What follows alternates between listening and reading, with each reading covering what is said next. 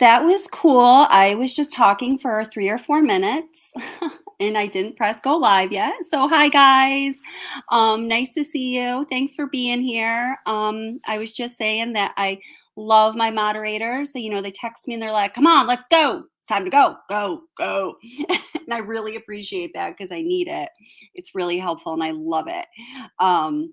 So gosh, now I'm going to forget what I did say and what I didn't say. But hey, so this evening, I wanted to, download the video documentation of Nicole Kessinger's interview with CBI's Kevin Kobak that we previously only had the audio version accompaniment.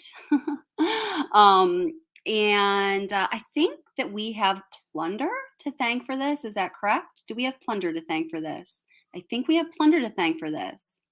Plunder is amazingly knowledgeable about citizens' rights, social justice, and what we can expect from our government or from authority figures, and what our obligations are to them in return. So this is clearly a pivotal part of crime and true crime, and she's really a master at that. I had just noticed last week that she had posted a video about saying that she was going to push. The next thing she was going to do was file something or other, and I don't know what that something or other will be called, to force the state of Colorado to release, or maybe it was the Well District Attorney's Office to release this video footage because we know it's there in the discovery. Dave Baumhover noted that the video was placed in locker, I believe it was 4. And like there it sits, or there it sat. So while I was, doing what I do, I just finished another video for you guys. It's a 45-minute video. I think this video took me, I don't know if I should be embarrassed to say this or proud to say this. I think it probably, honestly, with editing and all that, took me about 30 hours to create because I wanted to do a really good job for you.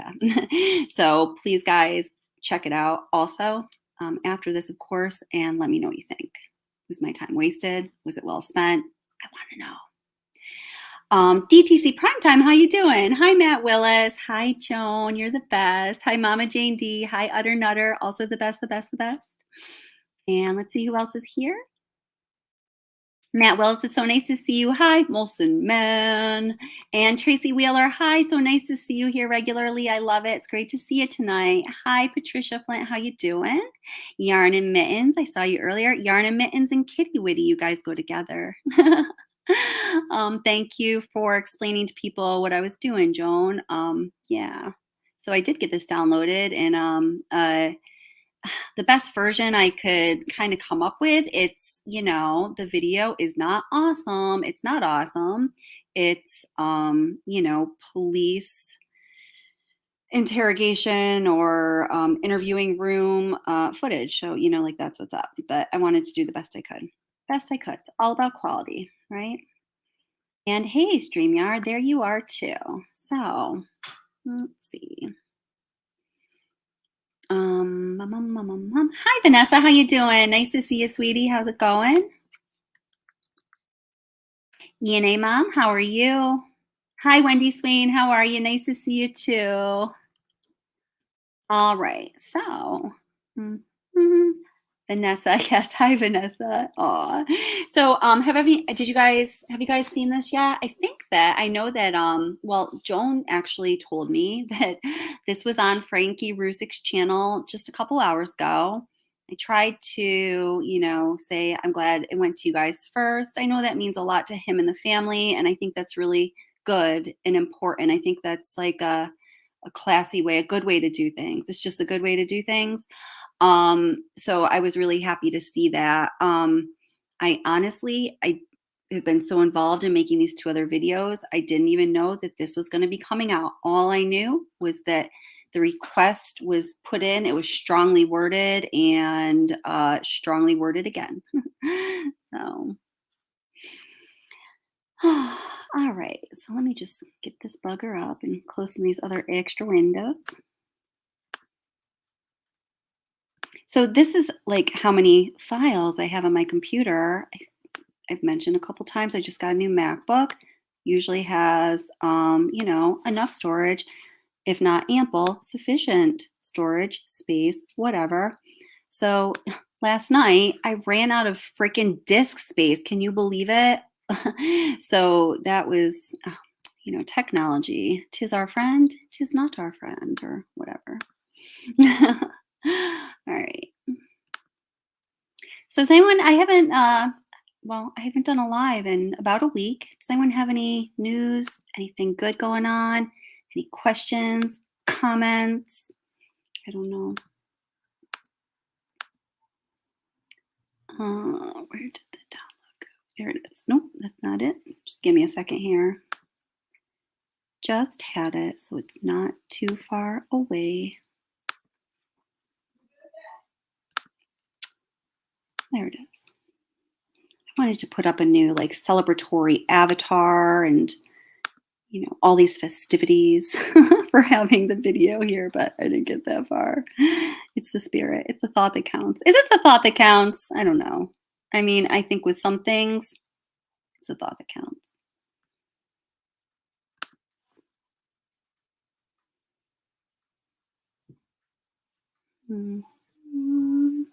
Ooh, I have an idea actually.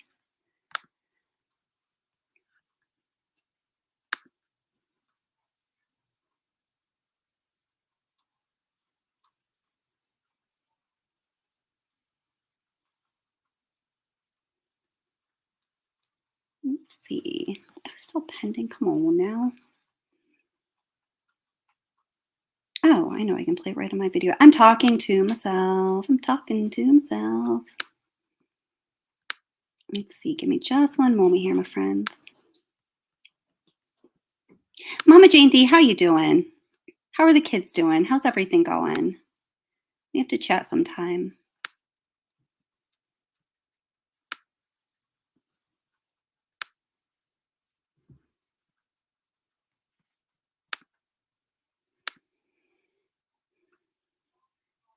Okay, so at the end of this 45-minute video I just made for you guys, I left just a little message of connection. It's nothing like super cheesy. Don't go run away right now. And well, you'll see. These are just some good things to think about. This will take 2 minutes, and then we're going to get into the video interview of this sexy little dirty empanada.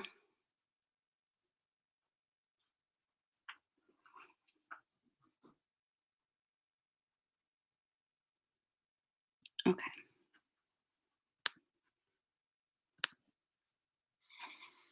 Is it a coincidence that we are now in a mental health burnout epidemic? Get there and pause. Is it a coincidence? No, thing. Pause. Okay.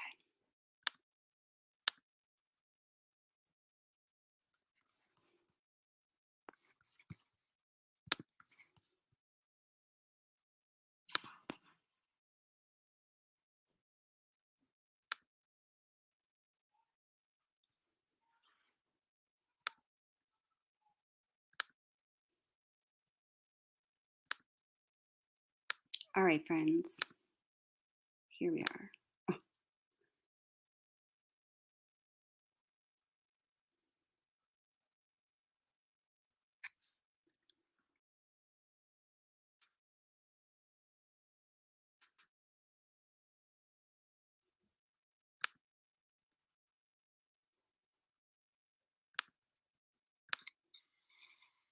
Is it a coincidence that we are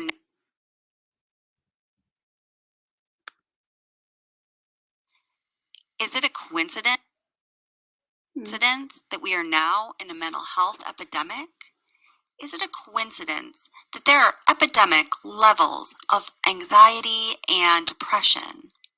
She connects this epidemic crisis of the mind and the human spirit with smartphones and being connected all the time, looking at your screen, rather than looking into the eyes of a person you are getting to know, someone you love, or just, someone you got to interact with throughout the day, rather than a computer and a robot. Social media adds to the pressure people have to perform every day to look better than what is realistic in their lives.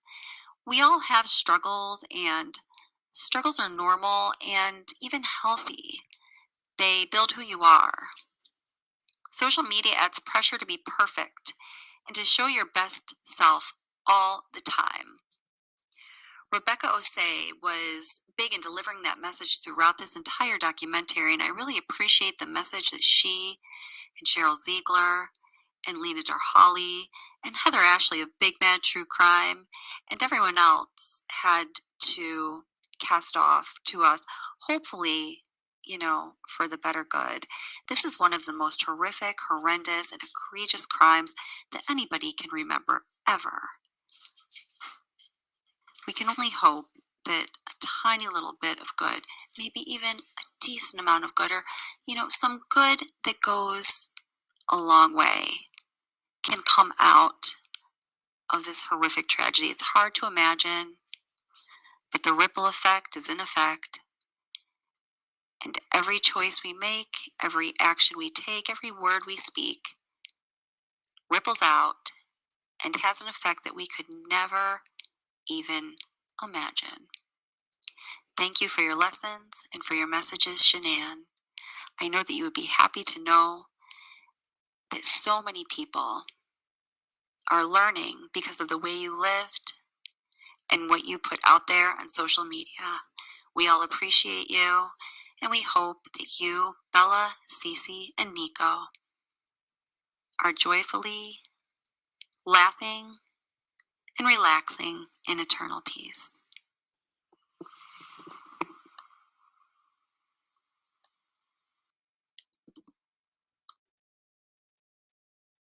Okay, so that was just the very end of a detailed review and analysis I did of the Suburban Nightmare documentary. I know some of my subs like to let me know that this came out like a month ago. I'm well aware, but there's a lot to do, and watching an hour and a half long documentary and then commenting on it in an organized way in the fashion that I wanted to, because this is in, my career field, my field of professional expertise as an applied behavioral analyst. I wanted to put the best possible material out there. So it took me a while. I started thinking about it before the documentary came out, and well, this is where we're at. So, dun dun dun. Moving on to Nicole Kessinger. All right. Without further ado, and I don't know, oops. Oh, did that just say failed the whole time? Oh my gosh. Did it really? Oh, DTC Primetime, thank you so much. Did the screen just say failed that whole time? Did it? Did it? Thank you so much. I really appreciate it, sweetie. I really do very much. Um, did it say failed? Somebody tell me, did it just say failed the whole time instead of what I was trying to show you? Gotta know. Hi, Gwendolyn Karen. How you doing? Nice to see you, sweetheart. Oh my gosh, it did utter nutter. Okay. Well, this just means that you're gonna have to watch the documentary, because what it showed was these statistics of. I'm sorry, it was just the American segment of the population, because I can't truly include everyone all the time.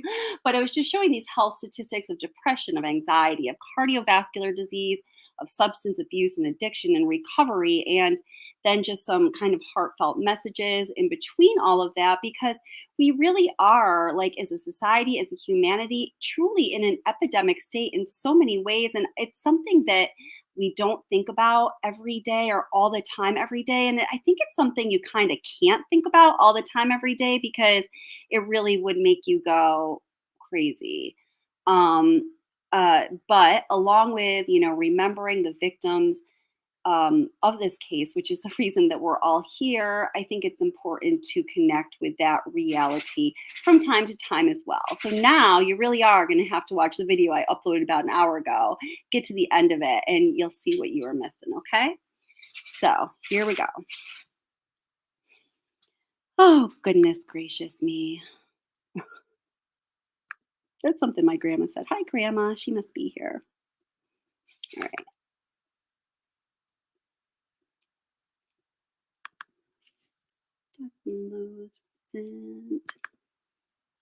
And here we go. Going to share it this time. I'm going to come back to make sure that you're seeing what I want you to be seeing.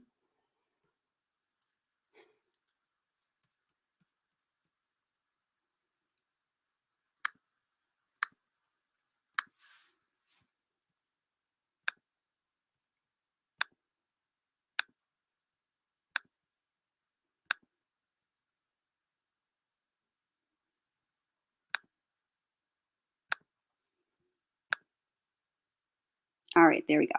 Very good. And dun dun dun. I just turned the recorder. Okay. So again, this room is recorded and video and audio. We introduced ourselves in the lobbies and earlier, so we're just going to do that again real quick. My name is Kevin Kobak. I'm with the Colorado Bureau of Investigation, and we're assisting the Frederick Police Department with this case involving Chris Watts. And this is Tim Martinez, also an agent at CBI. Sir, if you just introduce yourself. Dwayne Kessinger. I'm Nicole's father. Dwayne, what's your birthday? November 3rd, 1958. And home address for you, sir? Scorpio. 8801 West 65th Avenue. What city? That's Arvada, 8004. And cell or home phone or where? 720-982-4547. Thank you. And Nicole, can you just introduce yourself for the recording? Nicole Kessinger. Do you need all the other stuff? Yes, please. I live at 12255 Claude Court, unit 612, phone number 720-656-9605. Claude Court, is that? I think we determined it was North Glen, right? You know yours, okay? 8024. Okay. Can you speak up just a little bit so the recorder? I know you're tired and you're stressed. And we won't be here any longer than we have to be. You've already had a conversation with people before. You came here on your own free will to talk to us. We picked you up at your request and brought you here. You can. I just need to stop to note a couple things. First of all, it's interesting to see what this new visual goes along with the audio that we have heard, so many times. So this is the interview where she started out really, just quiet and subdued in the very beginning. And she got very excited very quick. I think it's just kind of this damsel, poor me thing. I mean, I'm sure there was definitely a lot of stress, but emotion doesn't strike me as being too authentic with this chick. So, also, I was going to mention, or maybe I did mention before I pressed live earlier, that, between the time I was trying to download this and when I did go live, I saw at least one creator, and I really truly don't remember who it was. I saw there was like a lot of people watching the live stream, but they were all saying, oh, it's like so bogus. People are saying there's new Nicole Kessinger information put out there, but it's the same old crap. I do not think that is true at all, especially from the perspective, the psychological perspective, or the perspective of just an observer, or the perspective of applied behavioral analysis. Seeing a person's body language, their eye contact, all those nonverbal cues are absolutely critical in picking up the 80% of communication that's being put out there that is not spoken through words. Get up and leave at any time. You don't have to talk to us.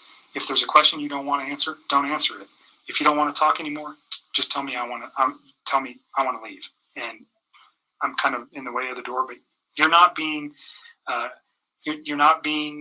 interrogated as a criminal suspect. We're here to understand your relationship with Chris and what you know about Chris and his family, and events relating to Chris Watts. And do you know him as Chris or Christopher? Okay. So the phone number that you reached him on, can you tell me what that number was? I think I deleted that out of my phone too. I just like cut him out of my life. Oh my God. It's a 910 number. You guys have it. Well, we gave it to Mark yesterday. Yeah, I probably have it, but just in case, I don't have it. if I recited it to you, would you know? He's like, hey, we're like law enforcement. We need to verify what you do and do not know. You know, I mean, come on now. Just the first three numbers. But you know it as a 910 number? Yes, that's what I do know. I mean, that's what I got. North Carolina or something. North Carolina. Okay. So let's just start with like a timeline of your getting to know Chris, how you guys met, where you met, all those things. Let's just run. And I'm not going to ask you specific questions unless I think it's necessary. I'll let you just tell me your story. I think it's a little bit easier that way. So I just want to know how you met him, where you met him, how long you guys were dating, and those kind of things initially. Okay. I think I met him sometime in June, probably early June. It might have been May. It was just talking at work. It was pretty casual. And he didn't have a wedding ring on his finger. And every time I talked to him, he didn't tell me that he was in a relationship. He didn't even mention his kids right away either. And then one day he told me that he had 2 kids. I was like, that's pretty cool. And started telling me about his kids. That sounded like a sarcastic comment. No, I thought it was kind of cute. I was like, oh, he's a dad. It was like right around Father's Day too. So whenever that is in June. Okay. Yeah. So I'm not good with holidays. he told me he had kids, and then it was Father's Day shortly after Okay. that. So that's Okay, so just, right out of the gate here, just some things I'd like to know, what it is you observe. Just hearing this time and time again, I've made some pretty firm observations. I'm sure you have as well. And I think that the visual, all that 80% of the nonverbal communication complements it really well. Every single time she interacts with law enforcement, every single time she encounters them, whether it is for a formal statement, interview, or what have you, it's like, do you guys agree? The first thing out of her mouth, I thought that he was getting divorced or separated, and I did not know that she was 15 weeks pregnant or pregnant at all. No wedding ring, no, nothing. It's just, you could bet the ranch on it. Hi, Donut Worry. How you doing? Hi, David BMX1. How are you doing? Wow, I hate her. No, right. Wilson, man, she is way too casual and comfortable. It's hard to imagine what it would be like to take in information that has that much gravity and like terror, but I don't know. Let's see. I do know. And I was like, I thought it was cute. And then he's telling me about him. He's pretty excited about him. And then he mentioned that he did have a significant other. And then he told me that those two were in the process of a separation. Did he mention the children's name or his significant other's name? I didn't know his significant other's name for a while. And then I think he told me his kids' names pretty quick, but to be honest with you, on an exact date of when that happened, I don't know. So Yeah, yarn and mittens. Yeah, it's significant other, his wife. But, I love it when she says, and she says this in 2 different interviews, I did not know his significant other's name for a while. Sort of, bolstering, I think, in her mind, the fact that Chris Watts was not like all about his wife and his family, right? Oh. June, first of all, where do you work? I work at Anadarko Property Corporation. I'm contracted to Anadarko Property Corporation. Okay, and you work out of an office. Vanessa, or I just want you to know, you made a comment that said lies, and it's held for review. YouTube is doing this. I just want everyone, it just made me think about this. Everyone in chat, I just want you to know that YouTube has been holding a lot of comments for review that I'm not doing, the moderators aren't doing. It's, YouTube, I think it's automated. So if that happens, please don't be offended. You can just say, hey, whatever, this happened, and we'll go and fix it, okay? Where? In Flatville, Colorado. And Chris also works out of that location, per se. Yes, he's in the field, but he comes into the office with his team. So you work, what is your job responsibility? I do health, safety, and environment. Okay, so you work in the office and you take care of health safety for Anadarko as an oil and gas company, right? Yes. So you're doing health safety in the office, and Chris works in the field. Yes. As what kind of job does he do? He's an operator, so I don't know all of his daily duties, but he's a field operator, so he works with the oil wells. So he goes out and does work on those, whatever. Yes. That work might be. But he comes into the office frequent. In the mornings, his team meets in the mornings. They're not all in there every day. Some days, some of them are in there. Some days, other ones are in there. But in the mornings, typically from 6:15 to probably 7, somewhere around there. And is that where you met Chris? Yes. Okay. So can you just take us through kind of a little bit of the early part of how he courted you or you courted him? I don't know which one happened. How you guys got to know each other?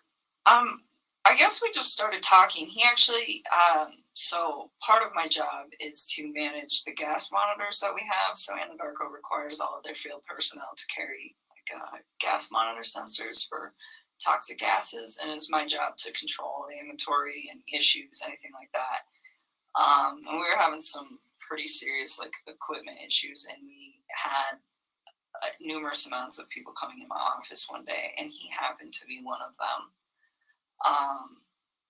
And I'd seen him before, they meet in the lunchroom, and that's where I go put my lunch in the fridge. So I'd seen him, but I didn't never talk. Wait, sorry to interrupt in a weird spot. So at Pride or Honesty, yeah, who released it, right? That's a good question. I think that, I said in the beginning that I think, do we owe this all to Plunder? I know that Plunder had, made a request, a Freedom of Information kind of request. Hold it 1 minute. I have a bunny chewing on my charger. My one bunny that runs around. I believe Plunder's an amazing channel. Go check out Plunder, get all the details straight. But as I recall, the state of Colorado and also Weld County and the district attorney's office, she made some requests, typical procedural requests that a citizen could make to have this information released. This was one thing that they were just not going to let go. But people knew it existed because in the discovery documents, I know that in one of Dave Baumhower's supplements, he mentions that they did whatever with the audio, but the video was put in, I believe it was Weld County's locker number 4. Whatever locker number 4 is, this has been sitting there ever since Dave Baumhover or someone handed it to Amanda Purcell, who probably, took her lock and key and passcode and, act of Congress and God to open up locker number 4 and stick it in there. So just recently, about a week ago, this itch got under Plunder's skin again. And she put out a video saying, if I don't hear something within X amount of time, and it was a short period of time, the next thing I'm going to do was some pretty heavy measures. I'm going to look into that while we're watching this so I can give you some more details that are correct.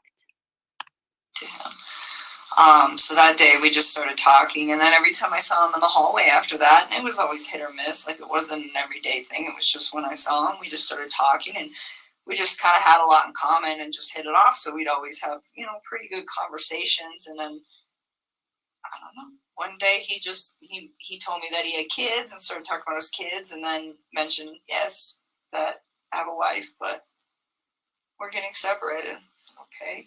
And when do you think that was? when he said all that.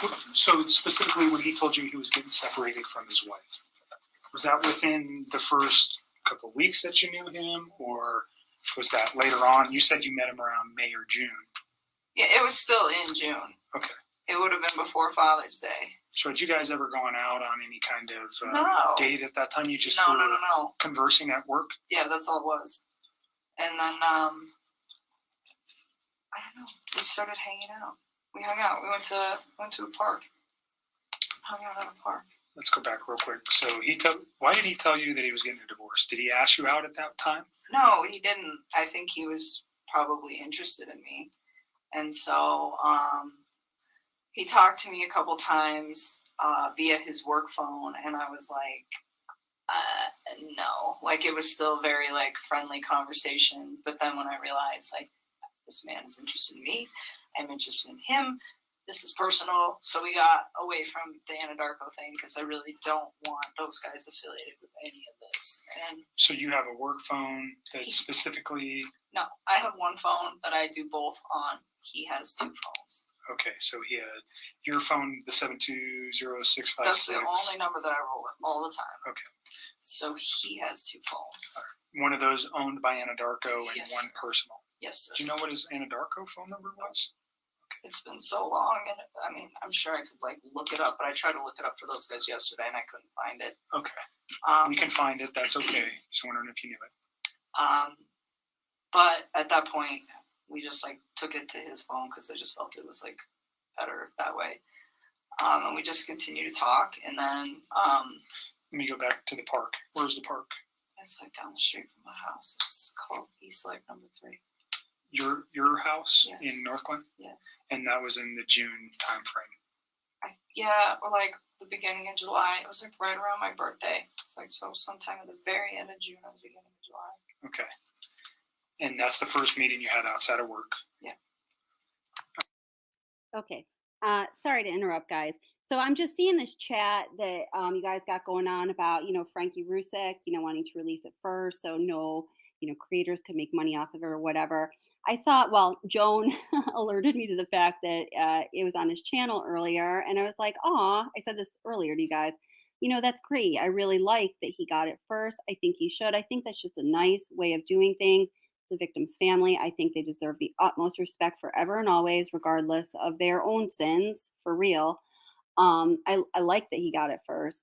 I do wish Frankie, that, I don't know if he's directing this towards just the couple creators we know he has serious opinions about, but I do wish that the families didn't have this feeling that, all these creators are against him and his family and their loved ones' memories, because I guess just being the person who's always administering this channel the most, there's such beautiful and lovely sentiments that come in about his sister, their daughter, his nieces, their grandchildren, and how they've affected people's lives. I think there's so much beauty and blessing in that, and it is my greatest wish that the victims' families would be able to like connect with that, because I think that's just an amazing thing that maybe they aren't missing out on. I don't know.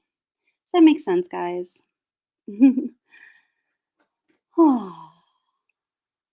Colby, there is. Oh yeah. So the Suburban Nightmare is on Tubi. Is that the one you're talking about? I will, with the video I just uploaded about an hour ago about Suburban Nightmare, in the description, I'm going to list for you guys all of the documentaries that I know of that have been put out. There's kind of a lot more than I think most people realize, and where you can find them. I will have that. I'll do that right after this live stream. Okay, back to the show. Basic conversation for a first date? I mean, we kept it pretty simple, I guess. I don't even remember everything we talked about. We were there for a few hours. Understand so if I ask about conversation, what I'm looking for, was he talking about his family during any of these meetings? Those are the kind of, I understand, whatever you guys were talking about, relationship, your life, your interests, those things, we don't need to know that. What I'm interested in is knowing is when he brings up his children, when he brings up his wife, when he brings up financial information, when he brings up his home, when he brings up anything that may have been, and it's been a few days, so you've had a chance to reflect on some articles that you may have read, and you know, unfortunately, that you're in a situation where somebody has been murdered. This drives me nuts that he says that somebody has been murdered, where is really four somebodies. And then the way that she continues to react and respond the way that she does after he made it like literally blatantly clear to her, like, hello, we are here because innocent, beautiful, young people have been murdered. It's freaking crazy. And that information, when you look backwards in your memory with the conversations with Chris, anything that he might have said that would be relative to that. And I'm not just, even if he one day he was mad and he said, I want to do this or do that, anything like that. If he ever made any kind of statements that you were like, whoa, that was weird. Or why would he say that? Or why did he mention that? Do you understand what I'm looking for? No, I completely understand. I just feel like some of this happened so long ago that I can't tell you like the exact words of the exact conversation at the exact time and place, because it's like we had a lot of conversations. I mean, we talked every single day. So it's like I'm trying to help you guys with the stuff like the stuff that's more current. I can give you guys a lot more like detail and exact times. But when you're asking me about something that happened 6 weeks ago and exactly what was said, it's like, I mean, I'm sure I can give you a general idea, but to be honest with you, like to pinpoint exact words, it's not going to happen. I'm not looking for exact words. All right, we're just gonna, that last like 15 seconds or so, let's just listen to that again, because I've listened to that 15 seconds so many times. I always had this like idea in my mind of like what her body language and whatnot would be like. So just for selfish reasons, I gotta watch it again because I was commenting as well.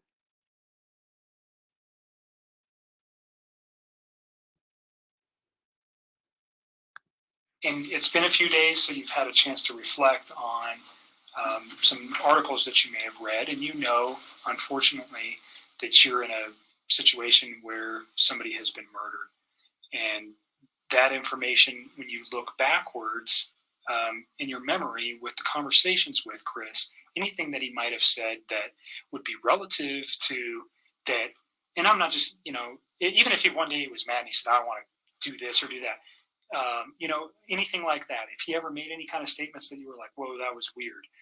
Or why would he say that? Or why did he mention that? Do you understand what I'm looking for? No, I completely understand. I just feel like some of this happened so long ago that I can't tell you like the exact words of the exact conversation at the exact time and place, because it's like we had a lot of conversations. I mean, we talked every single day. So it's like I'm trying to help you guys with the stuff like the stuff that's more current. I can give you guys a lot more like detail and exact times. But when you're asking me about something that happened 6 weeks ago and exactly what was said, it's like, I mean, I'm sure I can give you a general idea, but to be honest with you, Dude, was that an eye roll? Was that a freaking eye roll?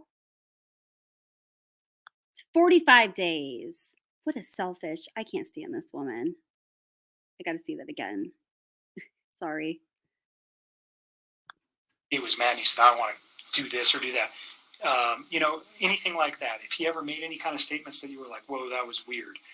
Or why would he say that? Or why did he mention that? Do you understand what I'm looking for? No, I completely understand. I just feel like some of this happened so long ago that I can't tell you like the exact words of the exact conversation at the exact time and place, because it's like we had a lot of conversations. I mean, we talked every single day. So it's like I'm trying to help you guys with the stuff like the stuff that's more current. I can give you guys a lot more like detail and exact times. But when you're asking me about something that happened 6 weeks ago and exactly what was said, it's like, I mean, I'm sure I can give you a general idea, but to be honest with you, like to pinpoint exact words, it's not going to happen. I'm not.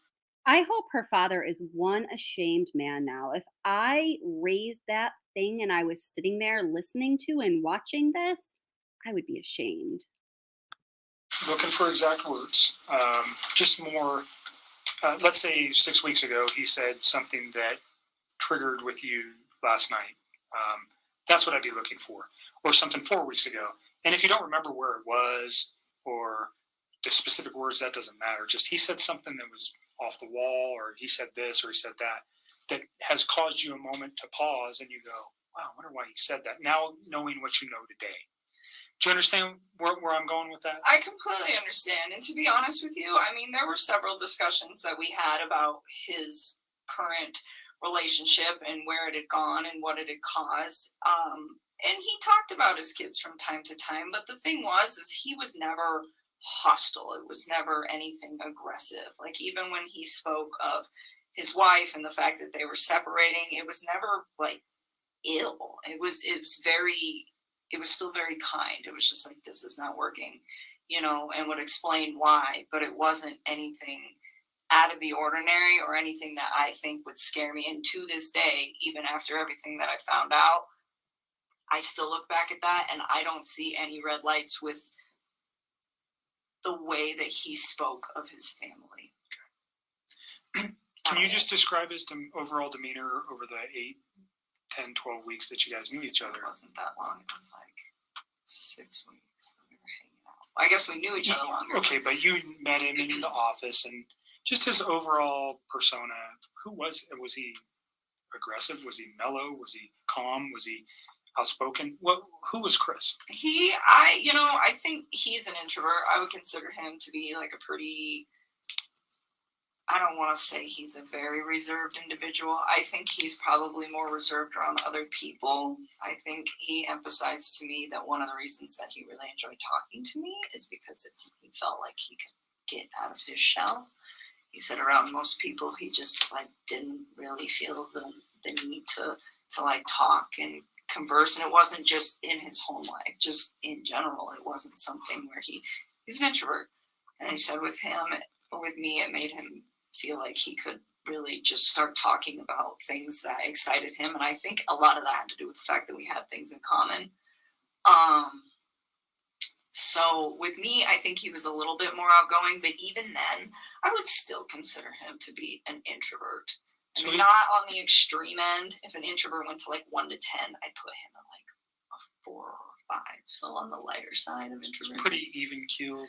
Yes, like really relaxed, like all the time. He was never really like worked up about anything. Just mellow, chill, easygoing guy. Very much. Okay.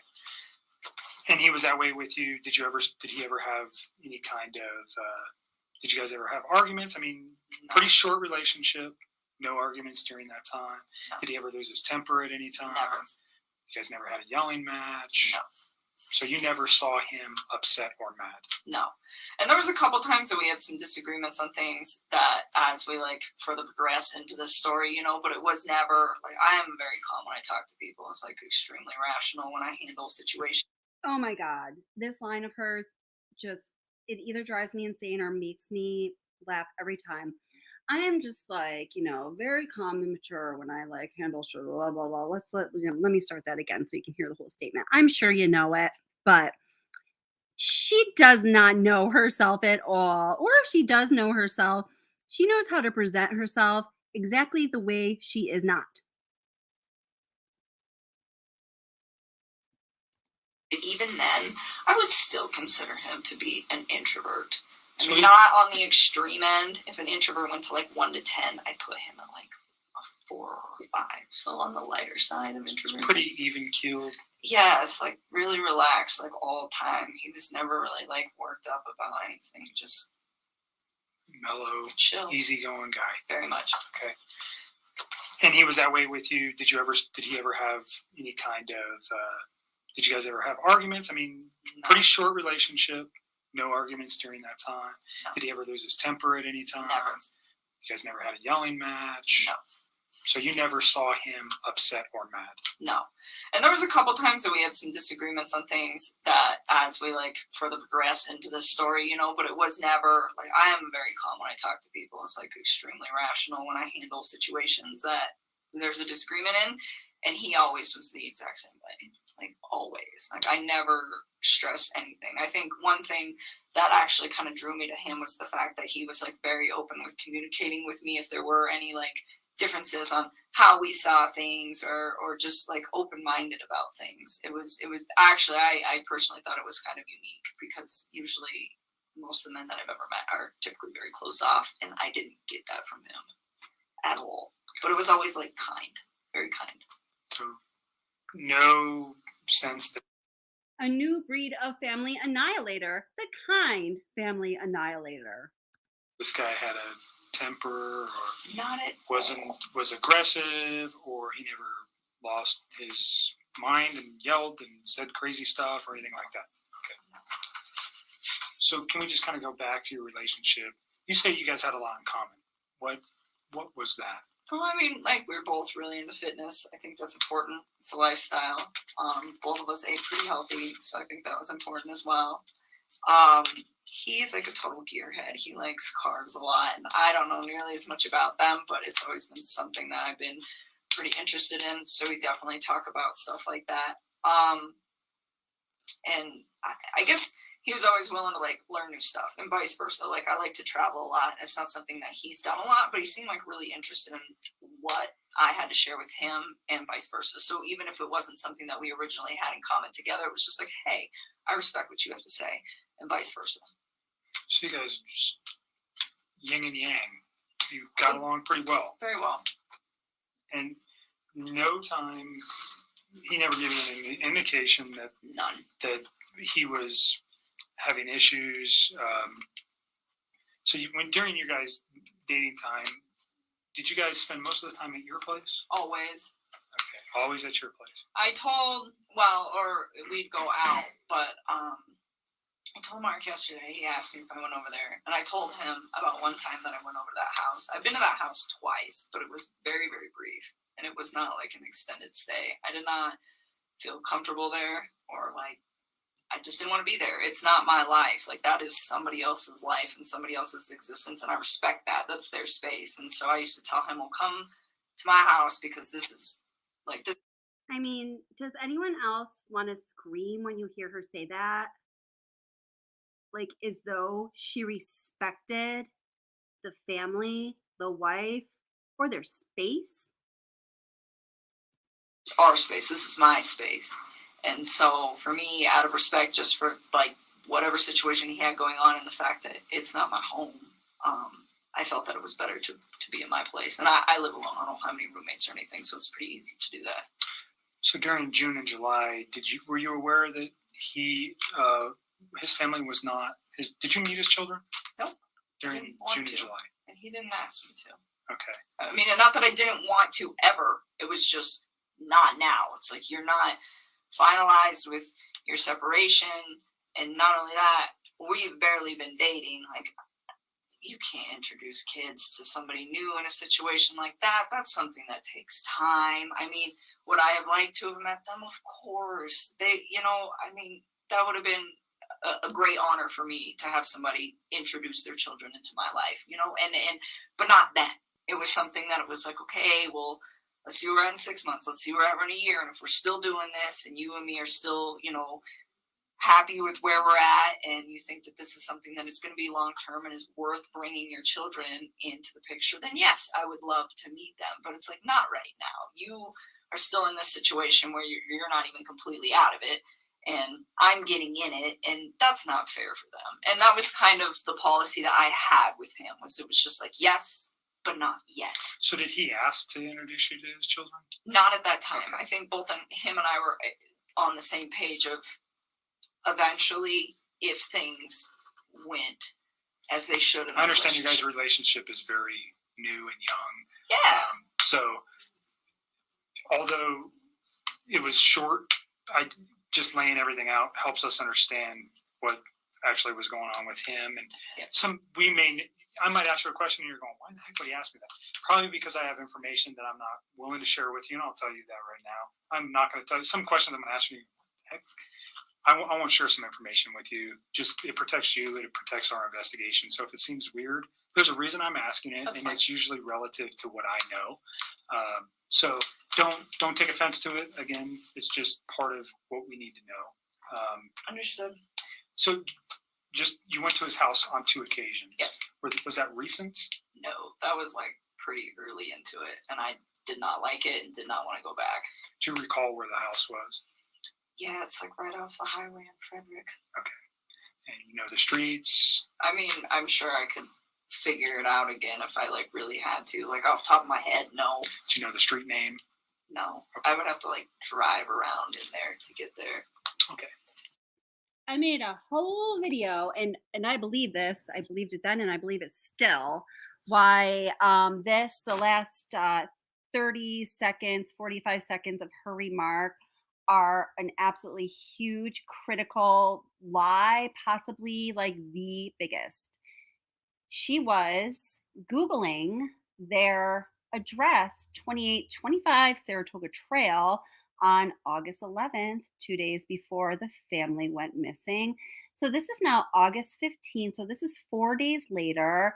So on Saturday night, late at night, actually it was Sunday morning. So now this is the 12th. She's Googling Saratoga Trail, Ronnie Watts, Shanann Watts, all these details about his life. And now she's saying she cannot recall the address or locate where their home is. This is like the forefront of a huge NK cover up, in my opinion.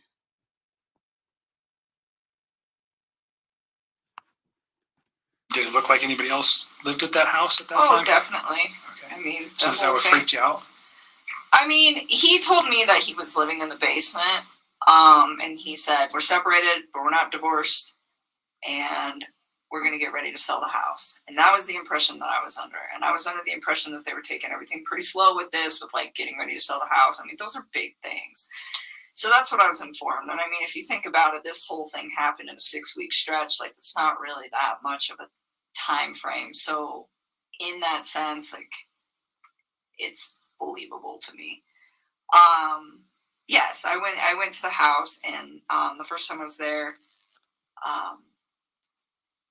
I hung out in their like front living room. I just sat on the floor, and it was on the 4th of July. It was the morning of the 4th, and I was helping him to set up MyFitnessPal app and like track his food, his calories and stuff, because he does pretty good with the working out and stuff. And he asked me, he's like, "Can you help me just like get this dialed in?" It's like, "Yeah, I can do that." So that he invited me up to the house, and I was already kind of hesitant to do it because I was like, there are other people that live here, and I just felt like it was an invasion of space. And so I went up there, and we just stayed in that front room, and I helped him out with that, and got him all set up with that. And then, he asked me if I wanted lunch, and he grilled chicken and carrots. And then that's all he had. And I was like, okay. So we ate, and then I left. And then there was another day about, I can give you the date-ish. Let me look at a calendar. I think it was the weekend after my birthday. Just a thing on the courtesy for the phone for, what was that guy's name, Don? This gentleman, Oh, Thornton PD. I just met him today. oh, Do you want to do the I phone forgot today? about that. For TPD. It's not for them. They're doing it for us. Yes. We don't have the equipment with us to do it, and I asked them to do it for us. They're not involved in this investigation. He would just be a computer person. He would not be looking at any of this stuff. That would fall to myself. So keep that in mind. He's not involved in this investigation. Thornton PD has nothing to do with this, other than letting us use their facility and helping us with some electronic download. He's not going to look at your phone right now. He's going to put it on a disc, and they're going to give it to me. Gotcha. I really want to help you guys. I do. I feel like this whole thing is just going to be crazy regardless of whether I give you my phone or not. I mean, that's kind of how I look at it. I guess. I just want Kevin Kobak to be like, you dumb bleep, you really have no choice anymore. You know, like, we let you get away with this much. You deleted everything that was relevant to anything that we might want that might be helpful to solving this really horrific, egregious, tragic, sad, super sad, heart-wrenching, maybe no one will ever get over it, murders. But now guess what? You got to hand it over. It's so crazy, Vanessa, or maybe you can help us understand why is he being so accommodating to her this whole time? Because he doesn't want her to lawyer up, or is he like smitten by her, or I don't get it.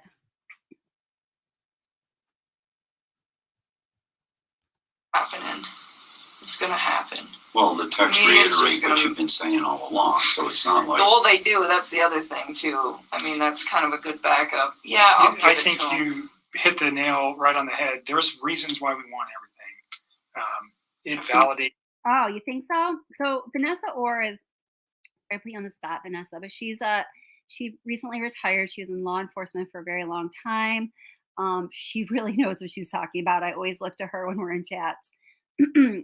So she says he's letting her hang herself and he still got it. He's playing good cop. Yeah, so there's that. Yeah, for sure. That could be for sure. And you would know definitely better than me. So if you say so, I believe you. But like the thing is, if he's letting her hang herself, there was lots of rope. There was lots of rope. There was lots of rope, and there was lots more feet to the ground than there was rope. And she still got off squeaky clean. It just makes no sense. Hi, Hazel Turner. How you doing? Hi, Ocean's Daughter. How are you? The name that makes me happy. Hi, Colby Blanchard. I don't think I said hi to you yet. Hi, Salon Savvy 64. How you doing? Hi, Tamara. How you doing? All right, back to the show. Things that we know. I'm not going to come out and tell you that. If you tell me something today, we'll validate it with your text messages, whether it's the ones we have now or the ones you're going to give us. Certainly. If you want to go get him, I want you to read this, is what I want you to do before you decide that, okay? So the second time I went to that house, I'm not sure what day it was, but it was the weekend of the 14th. Of August? July.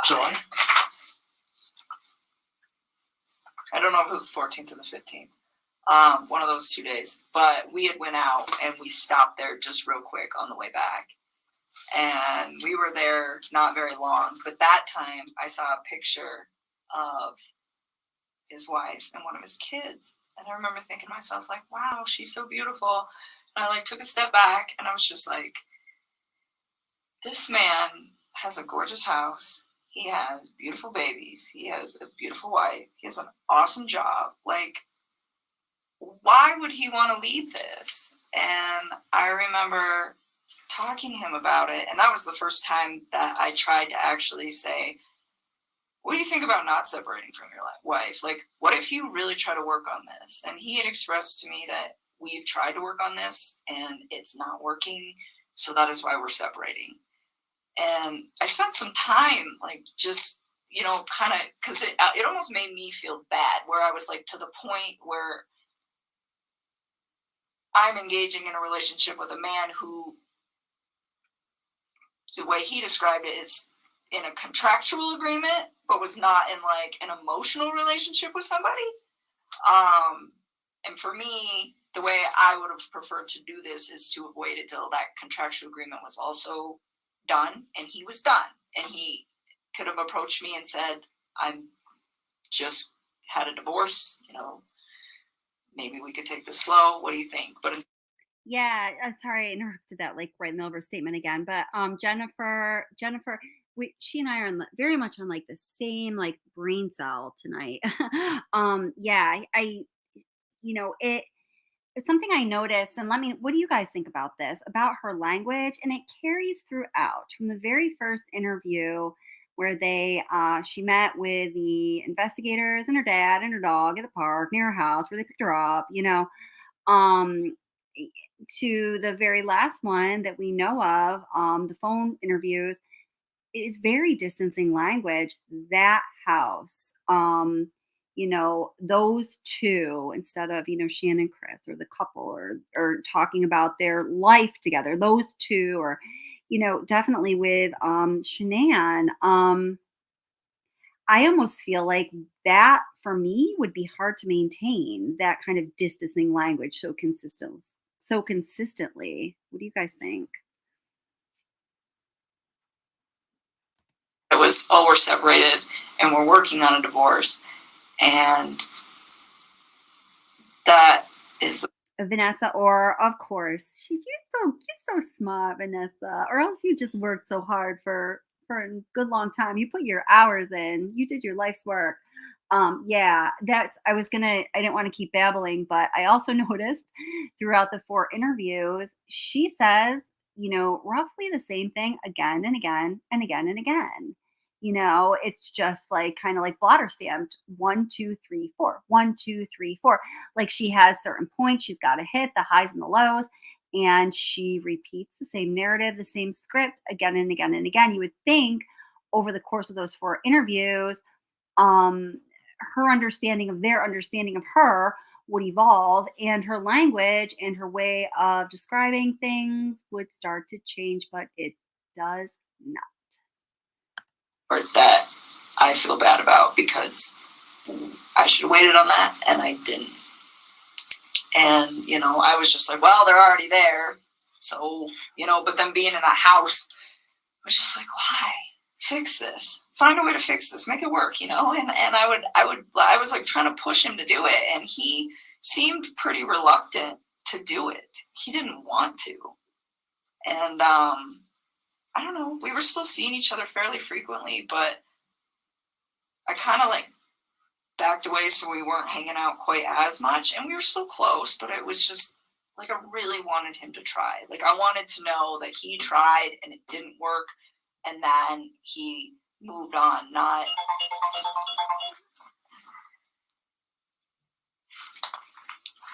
that, they both kind of tried and then he got himself into a situation with somebody else. And I don't know, I just thought he had a beautiful life going on and he could have made it work. That was the way I looked at it from the outside. So is this something you reflected on since this event, or was this you? No, I was doing it then. Like you said, this doesn't look right. He's kind of, I don't want to be responsible for breaking up a marriage, especially with 2 children. Is that kind of the gist I'm getting here? I didn't think it didn't look right. I mean, I think he was legitimately sleeping in the basement, and I didn't think that these 2 were, I think it was like, hey, we're both stuck in this house for now. We got to sell this. In the meantime, you live here, I live here. We sleep in different rooms, take care of the kids. That's just like kind of how I took that. And no, I didn't think it didn't look right. I just thought it just seemed like he had so much going on, and it was just beautiful that I was like, why don't you just try this out, and see if you can fix it. And he'd always be like, well, what about us? What about us? I'm like, don't worry about us. Like, that was more important. Like, try to see if you can like salvage whatever it is that you have going on with your wife. And I always got the impression that he was a great father to his kids, like always. And so, I was like, and be the dad that you want to be. I was like, and see if you can make it work. And he just, like, we kind of talked about it off and on for like a few weeks. And I was just kind of like, I don't know. Like, I think I was kind of like cold feeting about it after I went over his house. And so this was like pretty early on. And then he told me that, he went to North Carolina, and he was like, I'm going to talk to her when I'm in North Carolina and see if I can get her to do this, to like try to like rekindle the flame. Okay, so try to salvage his relationship as you've been asking him. Yes, and then if he when decided, did he go to North Carolina? I think it was like the last week of July, somewhere around there. Okay. So this was like a couple weeks that I was just kind of like trying to push him to do that. Let's pause at North Carolina, and we'll come back to that real quick. I want you to read this. If you don't understand what it means, then ask me the question.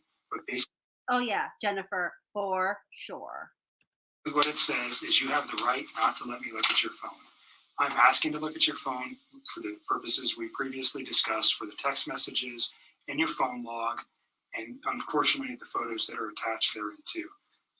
That information is only relative to this investigation. I'm not looking at anything else except for the conversations between you and Chris Watts, and the phone data between you and Chris Watts for phone calls, for times and dates for those phone calls. And then the content of the text messages that are there. And we'll write that specifically down here. Understand I just that. don't want anybody to get some of those texts. Like, they have nothing to do with this case, and they're just like, Between you and Chris? yes, they're just. So just tell me what They're just kind of raunchy. Like, Okay, I well, don't need anybody. everybody's I an don't adult. need that posted like We're not going to post it. somewhere.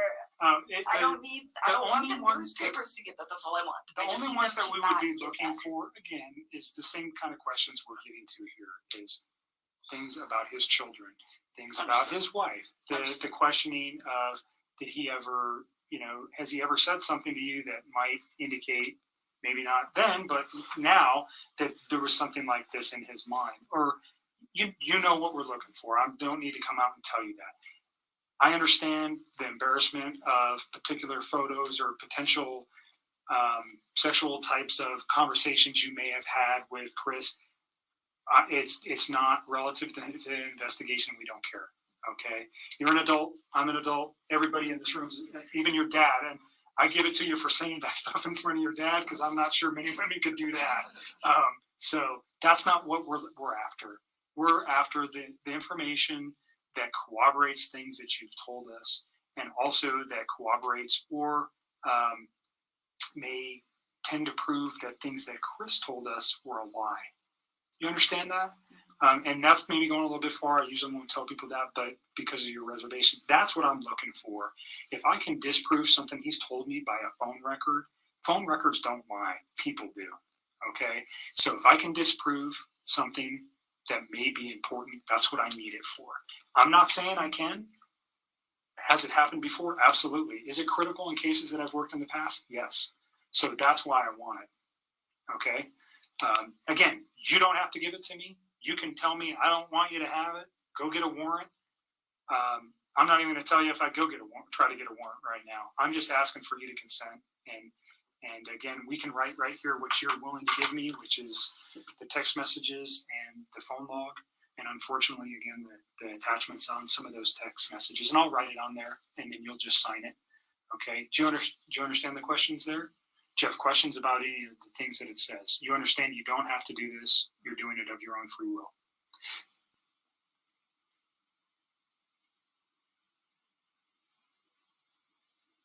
And I know you're tired, so if you want to let your dad read it too, Thank you. that's a good idea. Can you fill it out before I sign it? Yep. And just you read it, and if you have any questions, then we'll put on there what we're after. I'm so hungry. You should have told me. I would have got you some food. I got food in my car. It's not staying down. It's just coming She hadn't been down. feeling good. Not because of anything, just Like, I got sick prior to Jim. this whole thing happening, and then This whole thing is so weird to me. How her dad is like, she hadn't been feeling good. I mean, my son is 13 now. I think if, he and I were in a situation with somebody else who's like, you don't really know, it's whatever. I wouldn't have commented on him not feeling well, after he was of like kindergarten age. Really weird dynamic between father and daughter here. And I'd love to know more about it, or maybe I don't want to know more about it.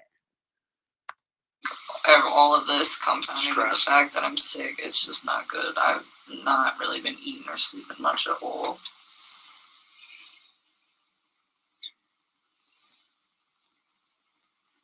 yeah.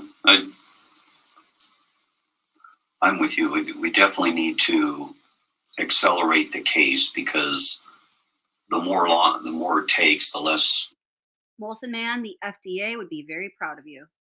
sure that they are of situations. But on the other end, I think if you do just that only, You tell me what you're willing to provide is to that, me, and we'll is write that it. good enough?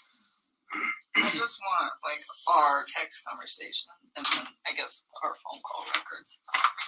So I'm going to put. So the time and date of the phone call records, and then our text message. Could we get photos of him?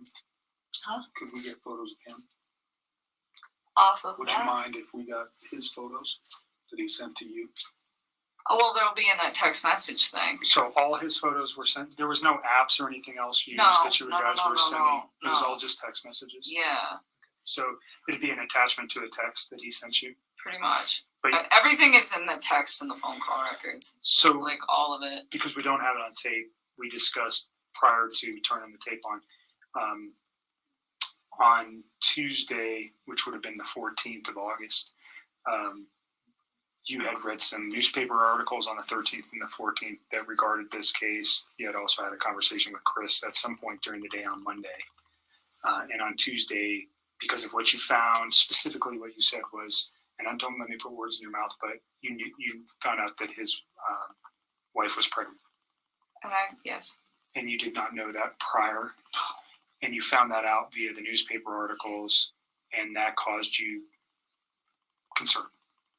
Well, I just realized that he was lying to me, and I was like, well, if you can lie to me about this, what else are you lying to me about? And it made me realize that maybe his wife was in danger at that point, and it was day 2 too, and she still wasn't home. What did that cause you to do with your phone, though? Oh, what? When I deleted those? I was just kind of grossed out by him, to be honest with you. I was just like, I don't know what's going on right now, but you just lied to me, and I don't want to see this come over my phone anymore. So I removed it. So you already said, but you removed text messages? I deleted all of his stuff because he lied to me. I mean, that's what it was. It was the hurt that made me delete it. And then it was the lie that made me start questioning everything else he'd been telling me for the last few days. And that's when you decided to come forward? Yes. Okay. So just for context, yes. When people delete stuff off phones, usually we go, No. It wasn't malicious at all. It wasn't malicious at all. He lied to me. It just hurt. Like, I had never felt like he'd ever lied to me before. And it was a big lie. I mean, telling somebody that you're in the midst of a divorce and then you have a wife that has a 15-week-old baby on the way is a huge, huge thing. And I was very taken back, and it was hurt. And so at that point, I deleted it. I had a few more quick things to say to him, and then I just got rid of him. That's literally what I did. I just cut him out of my life. It would have honestly been like a bad breakup kind of thing. Like, if none of this other stuff would have happened, that's what it would have been. That would have been the end of it. The information was not destroyed because there was anything in there that would be harmful to you or potentially to Chris at this point, but harmful to you in particular. That's not what you did. No. You did it out of, excuse my language, this guy's an asshole, so I'm getting rid of him, and I'm getting this stuff off my phone. That was like me kicking him out of my life. Okay. And then, like I said, and then realizing that he lied, that was when I was like, okay, maybe his family is in danger, and they're not coming back, and they're not staying with a friend. Yeah, when did I go over there? Tuesday morning? Wednesday morning. Wednesday. I called you Wednesday morning. That's when we started discussing you guys need to get everything that we just... You can understand the importance of... Oh, no question. We were... Like I said, people lie, phone records don't, and they really help specifically establish dates and times. Mm-hmm. I think we have a very good grip on that in this case already, but there may be a time when we go, we need to know something else, and then we would have it. We don't want to lose it, and that's really what it is for us. Is if we lose information that later on we go, man, I wish we would have got that, and we may never even use these.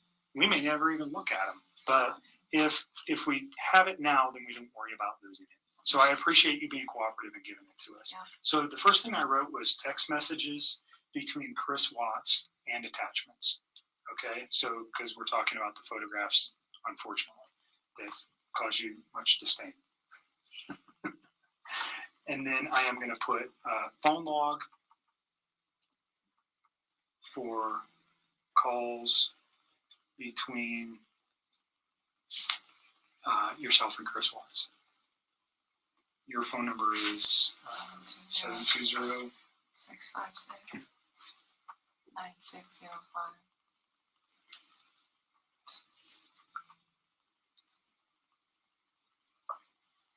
And this right now is located we're at the Thornton Police Department. It's going to be moved to so this is kind of, doesn't make sense, but we're here. It's going to be moved to the Colorado Bureau of Investigation. He's going to download it here, but I'm going to take it with me, just so you know. It's not staying here. Okay. They're not going to retain any of this. This comes with me. Okay? Is there anything else you want on there? I think that's about. That's it. I mean, I don't have social media. I don't really have anything else you guys can poll. Okay. Is there anything else you know of that could help us with this that is not on this sheet As far as like data, that's on your phone? no. I mean, everything we did was like text and talk, pretty much. I mean, and like I said, any pictures that I had, like even if you were to restore all my regular photos, there's so many pictures in there, and you wouldn't even know which ones were for him and which ones weren't. But any picture that I wanted to send to him, I sent via text. So if you guys go through the text and the attachments, you will have everything that wasn't said verbally and was done via text. But I think that's it. Like I don't have anything else. As far as like no Facebook, no Instagram, no Twitter, no LinkedIn, like none of it. So there was never any of that kind of correspondence. So I think that should probably cover everything you guys will need. Is there any particular messages that would help me so I don't have to look at? Because whatever's on your phone, I don't know how long we're going to get back to, but let's say is there a particular date or time or message that stands out to you that would be relative to specifically to the investigation into this case that might assist me in understanding why something like this could have occurred? I'm still in shock that this whole thing happened. Like that's why I gave him the benefit of the doubt for the first day, because I was just like, no way. Like I didn't even think about that. I mean, murder was not on the top of my mind when somebody doesn't come home for an evening, especially if they just like had some sort of like heated conversation. It's like, okay, you guys are separating, you have a heated conversation, you leave for a night. Like I didn't even think this guy killed his wife. I mean, that like murder is on something on the top of my mind when I call one of my friends for 3 or 4 hours and she doesn't answer the phone. Like that doesn't even process to me as like a real thing that is a possibility at that point. And so that's why I gave it a day. And then the second day I was talking to him, he was just like a hot mess, I could tell. And then with like the way he was talking to me, and then that's kind of when I cut him off and I stopped talking to him. And then, So remember what you just said, and we're going to get to that because that's probably a very important yeah, conversation. so if you want to know So, days, I would probably honestly just start at like Sunday and work your way forward. I mean, all the rest of that stuff, it's just like the small talk of like, hey, this, you know? I mean, And your relationship building through the yeah, I mean, like, and if you go like maybe like a week further back, like there's times like I was trying to help him find an apartment, like just for him, not for me, but for him and his kids, to get set up. And like there's times where I'm like, well, where's your wife moving to? Like, how close is she gonna be to you? You should be within like 30 minutes of your kids, so they're close. And like you want to be close to their school and close to your gym. And like, what's your price range? Like I was helping him get all of this stuff set up, and it was like in a very decent manner. And I don't know if all of that is in text. Some of it's probably on the phone. Like at this point, I've talked to him so much that I don't even know which parts are like verbalized and which parts are texted at this point, but we can figure it out. Okay. So, you see what I wrote? Text messages between Chris Watts and attachments, and then the phone logs for calls between your phone number and Chris Watts. Those are the two things that we'll ask to be extracted from your phone. So if you're okay with that. Why does it say items removed? Cell phone data. Isn't that this? That is that, and that's what he's going to remove, and then that officer is going to fill that out. Gotcha. What is the date? I don't even know what Today is the 16th.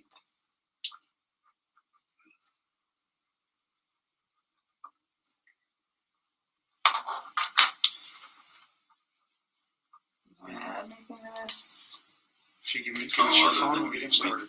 Yeah, we want to give you everything, but we also want to be protected in doing so. Is more of the thing. It's just. And when he's done, we'll give you our Is there a password or anything? Like, will it lock up after a period of time? Yeah. That's his notes. And make sure there's nothing written on the back. There's not. I checked before I got off. Let's go back to North Carolina. Okay. He went to North Carolina and he was trying to rehab his marriage with his wife. He said. Do you know her name at this point? Yeah. Okay. Are you okay saying her name? It's Shanann. All right. And do you know the children's name? Yeah. It's Bella and Celeste. Cece. She went by, they called her Cece. All right. So he went to, were they in North Carolina They were already there. If you want something. I know my stomach would do that. Yeah, they were already out there. He just flew out there to me up. Do you know why they were there? They're all from there. Okay, so they were there They for, were visiting her family for the most part until he got there, and then they still were mostly visiting her family. okay. Hey, do you know how long they had been there? A while, like weeks. All right. And he flew out to join his family there. Yep. Do you know specifically where he flew to? What airport? No. What city? No, not off the top of my head. Okay. I'm sure if I thought real hard, maybe I could think about it, but I mean, come up with it. No, I don't know. All right. So he goes there. June, you said it was like the last week of July? I think so. I think it was like one of the last days of July. I'm almost positive. I think it was a weekday. Okay. Yeah, he flew out there, and I thought I had like convinced him to like try to make peace with her, and I was like, if you guys work on this, like, I'm out. Because what's the point? Like, I'm not trying to be with somebody that's in another relationship, which I know that sounds silly given the whole relationship that we had in the first place, but I really was under the impression that they were separating. I mean, it was like reiterated to me so many times that that's what I thought it was. And it made sense to me too, because like he could pretty much call me whenever he wanted. Like I was the one that would tell him like, hey, when your kids are awake, you need to spend time with your kids. Like do that. And then after they go to bed, like if you want to talk to me, you can talk to me. But it was never like this super, super restricted thing. Like sometimes, like right after work, if I was like still talking to him, I get kind of bummed out. And I tell him just like, oh, it's frustrating sometimes like having to like wait. But at the same time, I was never like, this is horrible or, it was always like, I understood why. But then once his kids were asleep, he never like had any, it was like he could do what he wanted. Do you know what I'm saying? Like Sure. He was in his basement and she's upstairs and they're not speaking. So it kind of made sense. It wasn't like, And you guys are just texting and or talking or whatever, Right. I mean, and it was like I said, it was at certain times, but that time, and originally it wasn't, but it was me that put that time frame on there because I thought I should hang out with his kids. Those 2 times you were at his house, did you see any evidence of that? Him living in the basement? Did he ever show you that area? I've seen it. Yeah, I went down there and saw his little workout equipment, and there's a bed down there all set up, and the basement was all cleaned and organized and stuff. So, like a decent bed set up. So it made sense to me. Like, hey, this is what's happening down here. So I saw it.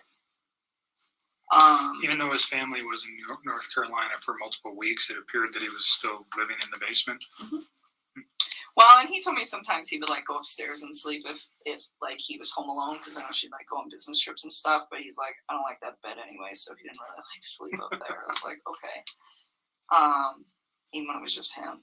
So that was the impression that I got. I don't know what you're talking about. North Carolina. Go back to North Carolina. North Carolina. So he still made very frequent communication with me when he was out there. And at one point he told me that they sat down and they talked about it, and he told her that he wanted to either fix things or like to try to fix things, and if she didn't want to fix them, then they needed to like move forward with the separation and like actually file for a divorce at this point was the impression that I got from this, and was what he told me. And so he said that she was like pretty receptive to just not trying. He was like, she seemed like she just wants me to go. He's like, when she has her mind made up, she has her mind made up, and that's what she wants. And he's like, she doesn't want to try anymore. And he's like, and neither do I really. And he was like, it's done. And he's like, and then the next day, I don't even know what days these were. Sometime when he was out there, he told me, we're putting the house up for sale as soon as we get back. And I was like, well, that was quick. And he was like, it's her. She's ready to go. And I was like, okay. And so I left it at that. And then, he got back and I started asking him like, what are you gonna do? Because the Colorado housing market is fire, and you guys are gonna sell this house like real fast. And I'm like, you need to start looking for a new place to live. And I'm like, where do you want to live? And I was really trying to help him out. I'm like, do you want to get a house? Do you want 3 bedrooms so you have one and each of your girls have one? I'm like, do you want to, you know, like do an apartment? Like, what do you want? You know, where do you want to live? Because he's in Frederick, but that whole area over there is just like a bunch of small towns, and you can kind of just pick and choose. Everything's kind of, you know, and so he told me why I like Brighton, and I was like, okay. And then he told me he wanted a 2-bedroom apartment, and he said he wanted 1 room for him and the other room for his 2 girls. And I thought it was kind of cute. Like, I remember telling him, I was like, yeah, me and my sister had bunk beds, like at my dad's house. And I was like, when we were little girls, and me and my sister were the same age apart as him and as his 2 daughters, you know? So I told him, I was like, they're going to love it. I was like, they might be like stuck in 1 room together. I was like, but they'll become like best buddies. And it was really exciting. Like, I liked helping him, and I just wanted him to, like, I don't know. This is what he told me he wanted. So I was like, well, I will help you do the research. But another thing that I really took care of was to be like, where is she moving to? I was never like, you know what, screw your wife, try to get full custody. None of that bullshit. It was always just like, you know, I'd ask him, I'm like, well, what kind of custody you guys going to have? Because he at work, they're about to switch his schedule. So right now he's like on Monday through Friday, and they're about to switch these guys to 8 days on, 6 days off. That's tough. That's awesome. And I was asking him, I was like, are you going to have your kids like on that set of days off? I was like, because that would work perfect. Like 1 week on, 1 week off. And I was just like, you know, we just talk about it. I'm like, what is your plan? And he's like, we haven't figured out exactly what we're going to do about the kids yet. But he told me, he's like, Colorado's a 50-50 state, and she's okay with everything 50-50. Like, he said that she was like on board with this because she wanted it too. Like, she was checked out of this relationship. So that was like how he made this sound, that it was like a very like kosher, we're done kind of thing. Did you ever give him like books or articles or anything to read about saving your marriage? Did you ever provide anything to him like that? About saving his marriage? Yeah, like how to recover a marriage or how to save your marriage. You know, there's all sorts of publications and books out there. No, but I did tell him, and I don't know if I did this through text or phone. That will be something you guys will, I'm sure, figure out. But I told him a few times, like, I think that you should take the time to read some articles about what separation does to kids. You know, and I told him, I said, when my parents separated, we were literally like 3 and 5. We were almost the exact same age as these little girls. And I told him, I said, you know, I was so young when it happened that it didn't really have like a big negative effect on me because I was so small that I didn't really process it too well. I was like, but I do have cousins that their parents got divorced when they were like 10, 11. And I think that it hit them a little harder, you know, and he's like, oh, it'll be fine. You know, I told him, I was like, even though they're small and you think that they'll be fine, I was like, I think you guys should just read about it just so that you guys are prepared in case, you know, one of these two starts having a hard time with the fact that you guys aren't in the same house anymore, you know? And I would tell him, I was like, you know, there's pros and cons to it. Like, cause he was like getting ready to do it. And it would be like, you know, it's kind of cool having 2 Christmases and, you know, like your parents get to go, you know, be happy doing whatever it is they want to do with their lives. And they don't have to be in a situation that's probably not good for the kids because it's not good for those 2, you know, but at the same time, it was like, just read. Like, that's what I always used to tell him. I'd always tell him to like, I tell people to read about everything. Reading is so good for you. So he, at this time, is telling you that, yeah, I am the guy trying to save the marriage and she doesn't want it. That's what he told me. So,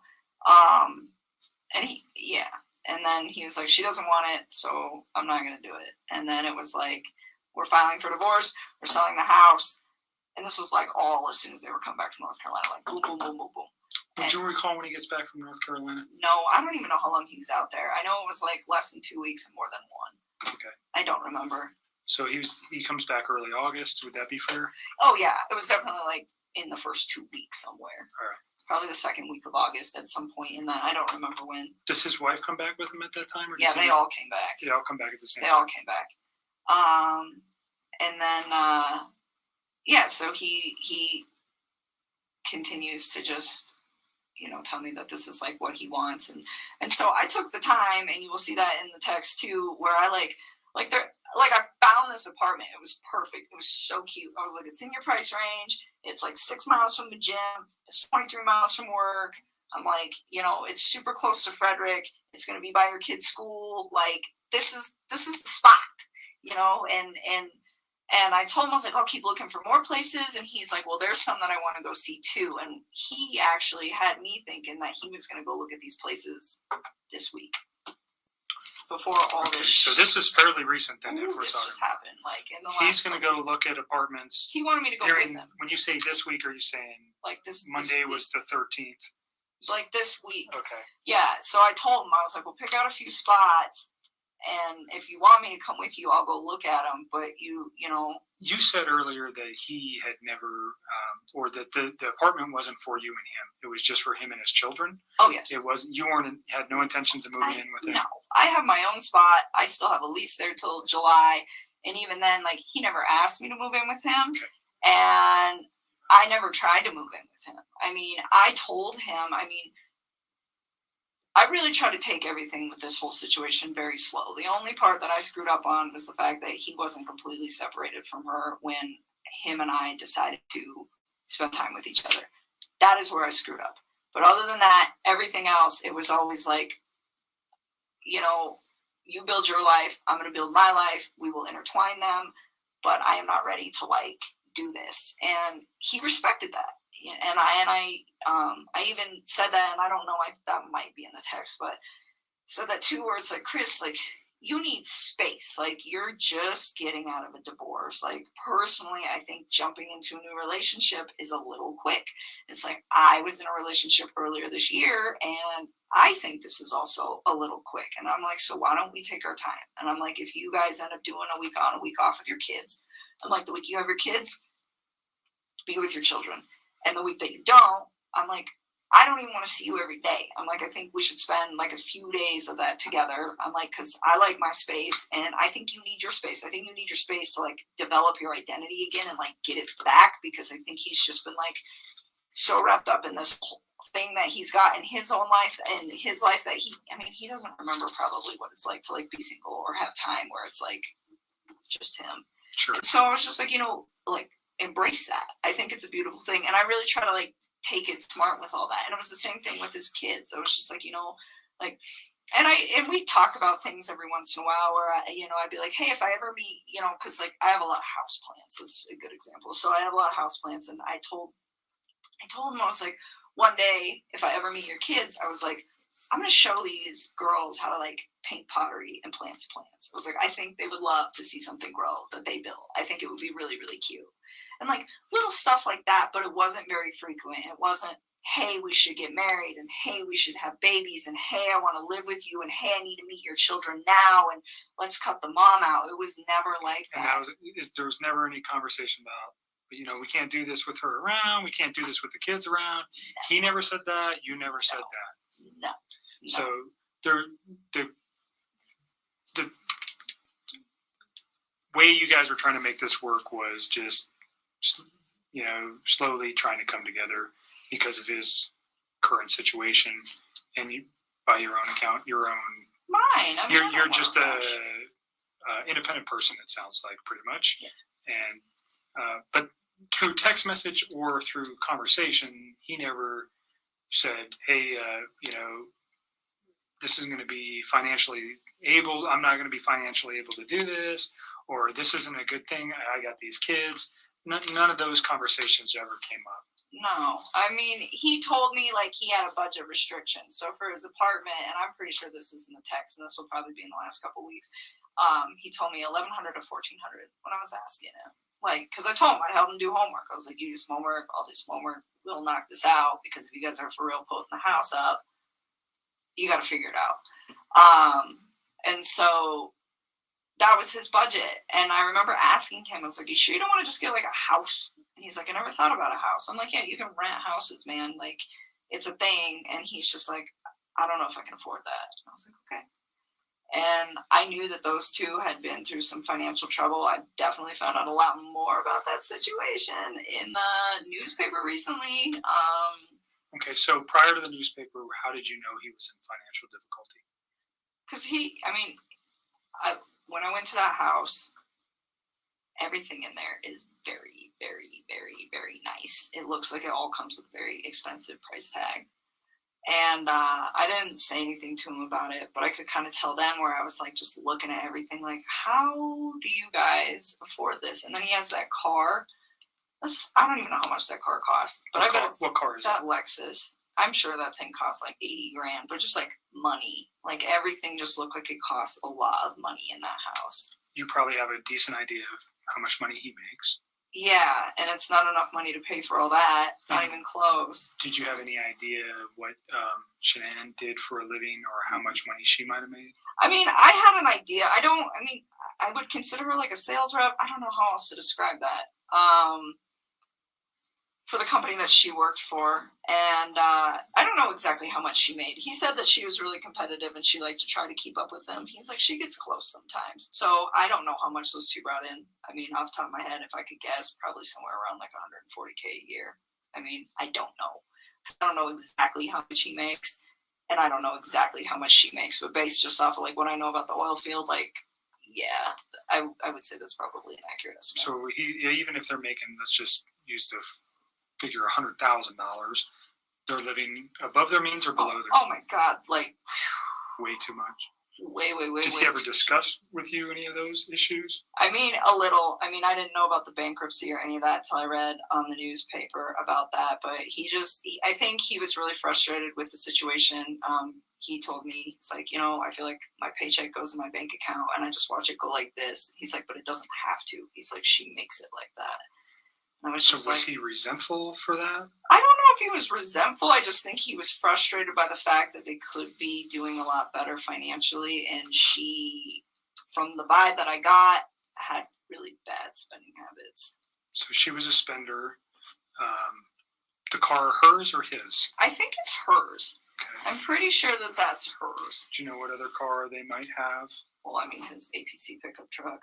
And that's it. I think that's owned by Anadarko, though, right? Yeah. But so I don't think they own any other vehicles, as far as I know. I think it's just that thing. And Anadarko doesn't allow him to drive that on his own personal time, right? So he's just got one vehicle. Yep. And it's a very expensive Lexus. And then they live in a pretty expensive house. It's a huge house. Yeah. I was very taken back when I saw it. I was just like, whoa. How? And then the fixtures inside caused you to pause. Everything was just like. And then you mentioned today you read something about bankruptcy. Yep. What did you read? That those guys filed bankruptcy for a lot of money. Who are those guys? That couple. Okay. In 2015. Oh, Shanann and Chris. Thanks. Filed bankruptcy in 2015.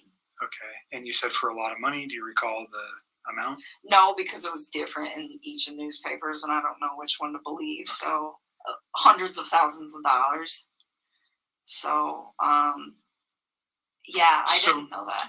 Let's go just back to him and the financial.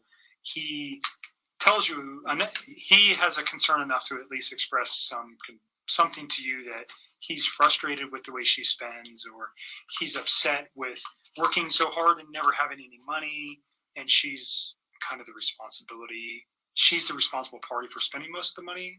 I pretty much got that vibe. I mean, he just told me, he's like, we're house broke all the time. I was just like, that's unfortunate. And I asked him, I was like, do you have 401k? And he was like, yeah. And I mean, the reason I ask him this is because if I get in a relationship with somebody, I want to know like what kind of baggage that they have. I think that's important. If I walk into a situation where I'm like, hey, I have good credit and I have all these things that I've been building, and you don't have your stuff together, like, what are we going to do with this? And it's important for your long-term. You're smart. So I'm preparing. And so I just asked him, I was like, well, do you have 401k? And he's like, yeah, I do have that. And then I asked him, I was like, I didn't ask him like how much debt they had or anything, but I just said, is your lifestyle sustainable? And he was like, no. I was like, how long do you think that's going to take? He's like, I don't know, but it's not sustainable. Where did his girls go to school? I don't know. He never actually told me. Like when I asked him once, it was like when I was trying to find him an apartment, I was like, are you comfortable telling me where your girls go to school? That's in the text too. I was like, so I can figure out what distance from the apartment is. I was trying to just make his life convenient with like him, his ex, his kids, and all the stuff that he needs to do and work. And he was like, don't worry about it. Their school's pretty centrally located. So anywhere in the area that we were discussing will be fine. And he just left it at that. So he didn't even tell me, which was fine. I respect that. Daycare is obviously very expensive for a 3 and 5 year old. Right? So I understand. did he ever bring did he ever discuss that? Never. Okay. Never. Like I said, the only financial thing he ever said is just like, she just likes to spend money, like a lot of it. So that was just kind of the vibe that I got from that. And that it was a lifestyle that she liked to live, like very like materialistic kind of lifestyle. Wanted to Like project a certain image. Yes, all the time. And he said that was why they got that house too. It's like she wants everybody to think that we live a certain way and that we can like sustain all this stuff. And he's like, and we can't. And I told him, I said, when you're in those situations, why don't you, I'm like, do you like voice your concern about this? And he told me, he's like, when I try to talk to her, he's like, she's really bossy and she usually shuts me out. And he's like, when she does that, he's like, I just let it go. And I was just like, all right. I mean, I don't try to like interfere with how those two interact.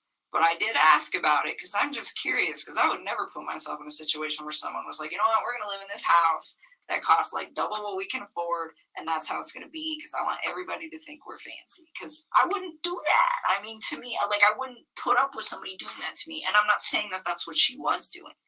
I mean, for all I know, he could have been completely lying about this. He could be the one spending all the money. Sure. You know, This is just what he told you.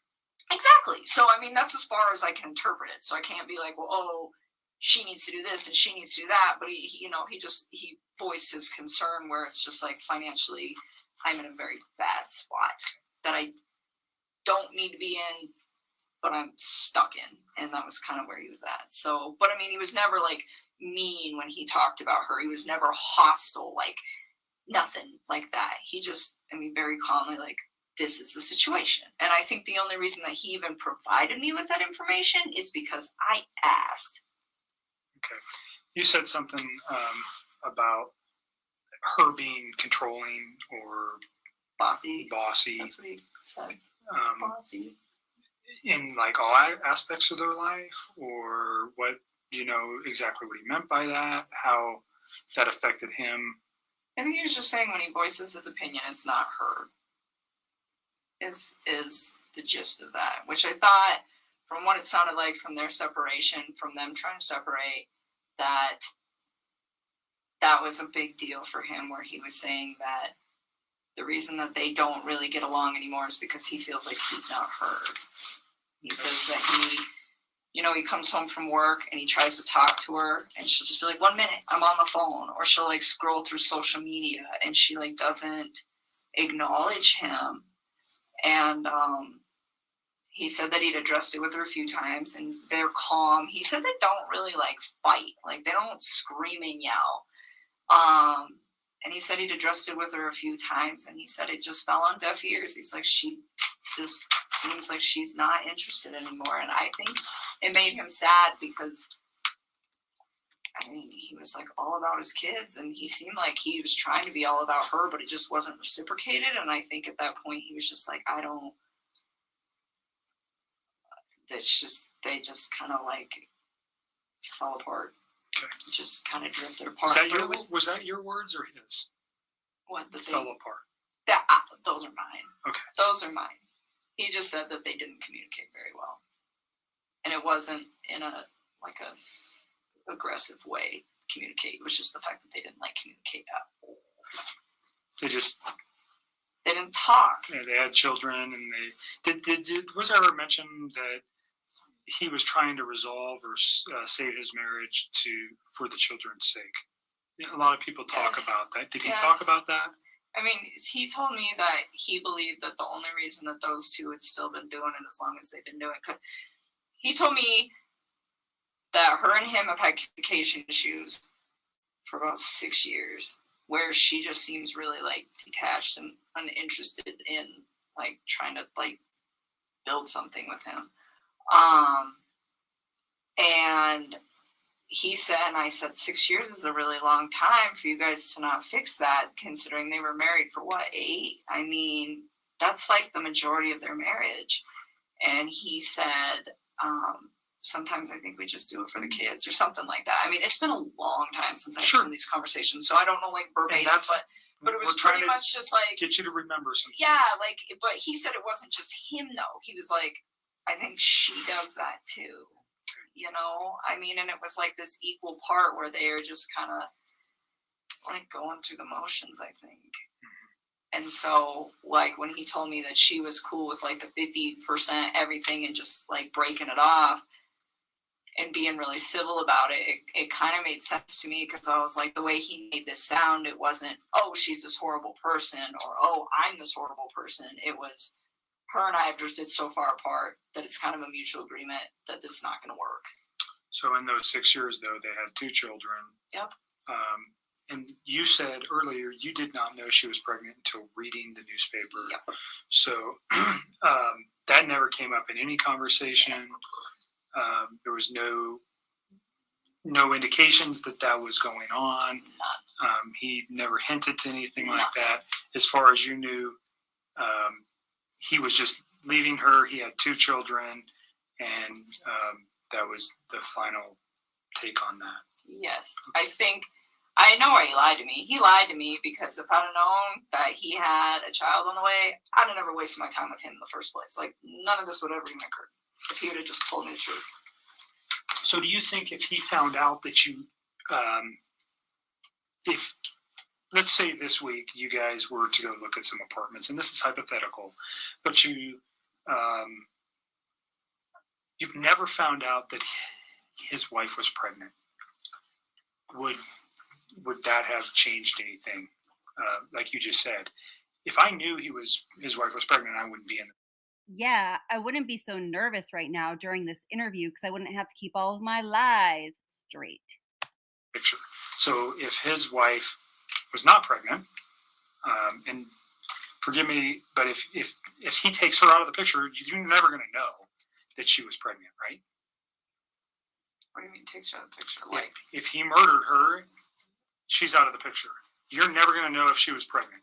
If he can get away with murder, you're not going to. I got divorced from my wife. You say, do you understand what I'm saying here? If she's gone, this. Don't lead, hypothetically, please. Don't lead on. hypothetically, if she, Okay.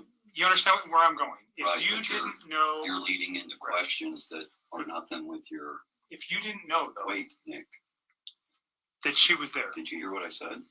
I'm following you. I just want her to answer a question that relates to, she said something that's important, that if he didn't have a child on the way, or if she didn't know that, she would have continued the relationship, right? Aw, shit. But he killed his kids. At what point does he think that I'm going to be in a relationship? I'm not talking about the children. I'm just talking specifically about her. If you only knew, if the kids were still here and he called you and said, I'm divorced from my wife, and he gets away with this, do you understand what I'm thinking from his aspect? I still wouldn't do it. Yeah, only because if she brought her crystal ball, I don't understand Kobak's like approach here. He sounds really kind of like dumb. Vanessa, help me out. We have to listen to the last minute or so again.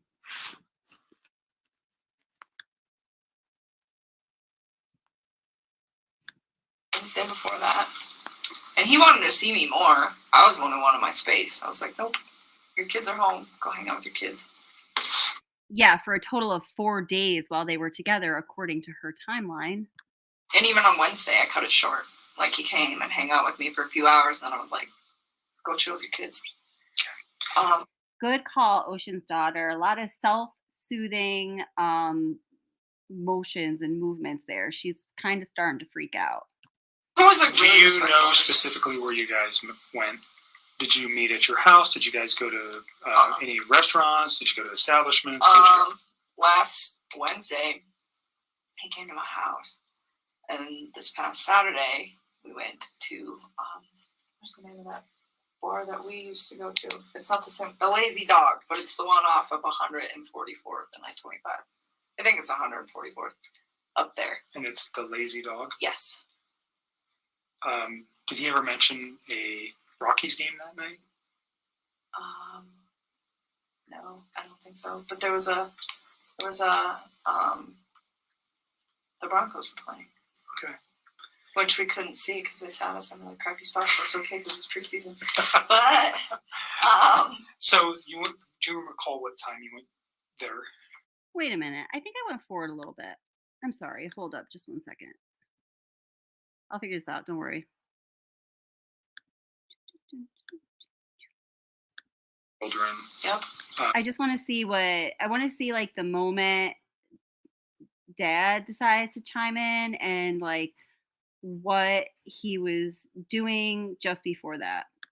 And you said earlier you did not know she was pregnant until reading the newspaper. Yep. So that never came up in any conversation. There was no. Has anyone noticed when she goes, she goes never, or nope, never. It's like her negating. I don't know. It's very, very, very strange. This girl is very strange. No indications that was going on. None. He never hinted to anything like Nothing. that. As far as you knew, he was just leaving her. He had 2 children, and that was the final take on that. Yes. I know why he lied to me. He lied to me because if I'd have known that he had a child on the way, I'd have never wasted my time with him in the first place. Like, none of this would have Dig been him out. if he would have just told me the truth. So do you think if he found out that you, if, let's say this week you guys were to go look at some apartments, and this is hypothetical, but you've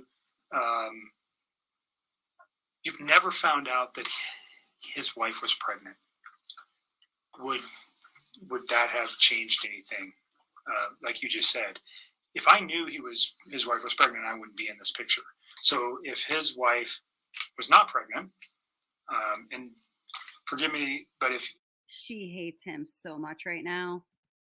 he takes her out of the picture, you're never going to know that she was pregnant, right? What do you mean takes her out of the picture? Like, If he murdered her, she's out of the picture. You're never going to know if she was pregnant.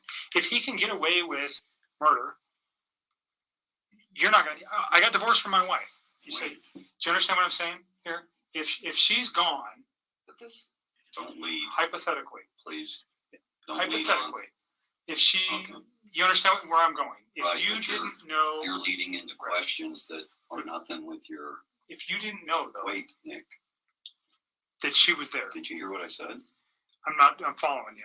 I just want her to answer a question that relates to, she said something that's important, that if he didn't have a child on the way, or if she didn't know that, she would have continued the relationship, right?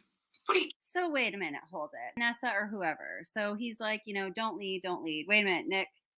And then Kobak says something, and then, Dad's like, did you hear what I said?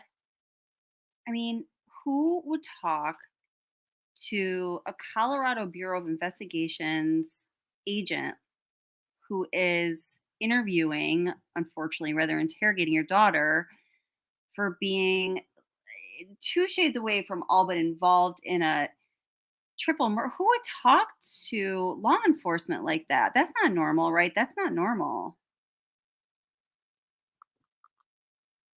Please tell me that's not normal. I'm going back another minute. Sorry. Oops.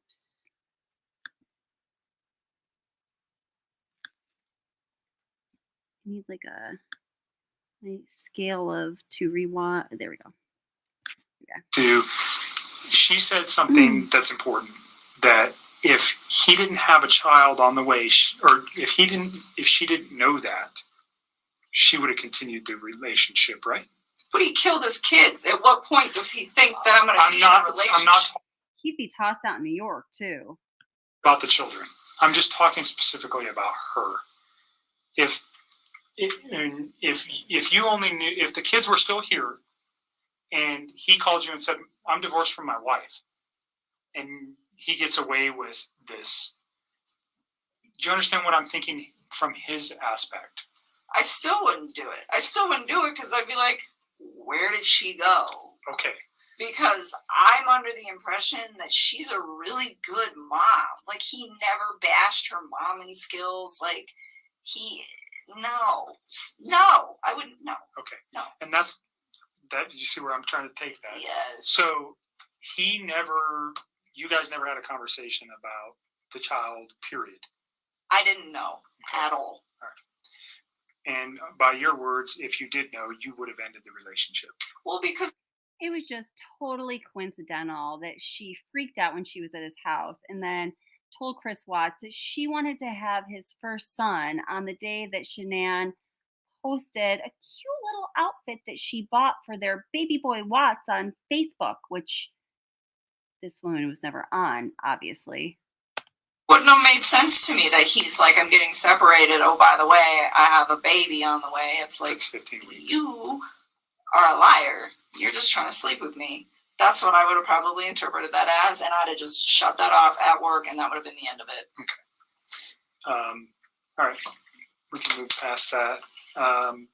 The week that he comes back from North Carolina, you don't remember, somewhere in the first couple of weeks of August. Yeah, I think it was the second week, but I don't remember off the top of my head. So we'll just use, Wait a minute, hold it. Jennifer, I think you just answered the question that thousands or millions of people have had about this case since it began. And in this moment right here, it becomes so obvious. Thank you. Yes. August as a time frame. Is that fair? Because you know he left in July and he comes back in August.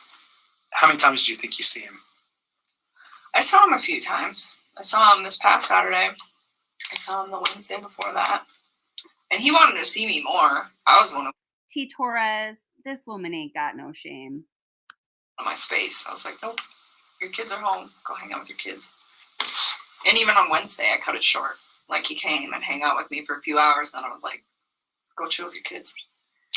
I was always like, Do really you respectful. know specifically where you guys went? Did you meet at your house? Did you guys go to any restaurants? Did you go to establishments? Where'd you go? Last Wednesday, he came to my house. And this past Saturday, we went to, what's the name of that bar that we used to go to? It's not the same, the Lazy Dog, but it's the one off of 144th and I-25. I think it's 144th, up there. And it's the Lazy Dog. Yes. Did he ever mention a Rockies game that night? No, I don't think so. But the Broncos were playing. Okay. Which we couldn't see because they sat us in really crappy spots. But it's okay because it's preseason. But So do you recall what time you went there? no, I remember. Well, kind of. So he had to get a babysitter that night. Do you know who that was? Somebody who's really young. I remember I asked him who his babysitter was, and he's like, "We have two. This girl's only 17, but the other one's out of town. So this girl's gonna stay, and she doesn't do overnights. So I gotta be back by 10." And I remember her saying that, and him saying that, and I don't know what time he. No, I do not believe that in under any jurisdiction. I don't think if anybody knows better. I'm talking my phone, but I have to come over here. I don't think that OxyContin would be prescribed for fibromyalgia. Not within the last 8 years or so, right? Not to say that he didn't get it from the basement. That's possible. I mean, she did have that neck surgery. But say, hey, even if he got it from the basement, that's not like mutually exclusive with, NK therefore doesn't have her own supply. You know what I'm saying? My house. It was between, I want to say like 5:30. It might have been 5, but I don't think so because I think the babysitter, if I remember correctly, showed up at like 4:30 or something, and he was like, I want to spend time getting my kids acclimated to her, and then I will come. So his children didn't even know her. Oh no, they knew her, but he was saying like he likes to like stay there for a little while he doesn't just like walk out the door when they show up. It's like a transitional thing. And so that's why I'm saying I don't know how long it was. I want to say like 5:30, and then he had to be back by 10. So he left at like 9 something to be back by 10. So he picked you up. What was he driving? No, he didn't pick. Well, that's true too, Vanessa. I don't know. I was going to say, I don't think Chris Watts would do that, but look at everything Chris Watts has done. He came to my house. We drove my truck. Okay. So he gets to your house. You know what he was driving to get to your house? Off the top of my head, I don't remember. I'm pretty sure he usually drives that Lexus, but he doesn't always park it in my complex because the parking, there's not good spaces. So where you guys pick me up at. And also because we are shady as hell. A lot of times he'll just park out there because there's room. Okay. So that kind of works so that because there's just not a lot of room in my apartment complex. But off the top of my head, I don't know what he was driving. What kind of truck do you drive? I drive a Toyota 4Runner. Okay. So you guys take your 4Runner to the Lazy Dog. Yep. And you said they sat you in crappy locations. It's just Where were you inside the bar? When you walk in, you just hang a right, and we were like one of the first 2 booths on the right when you walk in the door. It's just not it's a good spot, but just not for the TVs. And we actually went to the other Lazy Dog. We went to the one that you and me go to. Where's that on? Federal and 120th. It's 120th and Federal, and we went there, and they have a different menu. And I was like, I don't want to eat this food, so we should go to the other one. So initially, you go to the 120th Yes. location. Did you actually get seated? Kind of, sort of. They were like cleaning off a table, and we were standing there, just kind of looking at the beer menu and the food menu. And I was like, I don't want this. And so we 6 left. o'clock. Probably somewhere around there, 6:30, and then we left and went to the other one, and we ate dinner.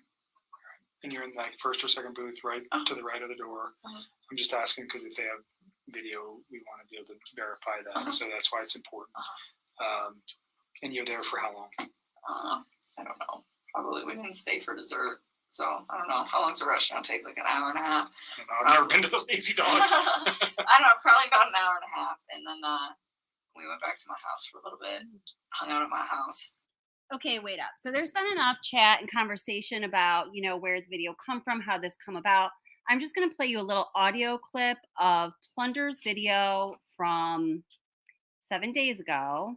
I'll link in the description box. I know a lot of you are fans. I'm sure a lot of you are subscribers. If you're not, go subscribe to Plunder right now. Amazing. So this is what Plunder says, okay? I'm playing it from my phone. So if there's like an audio issue, please put that in chat if you can't hear it, okay?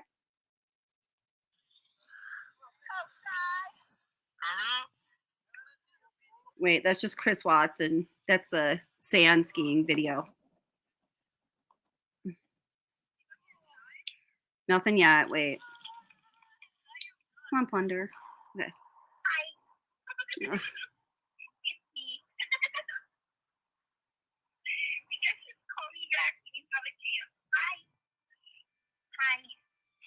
All right. Okay, we're getting there. I miss your face. Let me just call and say hi. Call me back. Bye. I do want to do it once and we want to be done. Unfortunately, we didn't know yesterday what we know today. And that's why we're here, because we need this video. And It's coming. I'm sorry, because I know it's hard to talk about it. But It's so sad, and she's pregnant. I was located we're at the Thornton Police Department. It's going to be moved to so this is kind of, doesn't make sense, but we're here. It's going to be moved to the Colorado Bureau of Investigation. He's going to download it here, but I'm going to take it with me, just so you know. It's not staying here. Okay. They're not going to retain any of this. This comes with me. Okay. Is there anything else you want on there? What? Wait a minute. That's it. I mean, I don't have social media. I don't really have anything else you guys can pull to the public. Okay, here we go. It was just a long intro. Hold it. Okay.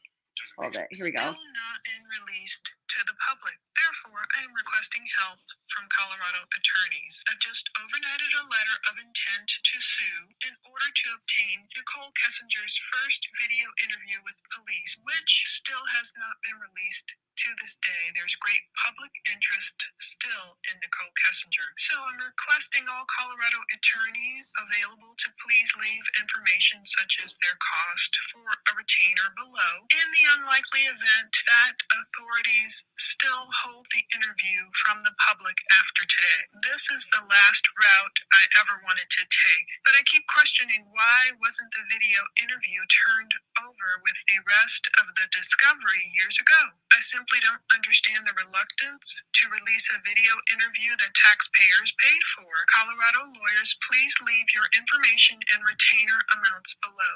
Those who have followed the case of Chris Watts and have followed my journey over the years in trying to get this video know that there's been plenty of back and forth communication with plenty of agencies about this elusive video. We have the audio interview of Nicole Kessinger's August 16, 2018 interview, but not the video. In the audio, Agent Kobak tells Nicole Kessinger at the 1 hour, 39-minute mark, quote, "Unfortunately, we didn't know yesterday what we know today, and that's why we're here, because we need this video. So they specifically came to the Thornton Police Department because they needed the video capabilities." At the mark, that's 38 minutes, 38 seconds into the same interview, Agent Kobak tells Nicole Kessinger, and this right now is located at, we're at the Thornton Police Department. It's going to be moved to so this is kind of, doesn't make sense, but we're here. It's going to be moved to the Colorado Bureau of Investigation. He's going to download it here, but I'm going to take it with me just so you know it's not staying here. They're not going to retain any of this. This comes with me. It's presumed he's speaking about the video and other things. Apparently, this video did not end up with CBI, though. I've gone through plenty of hoops to try and get it.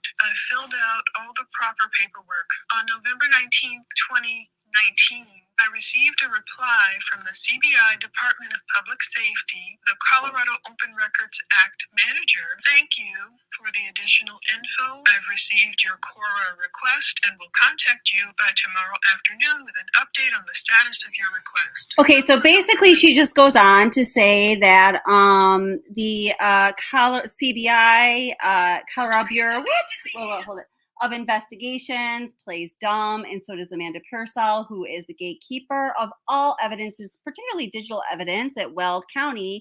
I suggest you watch this video if you haven't seen it yet. It's on Plunder's channel, and she explains the whole background of how she has requested this video, why it is so meaningful, and I think it's good to kind of have heard at least that part as we continue watching this. All good?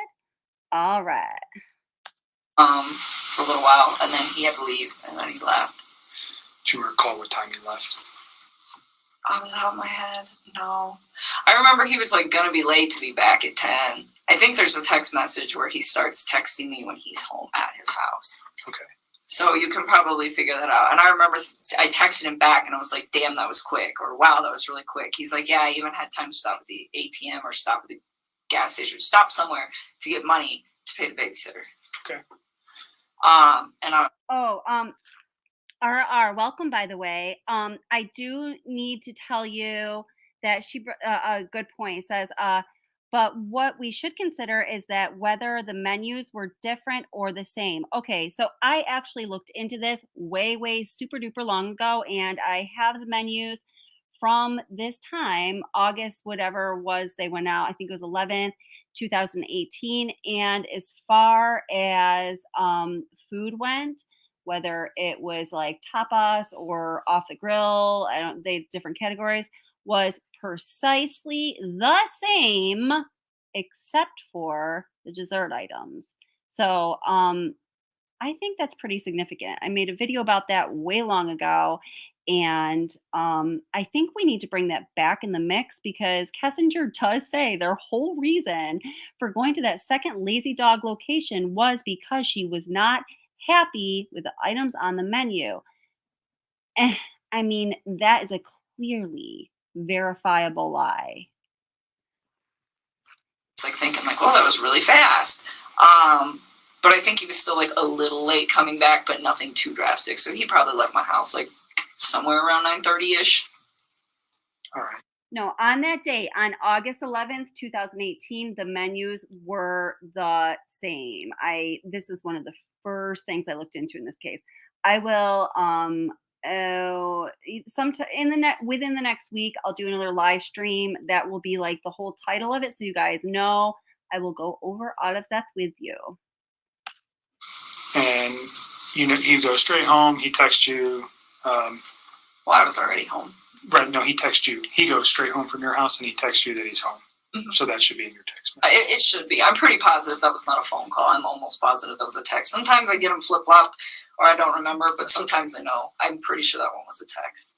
Saturday during your dinner, what kind of conversation did you guys have? I don't even remember.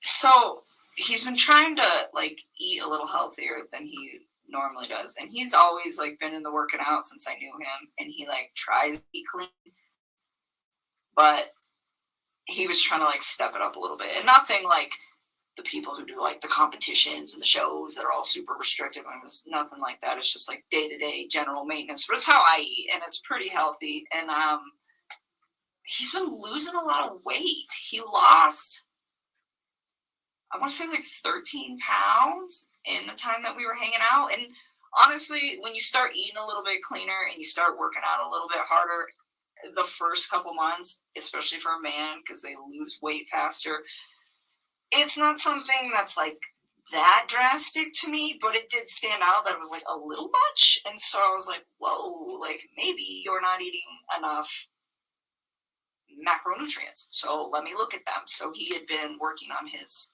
MyFitnessPal app and like programming like all the stuff he eats. And I just started going through them, and I was like trying to figure out like where his ratios were. And we actually spent a lot of time doing that because he'd asked me to do it for him. Because I just was at the point where I was like, if his weight loss slows down in a few weeks, he'll be fine.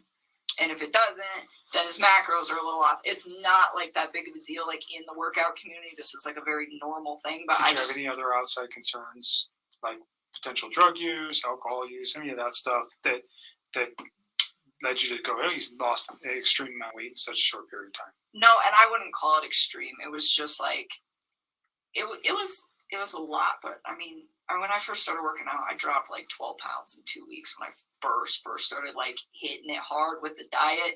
So the fact that he lost like that much weight, it wasn't, like I said, it was not a surprising amount. I just didn't want it to be like a sustained amount. But no, I didn't think anything weird of it just because of like how interknitted I am with the like workout community, and I know like this is possible. But it just, the thing that concerned me about it, I guess, and it wasn't even concerned, but the thing that like kind of red lighted me like, hey, this might be carrying on, is the fact that his macros were like pretty dialed in. Like I wrote them and he like didn't stay exactly on them, but his calorie intake was about where it needed to be, my experience anyways, for like what he was trying to achieve. And so I don't know, he didn't seem to have a problem with it. He liked where he was at with all of that. So that was your main conversation Saturday? That was like a big chunk while we were there, is like us actually going through, because I was like going through each item like, why are your ratios off? Do you know where his kids or wife were that night? On Saturday? Yeah, his kid. Well, you know his kids are with the babysitter. Do you know where his wife is? She's in Arizona. Okay. How do you know that? Because he told me. Okay. Do you know what she's doing there? I think she's on a business trip. He didn't even tell me right away. He actually told me, I think, like on Saturday or something. It might have been like Friday or something. I honestly don't remember. I just remember I was like really surprised where he's like, hey, like, I'm going to try to get a babysitter if you want to hang out or something like that. And I was like, why do you need a babysitter? Your wife's home. He's like, no, she's out of town. Oh. Okay. Is there much conversation regarding that, her on being on a trip, or the children on during those conversations? Not really. I just asked him what time she was coming home on Sunday, and he just said really late. Okay. And that was it. I mean, there's nothing really to talk about with that. So your conversation's mainly health related. Mm-hmm. You guys return to your house, and then he goes home, and then you talk to him for a few hours on Sunday. Did I? Are you asking me or are you I'm telling me? asking you. Oh, I was like, I don't even know. Someday, honestly, so wait a minute. That was Saturday. We're talking about Saturday. We're not talking about Sunday right Okay, so you're still on Saturday. Yes. You guys have a phone conversation when he gets home? That was the day that he got the babysitter and I went out to dinner, not Sunday. Okay. Okay, sorry. I just want to make sure That's you okay. got your Yep. days right. So Saturday, yes, we went out. He had the babysitter. He went home. I'm sure we did. We always talk on the phone. And honestly, I mean, Mark asked me that the other day. He's like, how long are you on the phone? 15 minutes, 20 minutes? Like, you're going to have to look at the records, to be honest with you. Like, so much. You like to talk, I can tell a little bit. Yeah, a little bit. 400 when she was young. She'd crank out about 400 words a minute. Gusts up to 600. A little thinking, yeah, man. You're a talker, so I'm letting you talk. You need to use the restroom. Let me show you where it's at. Can you So give me some water while you're out there with Sure. them, please? Thank you. Another bottle. let's Yeah, at least one. let's move to Sunday. Sunday. Well, let me reverse something. Your conversation with the children or about the children, was there ever any talk about medical concerns with either of the children? Well, I know Cece is allergic to not peanuts, like pine nuts. Pine nuts. So she has a nut allergy. Yes. Did they take meds? Yeah, I know that she had like an EpiPen, but as far as I know, she didn't have any meds. But I never asked. Like I was just told like she has a pretty severe allergy, and Enough to carry an EpiPen. That's pretty severe. yeah. While we're on this, so when he was in North Carolina, this is all like hearsay now because it's like this is not a conversation. Like he's telling me this stuff, but who knows exactly what happened. But he went out there to go see his family and her family. And while he was in town before he went out to North Carolina, I guess his mother had accidentally like not exposed her to something with nuts, but had like given a product, I think it was like ice cream, to a different kid that could have traces of nuts or something. I don't know. But it was like his daughter was fine, but she was like in the range of contamination. And I think his wife was very upset about that. And when he got to North Carolina, he told me that he was supposed to spend like half time with them, half the time with her family, and that was supposed to be what it was. I don't know. But he said that he went to go see his family and they weren't answering the phone for like a day or two before he went out there. And then when he got there, there was a note on the door that said, son, if you step by, we're at the beach. And they ignored him for like most of the time that he was out there. And His own family? yes, his mom, his dad, and his sister. What's the significance? Do you know why? Yeah, he said, and again, I don't know what is true with this man anymore and what's not, but he told me that, like, leading up to it, I was like, well, why are your folks, like, ignoring you? And I was, like, really concerned about this. Like, every single day he would talk to me when he was out there, and I was like, you talked to your family today? You talked to your family today? Did you talk to your dad? What happened? Did you talk to him? No, I didn't. Or, yeah, I talked to my mom. Well, what'd she say? Are you going to hang out with him? Like, I wanted him to see his people because it's important. Family is an important thing. You know, it just needs to function properly. And Sure. and so I was like, well, and he was like, well, they're ignoring me. And I was like, what do you think happened? And he's like, I'm not really sure, but I think something was said between my wife and them during that incident. And he's like, because The every time, peanut or yes, that fruit happened nuts. before he got there, yes. And he's like, because every time that I try to, I talk about possibly going over there to see if they're home, she gets upset about it. And I was like, okay. And he told me that his mom and his wife did not get along at all. He said that his mom didn't even show up to his wedding because she's like really did not care for Shanann. So again, I don't know what's true and what's not, but I just know that there was like some tension there. Mhm. And again, like that part is like, I feel like it's almost third party. So that's why it's Sure. like I didn't even Well, but bring it up came from to him you. to you, so it's not. It is something that is whether it's important or not, we can validate that. I'm sure we will be having some conversations with family. What does it mean? I don't know.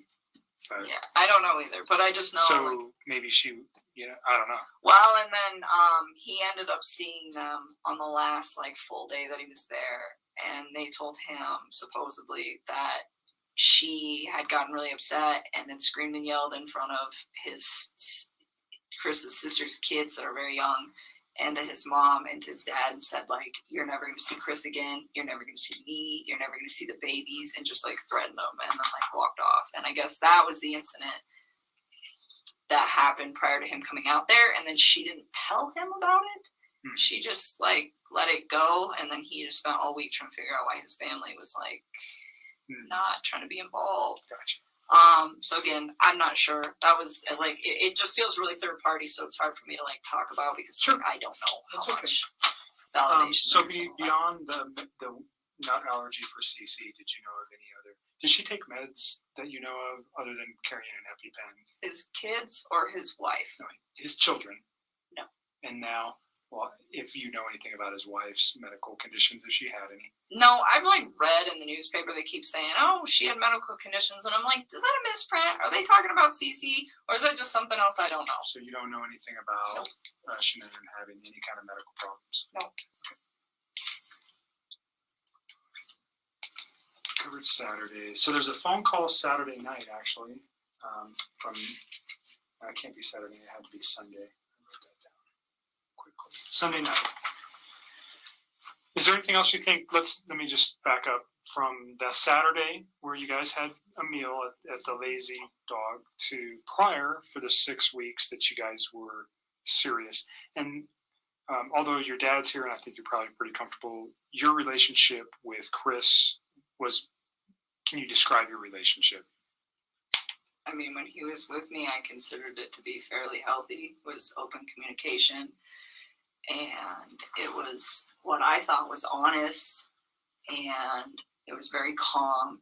It was respectful. We got along really well. He gave me my space when I needed it. I gave him his, and anytime like he wanted to take care of it, like anytime that his kids could be in like his life for hours or days or whenever they were home, I made sure that I wasn't a presence in his life so that he could be the best dad that he needed to be. And I mean, I thought what we had, it was very comfortable for me. I enjoyed it. I think he did very much as well.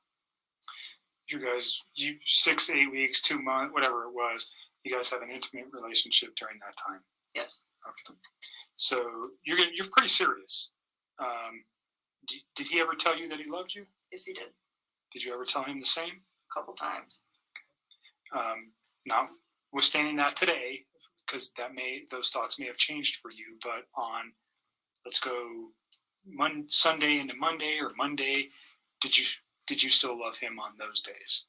I think it was something where it was like I said it a few times and I meant it, but he definitely felt the urge to say it to me a lot more than I did to him because it was just all very new to me, and it was like, take your time with this. Like, you don't need to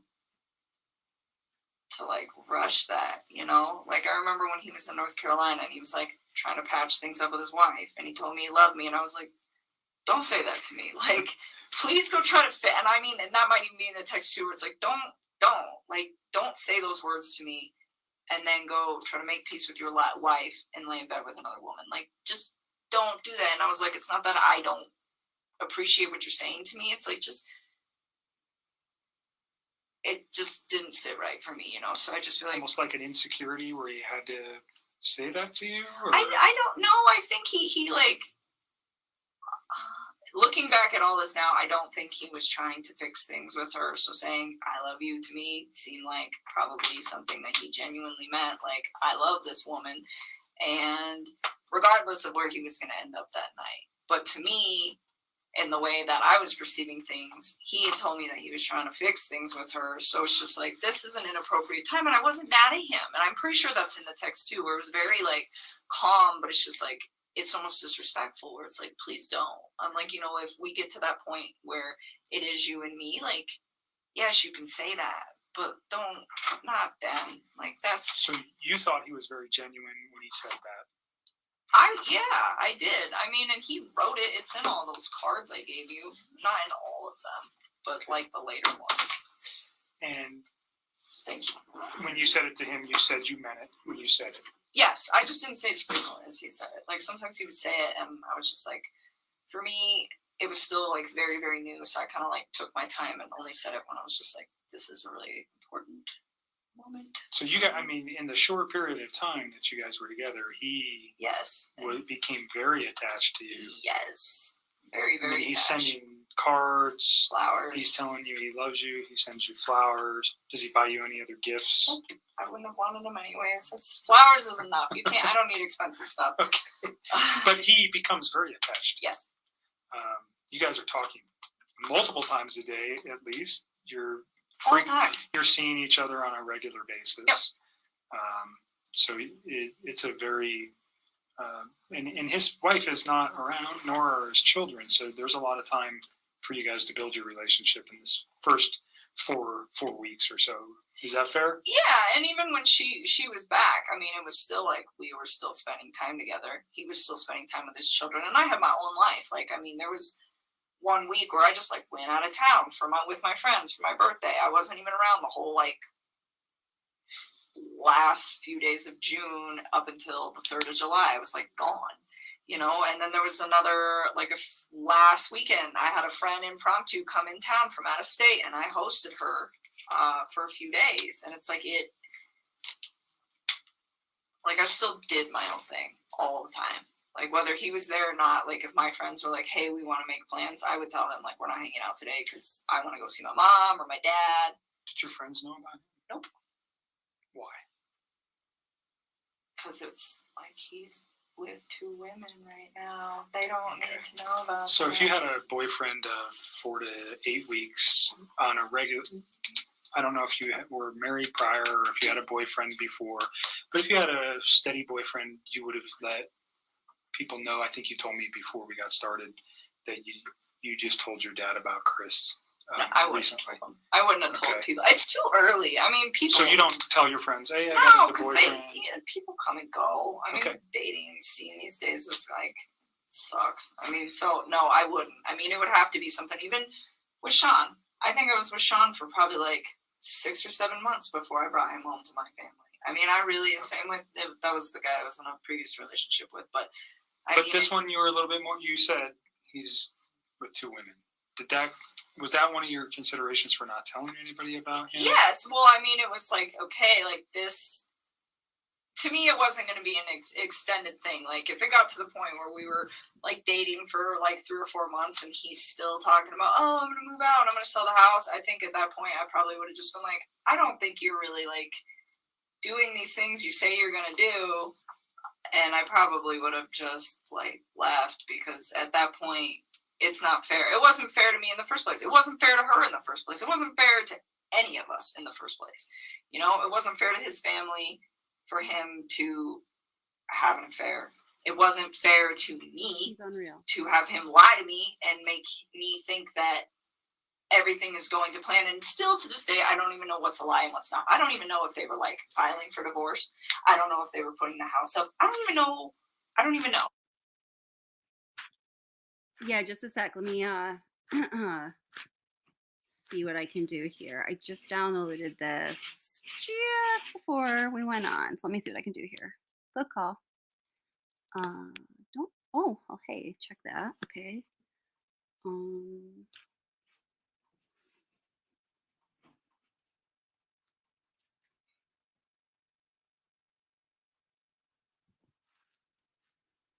All right, hold on. Let's see.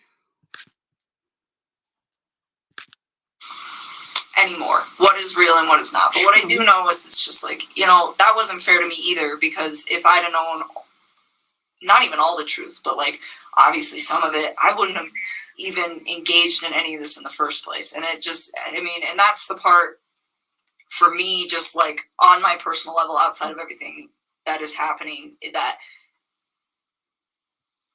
is gonna affect me long term. It's like, you know, I'm gonna wake up every day and know that like this mom and her unborn child and these 2 little girls are not around anymore, and it breaks my heart. It is so, oh my God. And then I have to think about like the consequences of his actions and how they affect everybody else. Like, all of her family's impacted. My name is about to be like slandered for probably a while. I don't know how long it's going to take to heal, but I would not be surprised if it's going to be hard to go out in public sometimes for a couple of years. And that really hurts me. I'm just like, this is a horrible, horrible thing. Like, how dare you, you know, and people aren't going to understand that. You know, they're going to say, oh, you know, you're the woman that had an affair with this man who took out his whole family. And That was a good adjustment. I take a step back and it's just like, wait, it's showing up for me, but not I you. didn't know. Like, it's.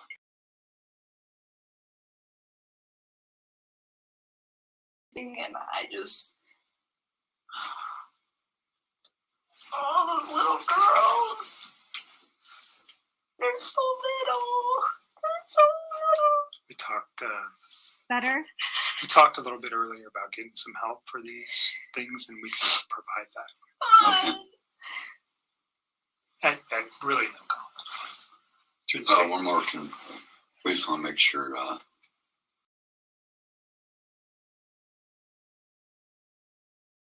Yeah, I'm sorry that you're talking again today. I really am. I don't want to put you through any more trauma than you've already been through. Maybe she's the trouble. There is reasons for everything that we're doing today and what occurred. And I'm sorry. I genuinely am sorry. These are not things that we like to do twice. It's the same thing with other types of victims from other crimes. We want to do it once and we want to be done. Unfortunately, we didn't know yesterday what we know today. And that's why we're here, because we need this video. And I am sorry, because I know it's hard to talk about it. But it's so sad, and she's pregnant. Oh, thank you, DTC Prime. You know what? Thank you very much. God, and they're so You're a cute. sweetheart. They're so little. Like, wow. Why? Why? Just ruined How? it. I don't even understand how you could like bring yourself to do that to somebody who's like that big. Oh my god.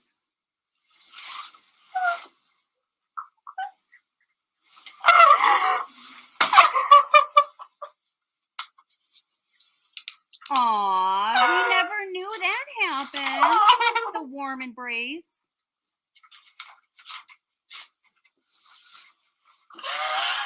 Oh, Jesus. Do you want All to right, step let's out watch for a the minute? recovery. I just need to chill with my eyes closed for a second. I still cannot believe this is happening.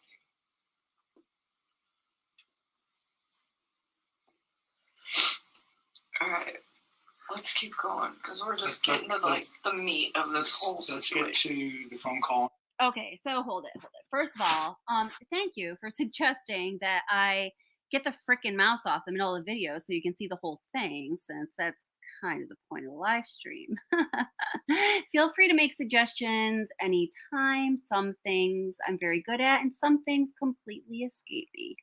So yeah, so I feel that there was a lot of, the 80% of communication that is not verbal. A lot of that happened there, and it was pretty interesting. I'm going to go back about 2 minutes. What do you say? Is that okay with you guys? Well, I'm going to do it. Oh, hey, remember, Plunder said at 1:38. Oh, so I know that's when Kobak said, oh, I'm sorry we're doing this again, but we need to do this. We need this. Let's see what's up with that. I'm going to go back 3 minutes. I'm going to get wild and crazy. All right, let's go. It wasn't fair to me to have him lie to me and make. Oh my God. It wasn't fair to me. And she emphasizes it verbally. And she also, points to herself very forcefully. Me, I just can't even with the selfishness of this woman. It's like unreal. It's unreal. A boyfriend before, but if you had a steady boyfriend, you would have let people know. I think you told me before we got started that you just told your dad about Chris. I wouldn't have told people. It's too early. I mean, people. So you don't tell your friends, hey, I no, got a because boyfriend. people come and go. I mean, Okay. dating scene these days is like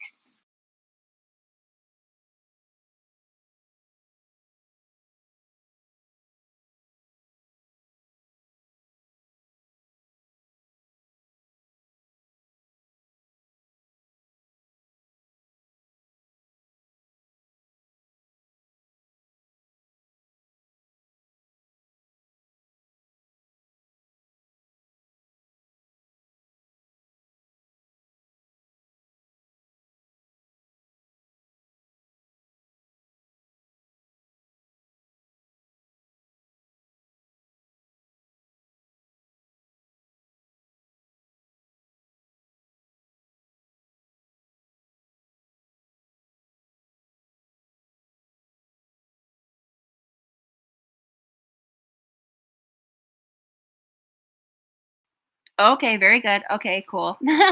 So I was saying, I would just read on one of your comments are that yeah, totally.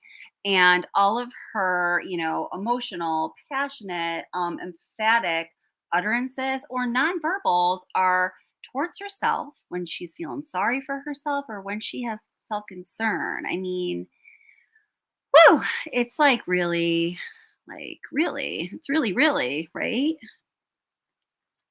It's really. I'm just kind of making sure you guys can hear me. Can you hear me? Oh, let's see. I think I was with Sean for probably like 6 or 7 months before I brought him home to my Thank you, family. Jennifer. I mean, I really, same with, that was the guy I was in a previous relationship with, but But this one you were a little bit more, Thanks, you said Ocean he's Sauter. with 2 women. Was that one of your considerations for not telling anybody about him? yes, well, I mean, it was like, okay, like this, to me, it wasn't going to be an extended thing. Like, if it got to the point where we were like dating for like 3 or 4 months and he's still talking about, oh, I'm going to move out, I'm going to sell the house, I think at that point I probably would have just been like, I don't think you're really like doing these things you say you're going to do. And I probably would have just like left, because at that point it's not fair. It wasn't fair to me in the first place. It wasn't fair to her in the first place. It wasn't fair to any of us in the first place. It wasn't fair to his family for him to have an affair. It wasn't fair to me to have him lie to me and make me think that everything is going to plan. And still to this day, I don't even know what's a lie and what's not. I don't even know if they were like filing for divorce. I don't know if they were putting the house up. I don't even know anymore what is real and what is not. But what I do know is it's just like, that wasn't fair to me either, because if I'd have known not even all the truth, but like obviously some of it, I wouldn't have even engaged in any of this in the first place. And it just, and that's the part for me, just like on my personal level, outside of everything that is happening, that is going to affect me long term. It's like, I'm going to wake up every day and know that like this mom and her unborn child and these 2 little girls are not around anymore. And it breaks my heart. It is so, and then I have to think about like the consequences of his actions and how they affect everybody else. Like all of her family's impacted. My name is about to be like slandered for probably a while. I don't know how long it's going to take to heal, but I would not be surprised if it's going to be hard to go out in public sometimes for a couple of years. And that really hurts me. I'm just like, this is a horrible thing. Like, how dare you, and people aren't going to understand that. They're going to say, oh, Hi, Vicky. You're the woman Vicky, that had an welcome. affair with this man who took out his whole family. And I take a step back and it's just like, I didn't know. Like,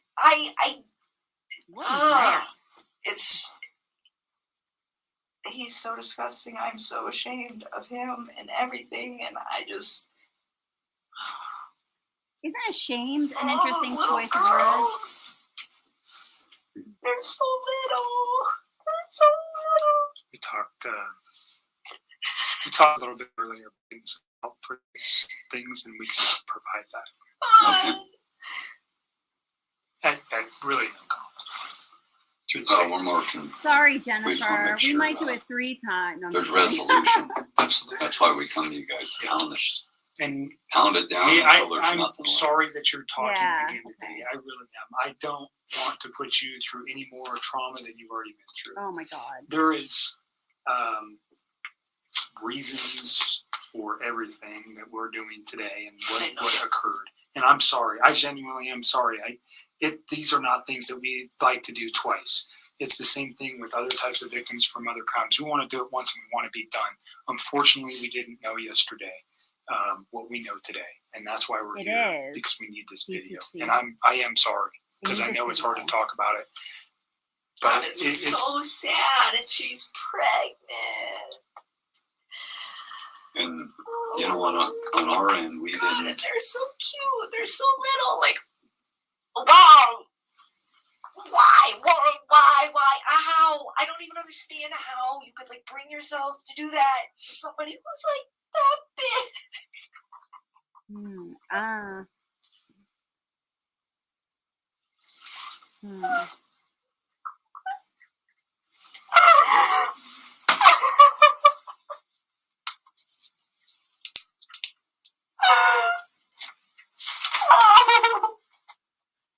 Yes, I agree with you 100%. Yes, I see that too. Hi, Lisa. Welcome. Do you want to step out for a minute? No, I just should have my eyes closed for a sec.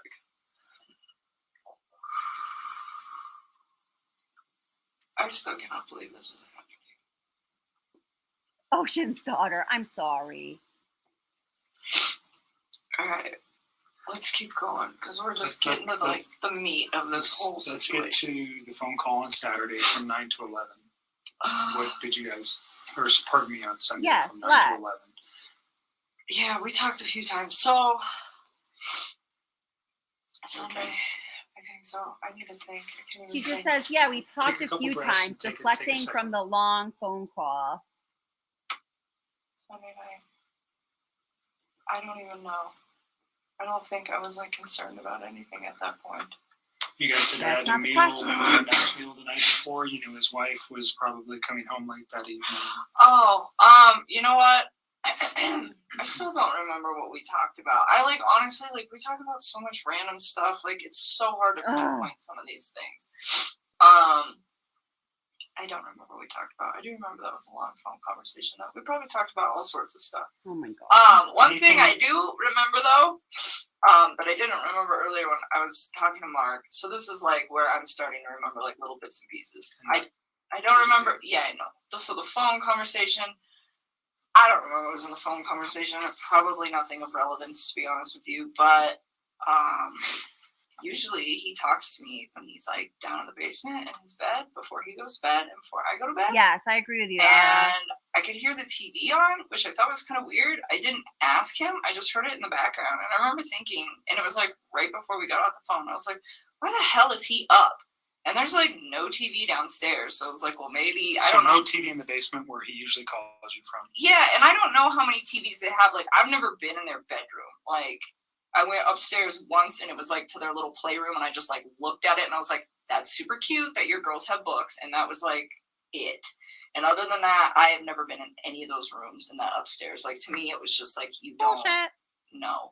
Like ever. I had no, so I don't know if he has any other TVs. I'm assuming by like how much other nice stuff they have in their house, it wouldn't surprise me. So I'm not quite sure what room he's in at that point. But I just remember hearing the TV and I was like, it was just weird to me because I was like, why are you watching TV right now? It is like super late. And that was the only thing. And he had phoned you, or were you guys already talking when the TV was going? Or I just remember I picked up on it like later, but I don't think it was like throughout the whole conversation. Okay. Like I just remember it being towards the end because I remember thinking like, wow, it's really late. The something I didn't ask you about the house because you'd been there twice, and it just made me remember. Do you remember how you guys accessed the house? That's a good question. So once through the garage, and I think once through the front door. I think the first time was through the front door, I think. And I think the second time was through the garage. Was there anything unique about either of the doors when you went into the house that might not be typical of another house? Like a unique door? Not the door itself. On their door. Okay, I mean, there's a camera on the, which door? It's on the front door, isn't it? I don't know. I'm asking. I think so. Okay. I don't know. Did he use a key to access the house? No. He did not. The first time I went over there, he just let me in. And then the second time, did we go through the garage? I don't remember. I've been through his garage before. I went through his front door once, though, because I remember he had just cleaned. It was the first time I went through his front door, because he had just cleaned his carpets, and he had moved all the furniture out of the way, and the furniture was kind of in the way of the door. And he's like, the door doesn't open all the way right now. I'll move all the furniture back when the carpet dries. So I do remember that, just kind of offhandedly. And the second time, I want to say we went through his garage because I remember his garage. I remember, yeah. So he was at the house when you went there. You were never there by yourself. He right? was at, or no. he took you there. The first time he was already there, Okay. and I met up with him, and the second time we went there together. So the front door, I asked if he had used a key. He let me in. Okay. So there's a, those keypads where you can enter an access code. Do you remember seeing that on his door? Like, I want to say vaguely, but to be honest with you, I don't remember. Like, he let me in that day. That So was he never so gave long you. ago. He never gave you the code to access his home. No, not at all. You talked about a security system. There was a camera on the front door. Was that just like what a Ring doorbell is that goes to your phone? I don't even know what it looked like. I only know that it existed either because A, I wasn't paying attention the first time I was over there, but B, because of all the stuff that's going on right now. That's the only reason I know Okay. it Did you remember seeing any cameras anywhere in the house? No. Okay. Did he ever tell you about the alarm system or give you an access code to the alarm system? I wouldn't have asked for that. I wouldn't have wanted that anyways. Sorry to regress to that. No, you're Go okay. back to the phone call or where you noticed the television in the background of the phone call. Yeah. So I didn't know what room he was in, but I was just like, I just thought it was weird because he's always like, before I go to bed and I lay down, he's always like kind of trying to do the same thing. We just talk. It's like a really chill thing till one of us is about to pass out, and then that's like the end of it. But it was strange because I was like, the TV's on. I remember I was thinking, I was like, maybe he's waiting up for her, and then I was like, maybe not. I didn't know. It wasn't something that like alerted me. It was just different from his standard operating procedure because whether his wife is home or she's gone, he's always got kind of like the standard op when he calls me. So that's why it was kind of like unique because it doesn't really fluctuate when she's there and when she's not there. He's pretty like free reign with what he does. So anything important that you recall during that conversation about the children, about his wife, about what he was doing the next day, what he had planned, anything like that? Did he tell you any of that information? I remember he told me he had to go to the field and not to the office on Monday morning. Okay. Did he specifically say where he needed to go on Monday morning? No, I don't ask him for those sites. There's like, Anadarko's got like thousands of sites. If he were to tell me, I wouldn't even They're know. just like random numbers and stuff, right? Well, he told me, he said, I got to go to a site. I got to go check out like a valve or something where they think that they had a release. Something like that. Did he mention the town or anywhere? No. He just told me that that's what he had to go do. He's like, he was like, I won't see you in the office in the morning. Because I see him, but I don't actually like talk to him. Like I will go in the cafeteria, I will put my lunch in the fridge, and him and his whole team are sitting in there, and I don't talk to any of them. I just walk out. But anyways, yeah, he's like, so I won't see you. I'm going to the field, which it's not an uncommon thing for the ops guys to like just go straight to the field. Like it happens. Like typically they go to the office, I would say like 3 or 4 days a week, but there are days where him and his other team members are not there. Or like I'll get in there and some days the cafeteria is packed and they're all there. And other days I get in there and there's only like 3 or 4 of them. So it didn't cause you any concern that he said, No. I'm going to the field on Monday, I won't see you. That wasn't, No. that's happened before. Yeah, I mean, it wasn't something, and it's not just him, it's like that whole team. Like, you can just tell when they've got like a lot going on, because I'll walk in and there'll be like 2 of them, as opposed to like 6 or 7. Do you know what he did Sunday during the day? I don't even know what I did on Sunday during the day. I am so tired. Let me just think about this. Daniel came over Friday. I hung out with him Saturday. And then Sunday. When did Jim come in? Monday. Huh. Jim got here Monday. What did I do on Sunday? I am like drawing a blank. I'm really tired. I don't know. Can I get back to you on that? Did you guys have any conversations on Saturday night during your meal, what he might be doing on Sunday? I'm sure we did. I don't know why I'm drawing a blank because I haven't slept. If I say that he may have done something with his children, would that refresh yes. your memory? He went to a birthday party. Okay. Did you know whose house he was going to? Nope. But I know that they had a water balloon fight. Okay. He had one, or his children? His children did. Okay. He said he used to get really into it. He said he got like really interactive with his kids. It's like some of the adults don't really spend a lot of time playing with the kids, but You I went always to do. the museum on what day? Saturday or Sunday? Sunday. Okay. That's right. So that's what I was like, was I hanging out with you? God. Very So memorable event, huh? we, Oh, so- me and him and my stepmother and wife my and- sister yeah. went to the museum, and What that's museum? right, the Denver Museum of Nature and Science. And they went to brunch prior to that, and I skipped brunch, and I went to the gym. You shouldn't have. It was good. I had to do core day. That was the last time I worked out, actually. That's So what we did- did Sunday. Okay. Yeah, so core day, and then we went to the museum, and then When did he tell you about the water balloon fight on Sunday evening during your conversation on the phone? I think so.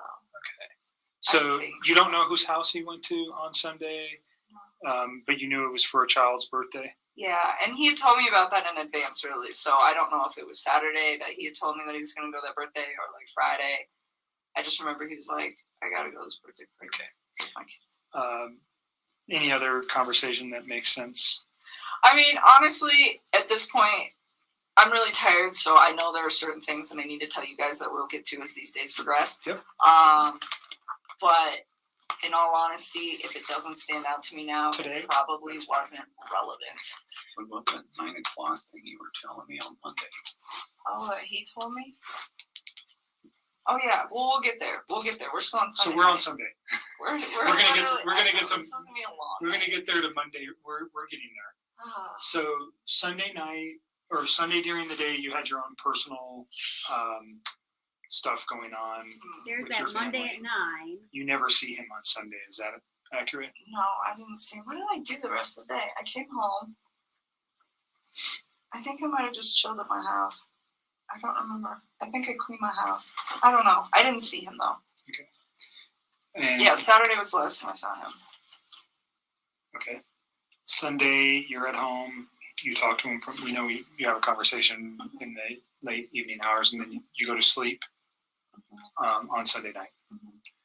When's the next time you talk with Chris? Probably Monday morning. Do you know what time? No, I mean, so we used to like randomly text each other like throughout the day, but we both get really busy. So some days like I don't hear a lot from him, and some days I don't text him until like 2 o'clock in the afternoon because I'm just like busy. And I remember I didn't hear a lot from him that day, which was like that's not out of the normal for either one of us during the day. But at one point, I do remember he like texted me and he's like, "Oh, it's been a really busy day," and then like said some other stuff, which I'm sure you will find in my text. What he said, I don't know. It wasn't obviously anything that was like alerting to me. But that's what I'm saying. Like at this point, like I remember really key things, but if it's like a conversation that I'm like, I don't remember exactly what was discussed, it's because it was probably just bullshit, like just talking to each other. Yeah. Small talk stuff. Yeah. But I remember he was busy that day and we didn't talk that much. And then I clocked out at 3 is what my time card says. That's what I was showing Mark the other day. And I got home to go meet my buddy. One of my good friends was coming over my house. And he actually has a key to my house. So he was actually there when I got there. And Who's that? my friend Jim. And so Jim came over and I got home. He was there. He had like just walked in the door. And I remember like briefly after he got there, I checked my texts. I mean, briefly after I met up with Jim, I like glanced at my texts and Chris said something about like my family's not home or like my wife and kids aren't home, like something to that effect. And I told Mark, because he asked me for a time, and I don't have an exact time, but I remember it was like right after I walked. That was a text message, though. Yeah, it's in a text, and it's like it was like briefly after I walked in the door. So based off how long it takes me to get home from work and when I clocked out, it was probably about 3:45 p.m. Texts me and tells me that, and like he knows when I get off of work too, so he doesn't always bug me if I'm busy. So I don't know what's up with that. But that's when he sends that to me. And So you're saying that he would have known that you would have had your phone available to you and not been at work when he sent you that text message? yes, that's what I'm trying to say. So looking back at it, you think it was purposefully sent at that time? Oh, I'm sure. I'm just asking your feeling on that. Yes, and then he said, "Call me when you can." And I was There was like, no other communication between you and him that morning on Monday morning? well, at all. there was, but it was like random, like But nothing about this event? no. About like my wife's missing or No. like anything? Nothing. Okay. Nothing. And you knew he wasn't coming to the office because he had told you that Sunday night. Yeah, and then he goes, and so like they're only in the office for the morning. Like Right. some days it's longer than others, but I would say by a maximum of 7:30 every single morning they're all gone, and they don't come back unless they have like a meeting or something that they have to attend. So like not seeing him for the rest of the day is not like an unnormal thing. Okay. Like, but like I'm saying, like we don't really. The only reason we interact was kind of like by an off chance thing. Like I don't work with him. Mhm. So he. Yeah, we talked like randomly throughout the day, but it was really sporadic, and he seemed pretty busy, so we didn't talk too much. Like I said, didn't put too much thought into it. It happens all the time. Waited till about 3:45, then sent that text to me, and yes, he does know that I will be home at that point, or getting home. Did you give Mark Jim's information?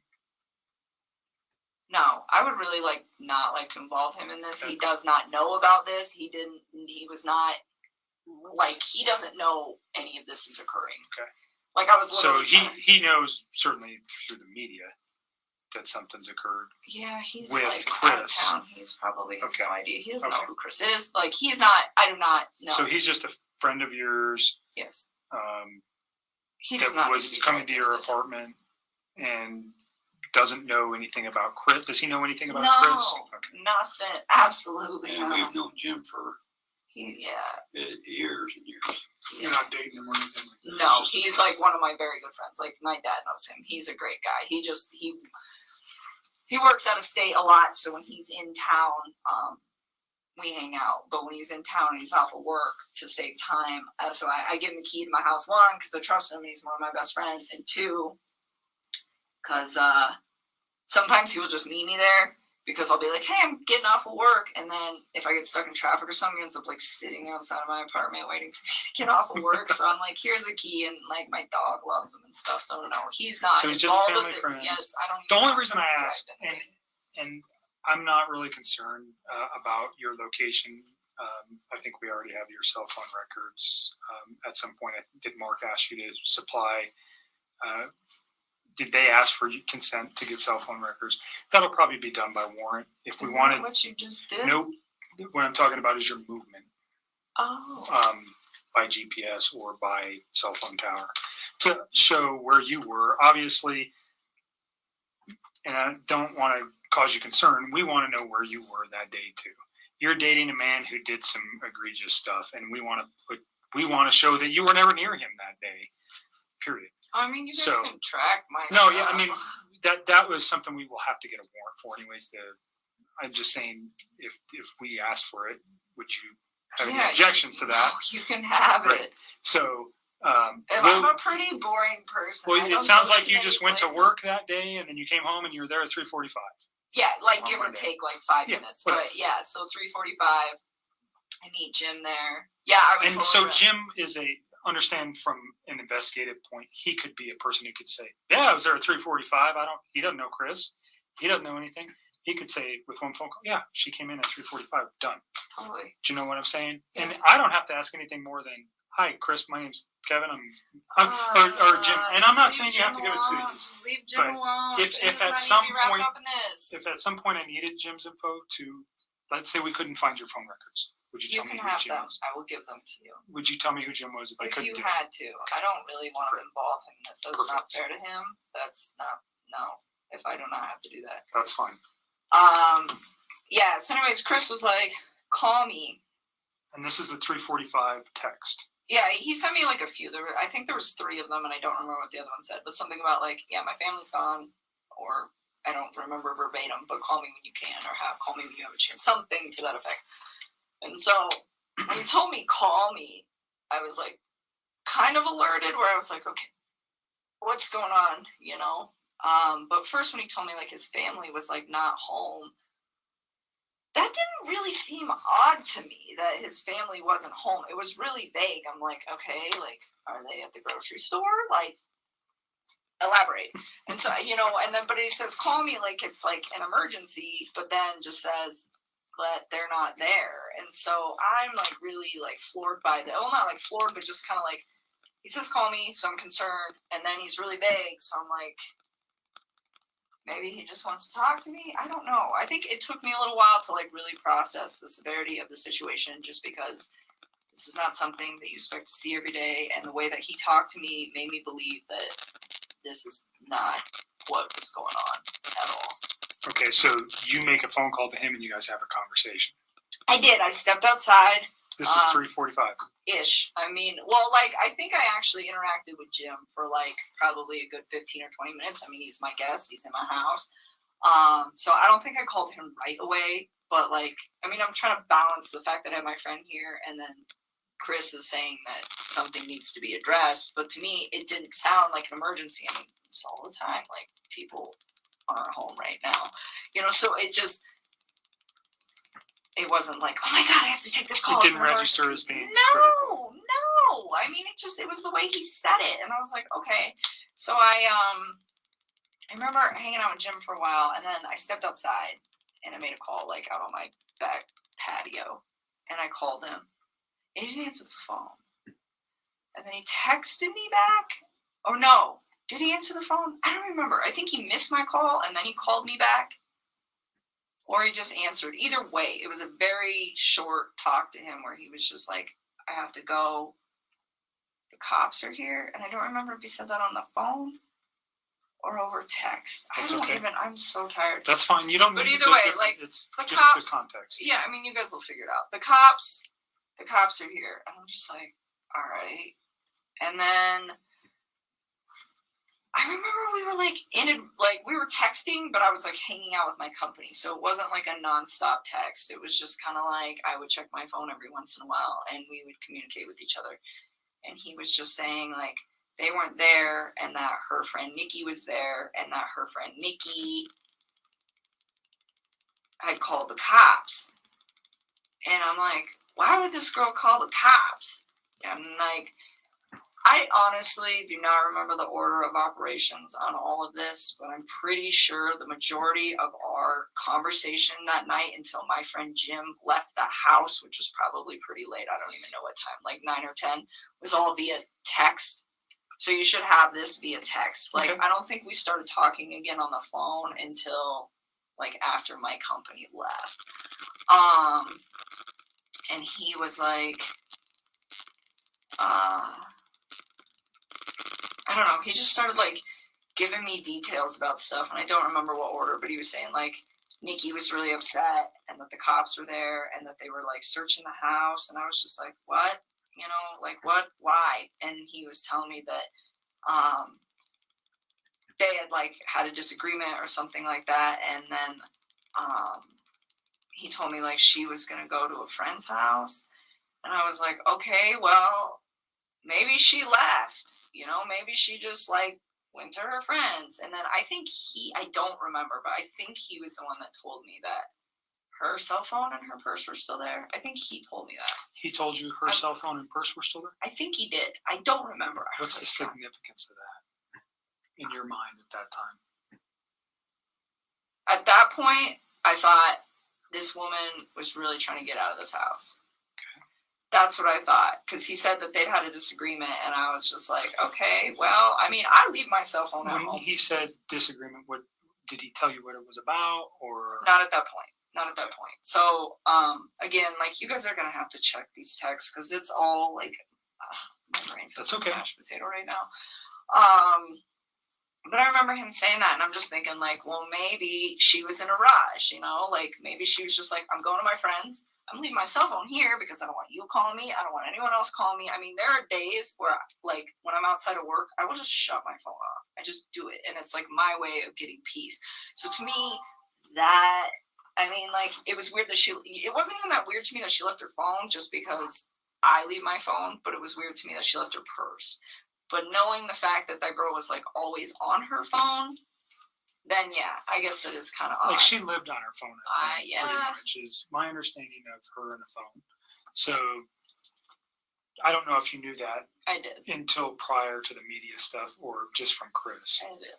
So did that strike you as odd? But you're I thinking know. maybe I mean, she just left. I just thought she needed to like get away from the situation. I mean, that didn't seem that awkward to me that a couple that is going through separation would be like, I need to leave.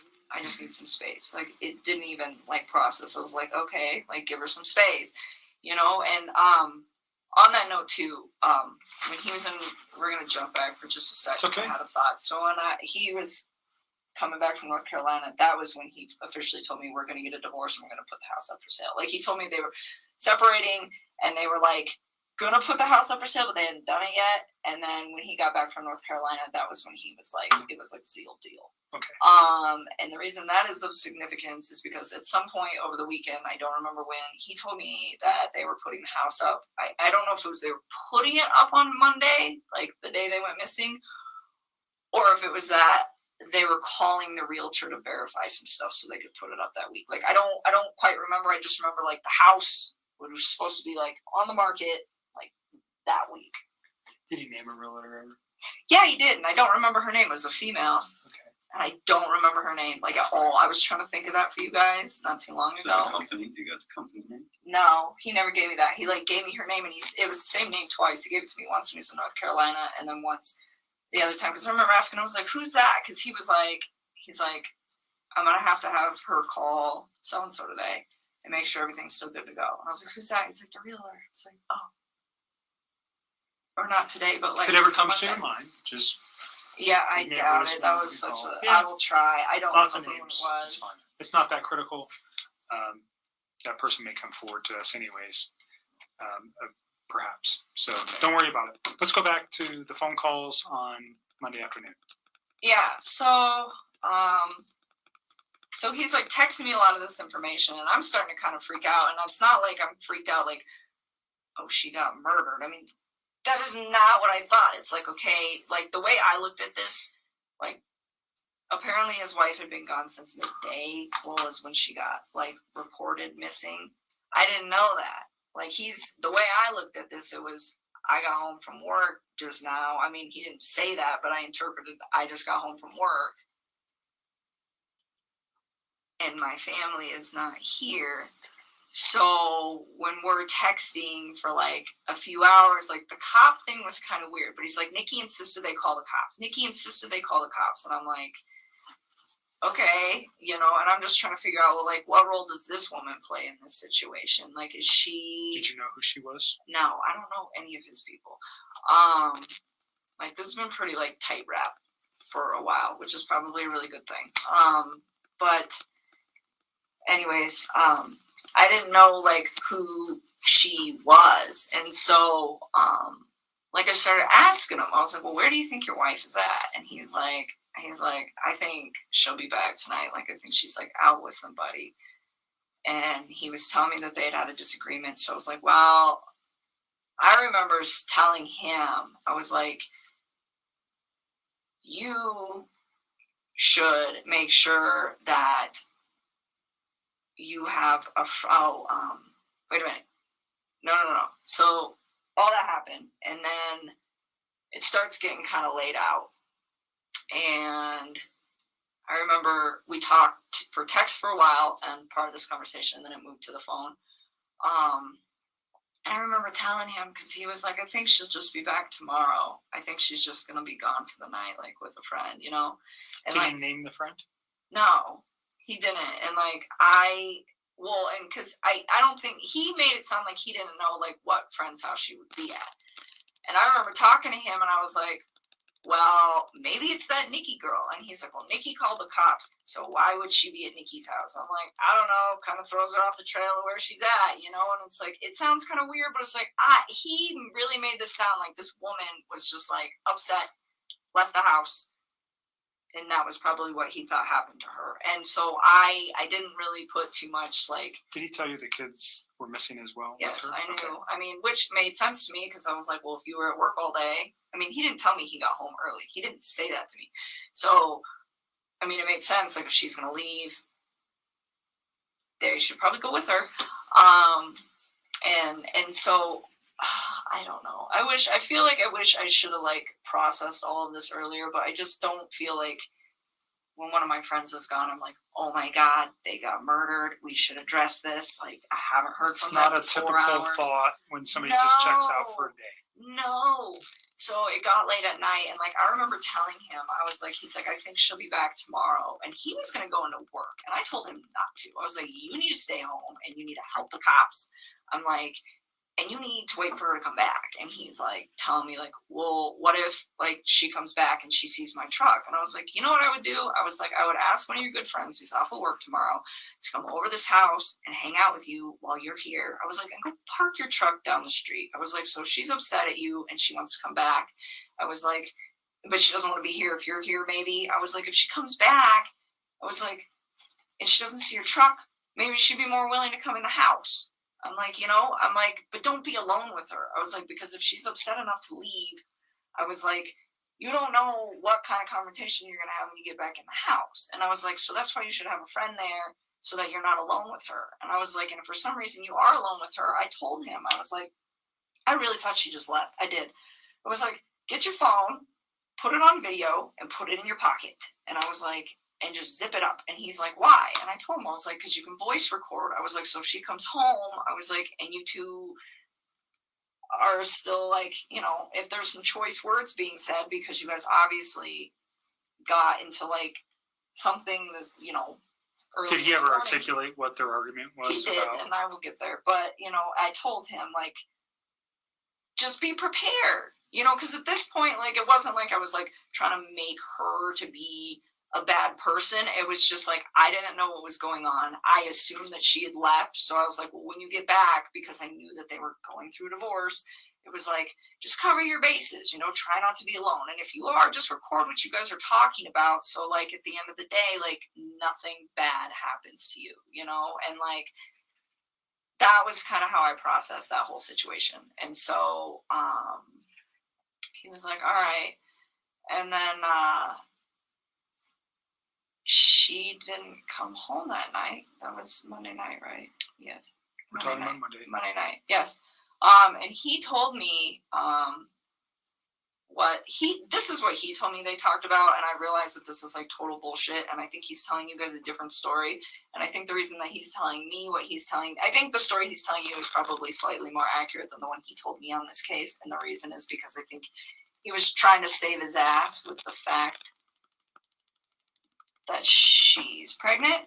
So he told me that she had asked him to wake her up before he left for work on Monday morning. And so I don't know if she did that on a text or how it was supposedly communicated. But he said that he went to get her up, which I also found weird because, like, she's still sleeping when he leaves because she gets up with the kids. And they get up shortly after that, but, like, it's just him in the mornings, you know.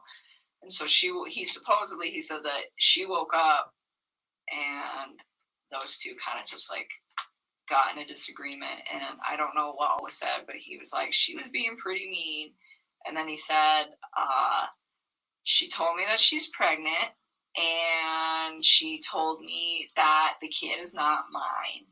That is what he told me. So she's pregnant, the kid's not mine. And that Like he's playing it. He didn't know she was pregnant until that morning. Yep. And that it's not, she had an affair with somebody else. Yes. And this is before I knew she was 15 weeks pregnant. Okay. Like all the stuff on Monday that I read from my recollection, because I didn't find out she was pregnant until Tuesday. So anything that got posted on Monday did not emphasize the fact that she like had a baby on board. So then, let me ask you something. You said that he usually gets up in the morning and just, it's him and she gets up and takes care of the kids. Is that the routine that you know for them? Or do you know him to get up and like prepare meals prior to him leaving the home? Well, he gets up and he like goes to the gym and he works out in his basement and Okay. like makes breakfast, and I don't know. Does he make breakfast for himself or does he make breakfast for his children? I don't know. I don't know. They're still sleeping at that point. Like, all I know is he, at one point in some time in this whole thing, he told me that they usually get up at like 6:30, and she gets them ready and takes them to school and like does all the morning stuff with them, as far as I know. And then in the afternoons when he gets home from work, he kind of does more of the afternoon stuff. Okay. So it's kind of like a tag team operation that they have going on, but I think she does more in the AM and he does more in the PM. Is kind of how I process that, but I don't know. Okay. So she's mean to him and then throws this out. Yes. That she's pregnant from another man. And I said, do you believe her?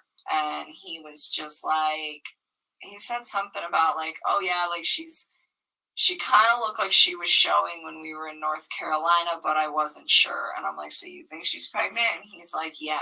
And I was like, do you think she's like having an affair? And he's like, I think she said that out of spite. And he's like, and I was like, okay.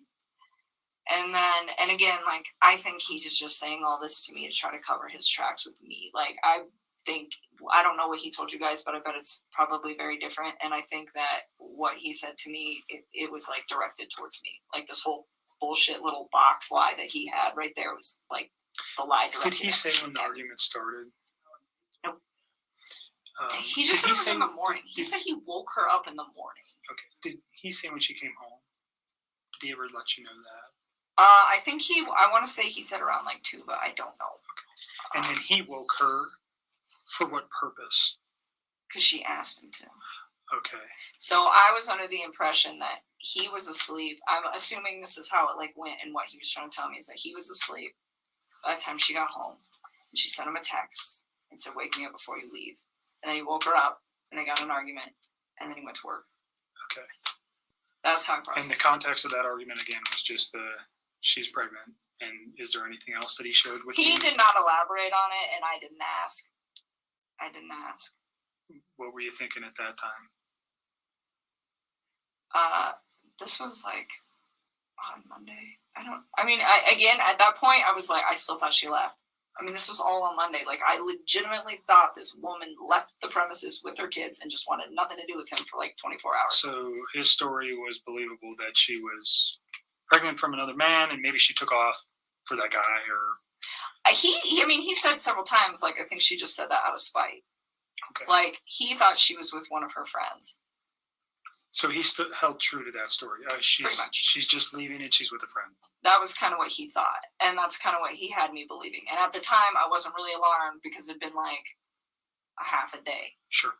And so then Tuesday rolled around, and... Did you see him at all on Monday?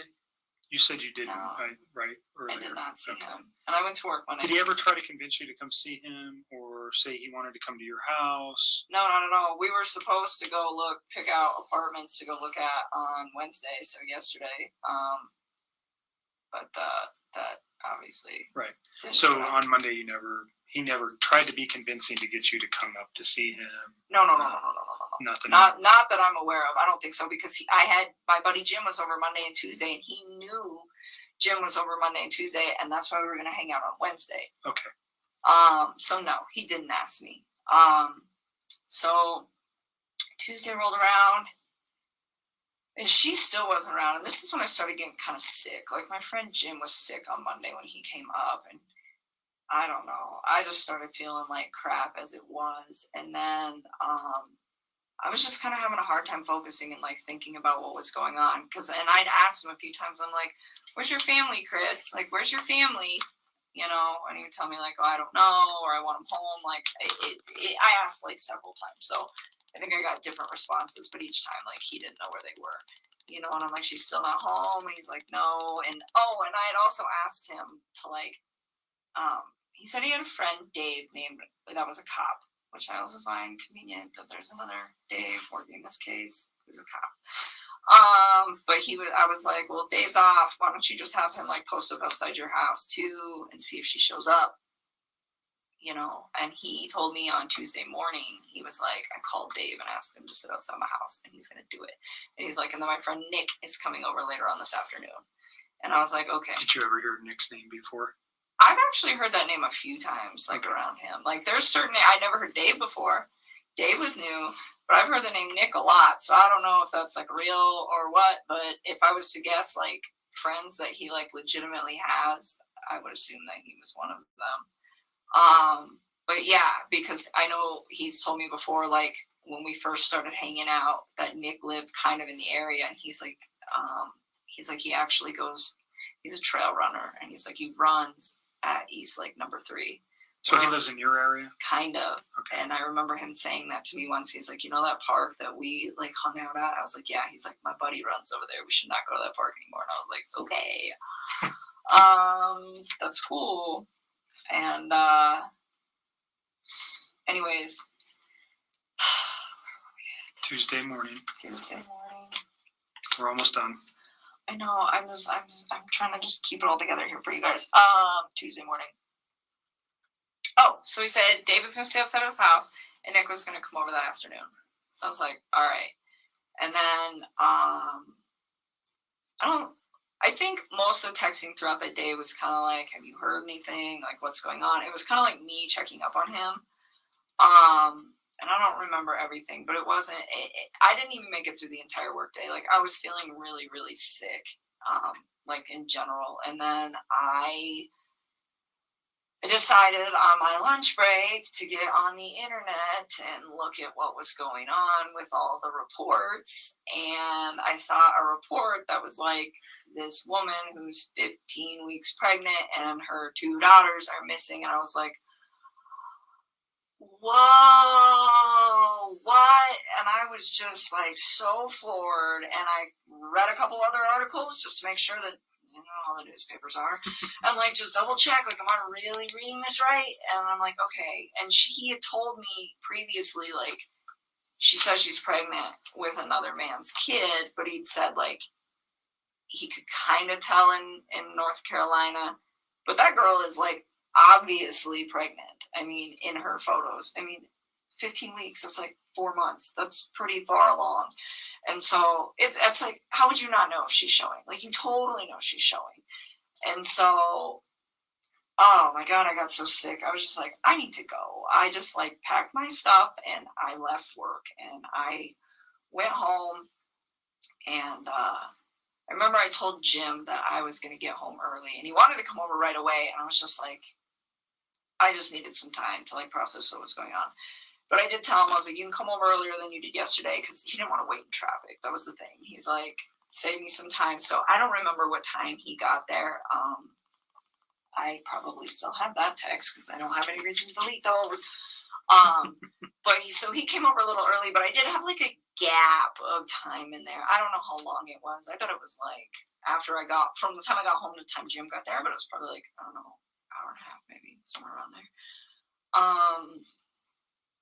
And I remember talking to Chris during this time, and it was like all text. I did not talk to him on the phone at all on Tuesday.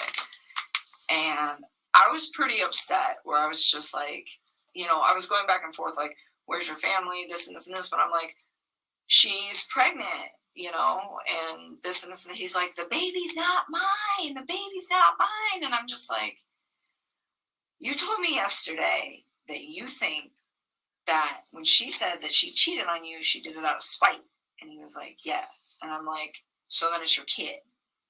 And he kept denying it. And then, like, he started, like, kind of worrying about us. He'd just be like, well, does this ruin everything with us? This and this and this. And I'm like, no. I'm like, just trying to, like, his situation is so much more important right now than, like, our situation. But his main concern is you and him. Kind of, sort of. I mean, and I keep, like, asking him, like, I'm like, and I told him numerous times, which is also in the text that you guys will pull, where I'm just like, you need to focus on finding your kids and your wife right now. And I was like, and you need to focus on finding all 3 of your kids. And I, like, kept, like, emphasizing to him, like, he had 3 kids, you know? And, like, I wasn't even, like, mad about it. I was just like, you need to find your family. Did he ever go look for them that you know of? I don't know. I don't think so. That, like, doesn't even, like, ring a bell to me, so I don't think so. Okay. But, Oh, and I forgot something else that's really important. I'll add it in there too, but let me just finish this thought. So then, Tuesday, what are we talking about? Oh, yeah. So I kept telling him, I was like, Chris, I know it's yours. It's okay. I was like, go find your family, you know? And it's like, was I hurt? Yes. But at the time I realized like his situation with what he had going on was like way more important than like our situation.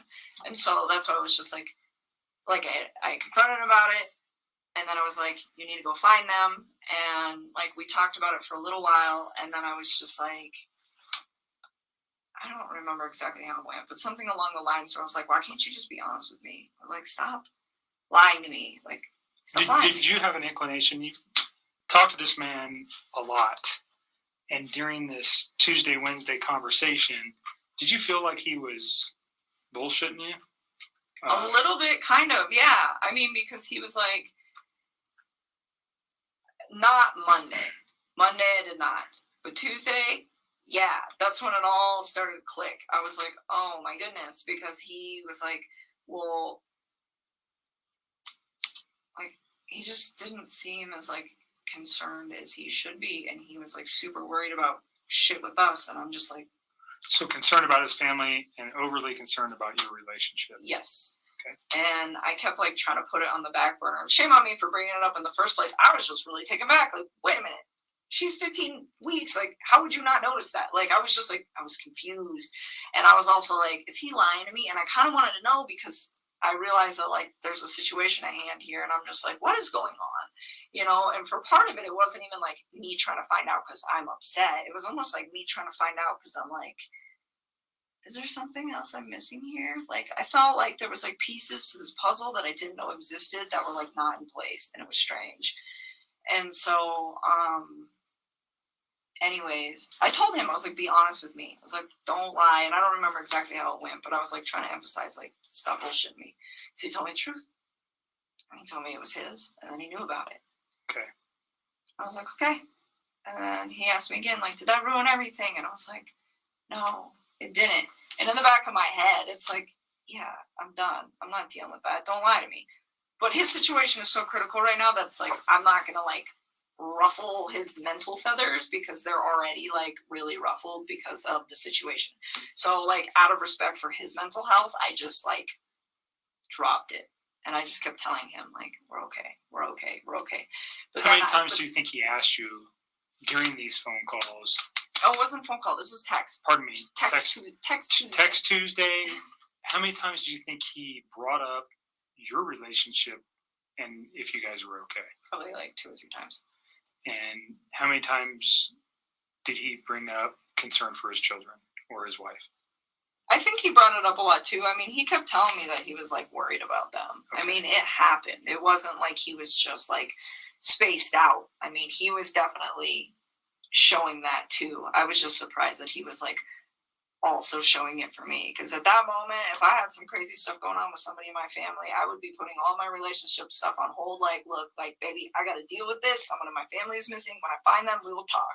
And that would just be it. But that's just me. I mean, that's how I would address the situation. And that's kind of how I've been like gauging how I handled Monday, Tuesday, and Wednesday is like, what would I have done? Sure. You know, and kind of like, that's why like I didn't contact you guys on Monday, because I probably wouldn't have done that for one of my friends. And not that I'm cold-hearted. It's just like, it's just,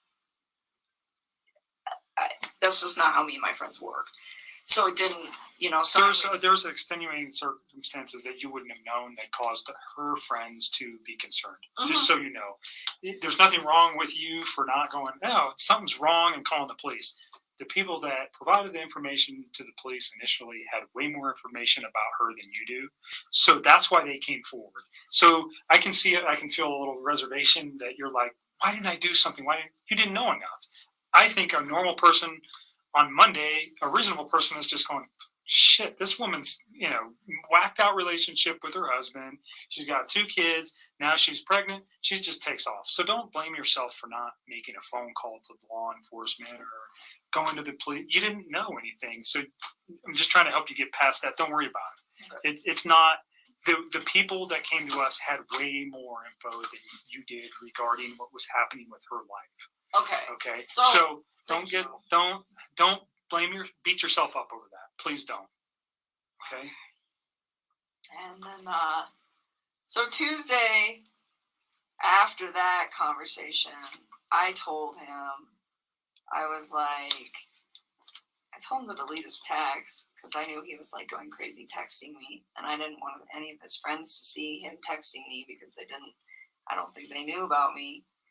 It had nothing to do with you guys. It was just like, I mean, and you'll see him, you know. The secrecy of your relationship. Pretty much.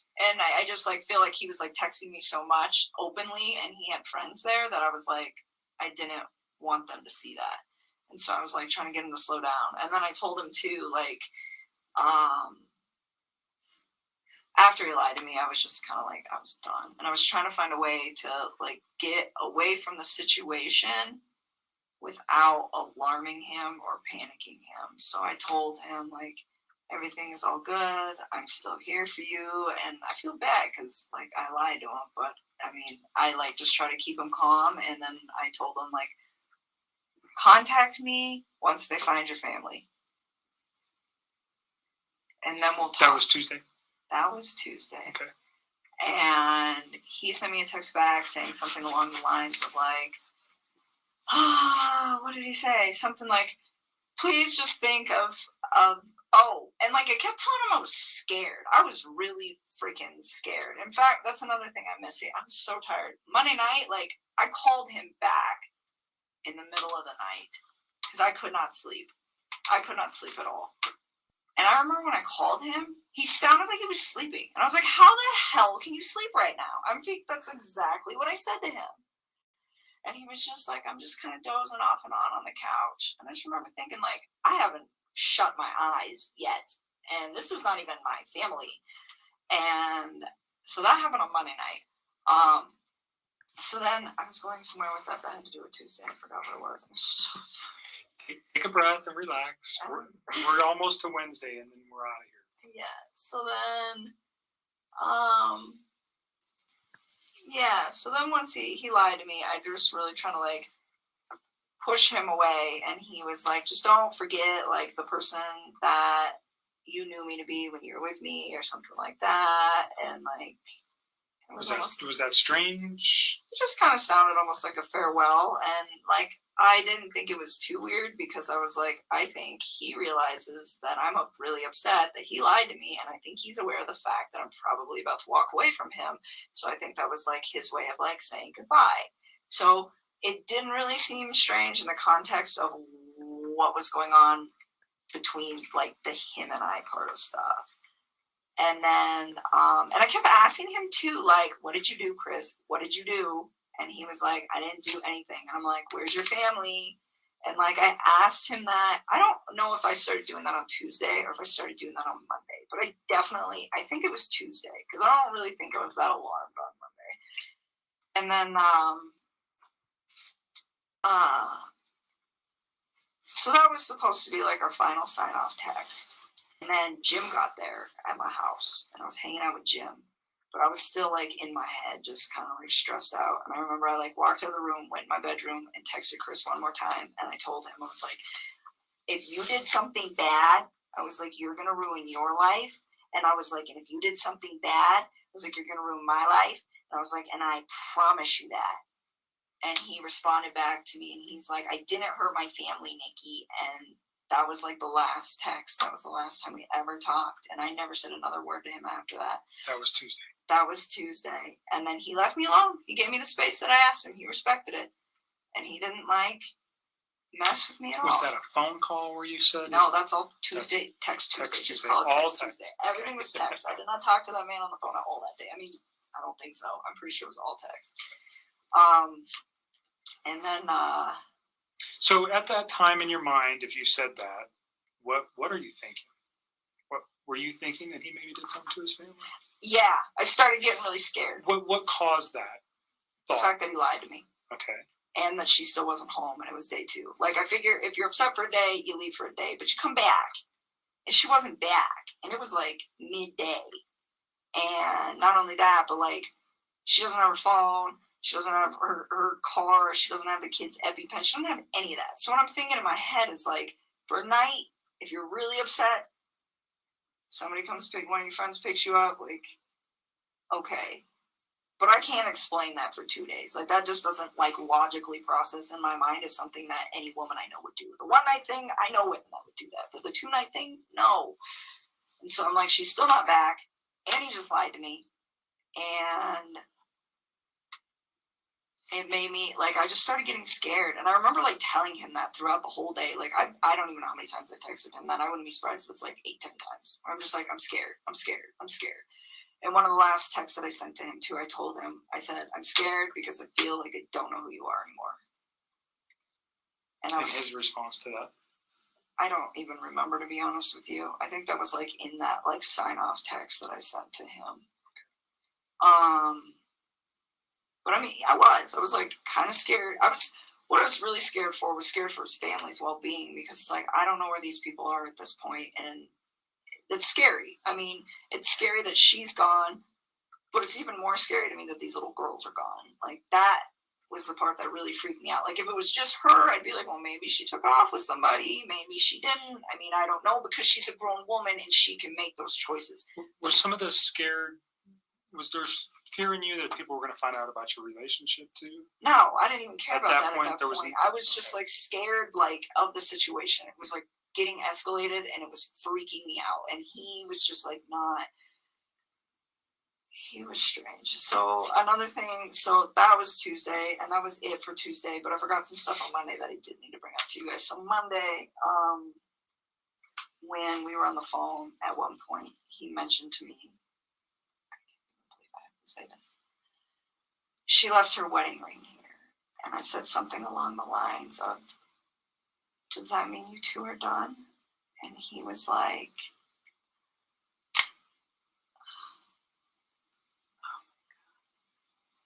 he said, how much do you think it's worth? And I was like, remember hearing him say that and being like, what the fuck? And I remember thinking to myself, like, I don't even know how to respond to this. And so I was like, I don't know, pawn it, man. And I was like, I pawn jewelry all the time. I pawn jewelry a few times. I was like, it's not worth shit, though. And I was like, so I don't know if you really want to do that. And he's like, no, I think I'm going to get it appraised. It's a nice rock. And I was just like, okay. And it was, like, really awkward. And that was like, on Monday? That was on Monday night. And that, to me, was like, it was kind of strange. And then the Tuesday lying thing, like, I'm telling you, it started, like, Monday night, him saying that was why I couldn't sleep, because he made the comment about the wedding ring. Okay. And then Tuesday, her still not coming home, and then him lying to me. And I was just like, oh my God, like, what if something happened? And it was, like, really hard for me to. When you said, what if something happened, what were you thinking? Like, what if somebody took her? Like, could he possibly hurt her? And that was, like, the first time that I really, I think, genuinely considered, did this man hurt his wife? And it was, like, hard for me to grasp. And I thought about it a lot, and I waited for the night because I wanted to see if she would come home. And it was already pretty late, and I had company, and I was just like, let me just see how this plays out. And my buddy Jim left. I don't know, probably like 9 or 10. Probably it's like the same time he always leaves. And then I couldn't sleep again. It was really bad.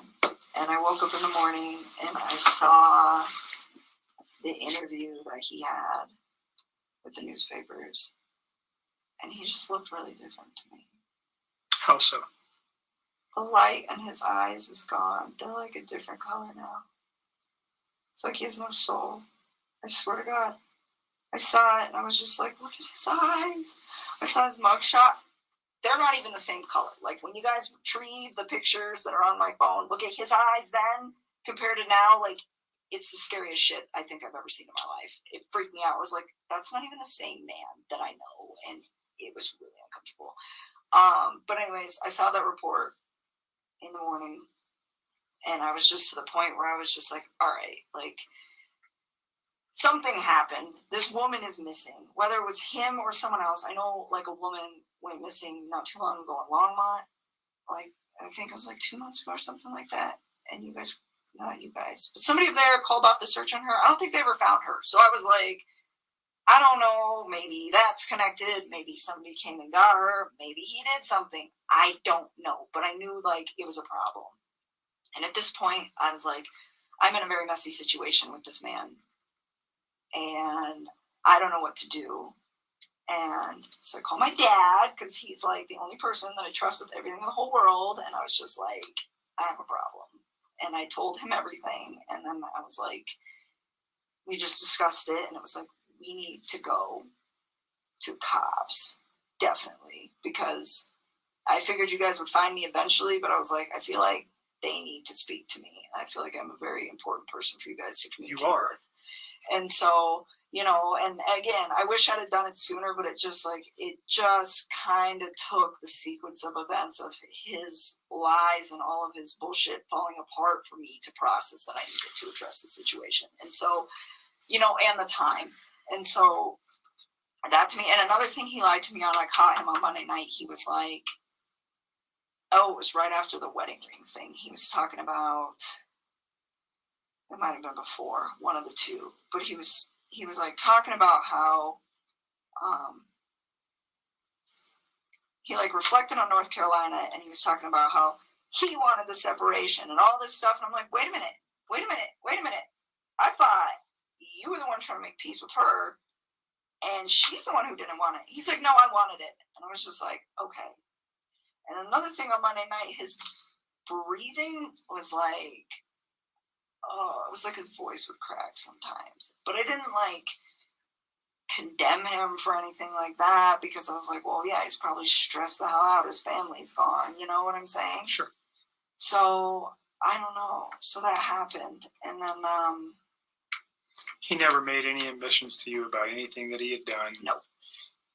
He never said anything about doing, or at any time, not just in these days, but during your relationship, did he ever say anything about hurting his wife, his children?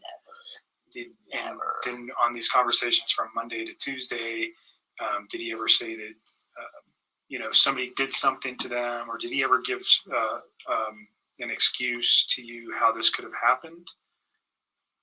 No, I mean, other than they just were going to a friend's house. Yeah, or he was like, yeah, I think she's like with one of her friends, she doesn't want to talk to me kind of thing. But other than that, no. I mean, like, he told me, like, yeah, she said she was with another man, but I think it was out of spite. Like, he never really, like, held that she was with another dude. Like, he never was like, yeah, she's with some guy. Like, she said it, but I don't think she meant it. Mm-hmm. It's kind of what he was, like, directing towards me. But no, I think that's why I gave him the benefit of the doubt so long. Like, he's always been such a civil, gentle man to me. And he's always been pretty calm and, like, level-headed when he talks about the differences between him and his wife. And, I mean, that's a sensitive subject. And he never, ever seemed like he was, like, aggressive about it. I mean, he was always just, like, chill. And he never talked ill of his children. He was always so bubbly about them. Like, those were his babies. So when all of this happened, I was just like, what the fuck? And so that brings me to a question real quick. I mean, I don't think anybody over the last 6 or 8 weeks knows this dude better than you. I really don't. You guys probably spend more time together than anybody. Conversation, whatever, relationship. What do you think? What's the catalyst for this event? Do you have any? Have you had? And I know it's a hard question, but I want to get it out now. We're here. If there's a thought that you have that might lead us to understand a little bit why he might have done something like this. Like I said, I met Chris on Wednesday, so I don't know Chris, not like you do. I've thought about this, and sometimes I think to myself, if I wasn't in that man's life, would his family still be alive? And I've thought about this a lot, and I think I could give myself different responses. But in all honesty, I think they might be alive, but not permanently. I do not think that this man just snapped. I don't think that he just met some fucking amazing woman and he was just going to try to fucking murder his family and then think that I was okay with, like, building a relationship with somebody who did something like that. Like, at what fucking point, you know? And not only that, like, I always try to say, you know, like, when we get to a point where we've been together long enough, I would love to meet your children. Like, I never discluded them from anything.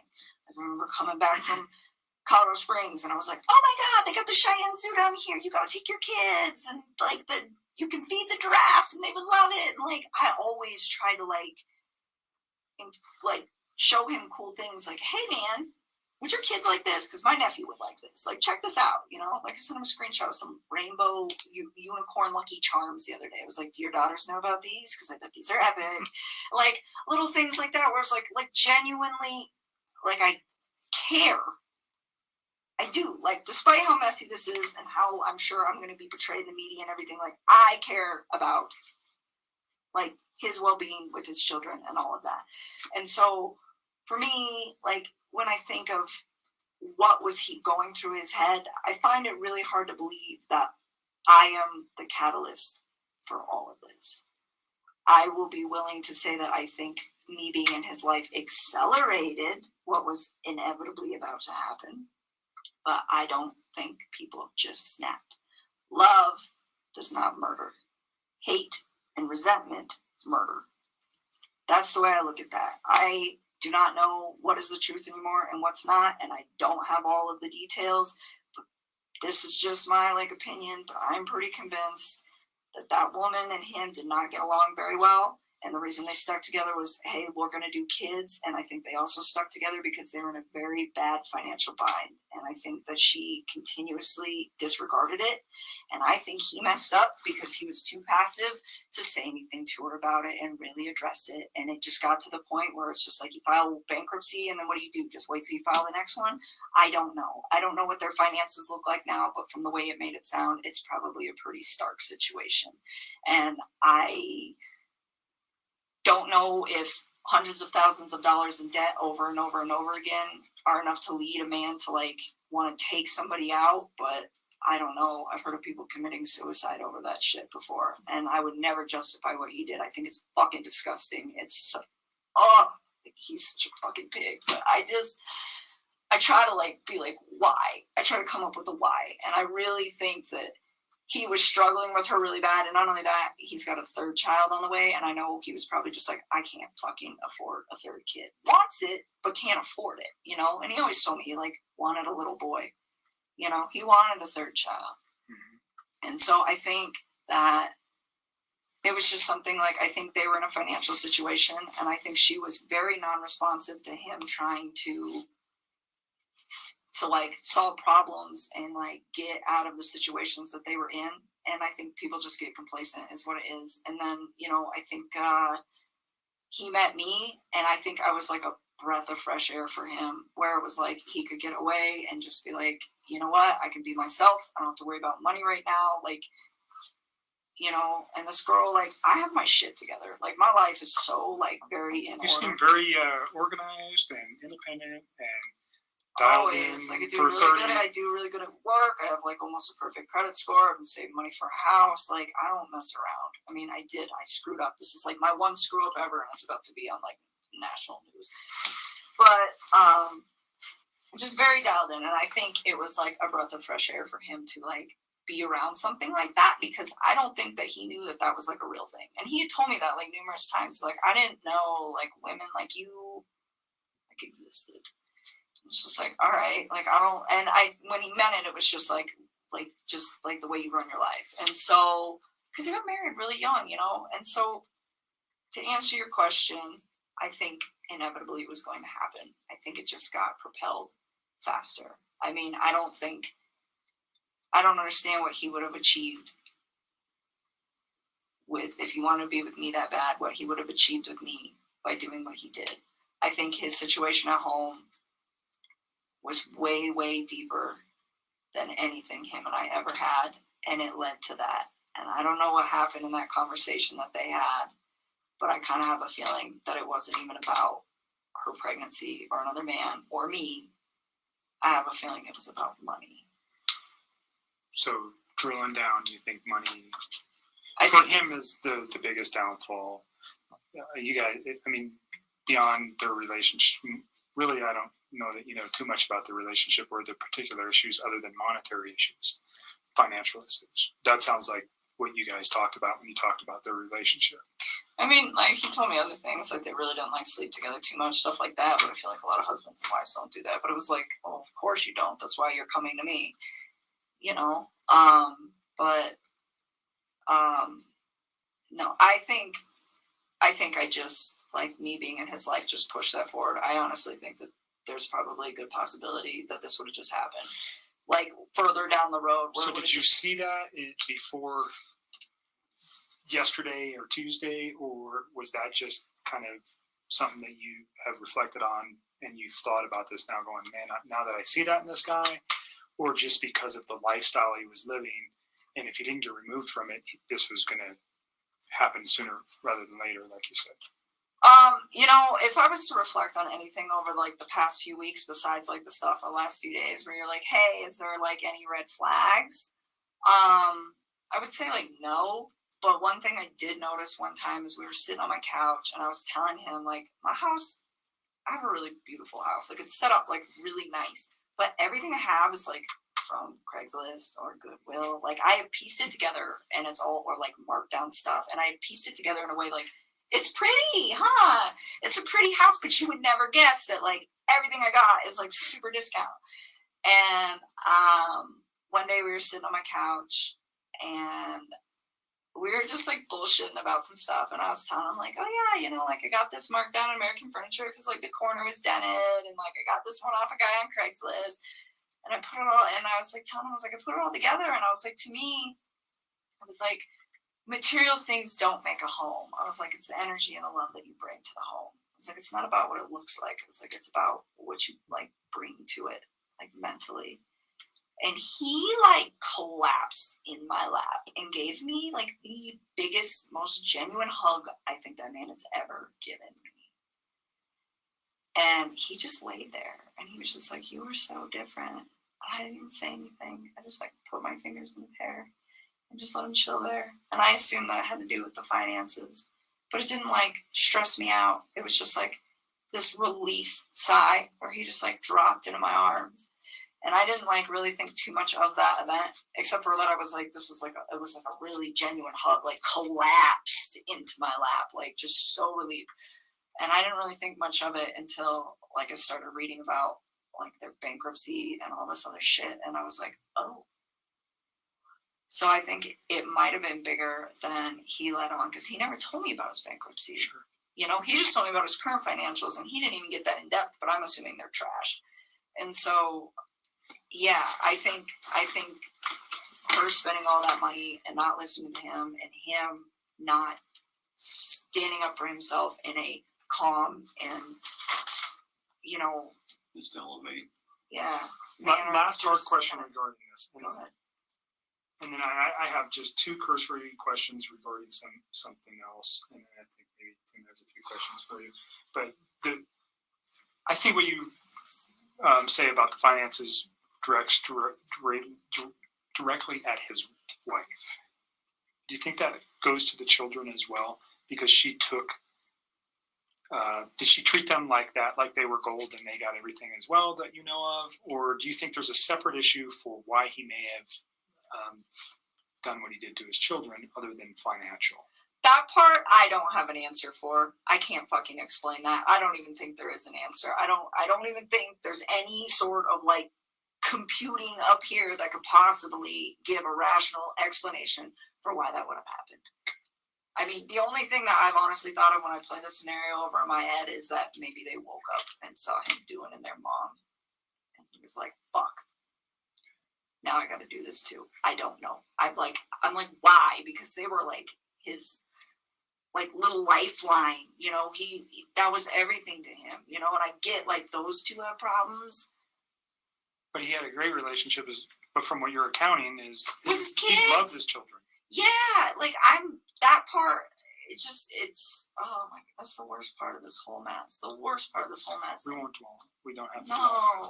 Let me ask you. But, so no, I don't have an explanation. That's the only thing I can plausibly think of is maybe they saw it, but other than that, I don't know. what the fuck?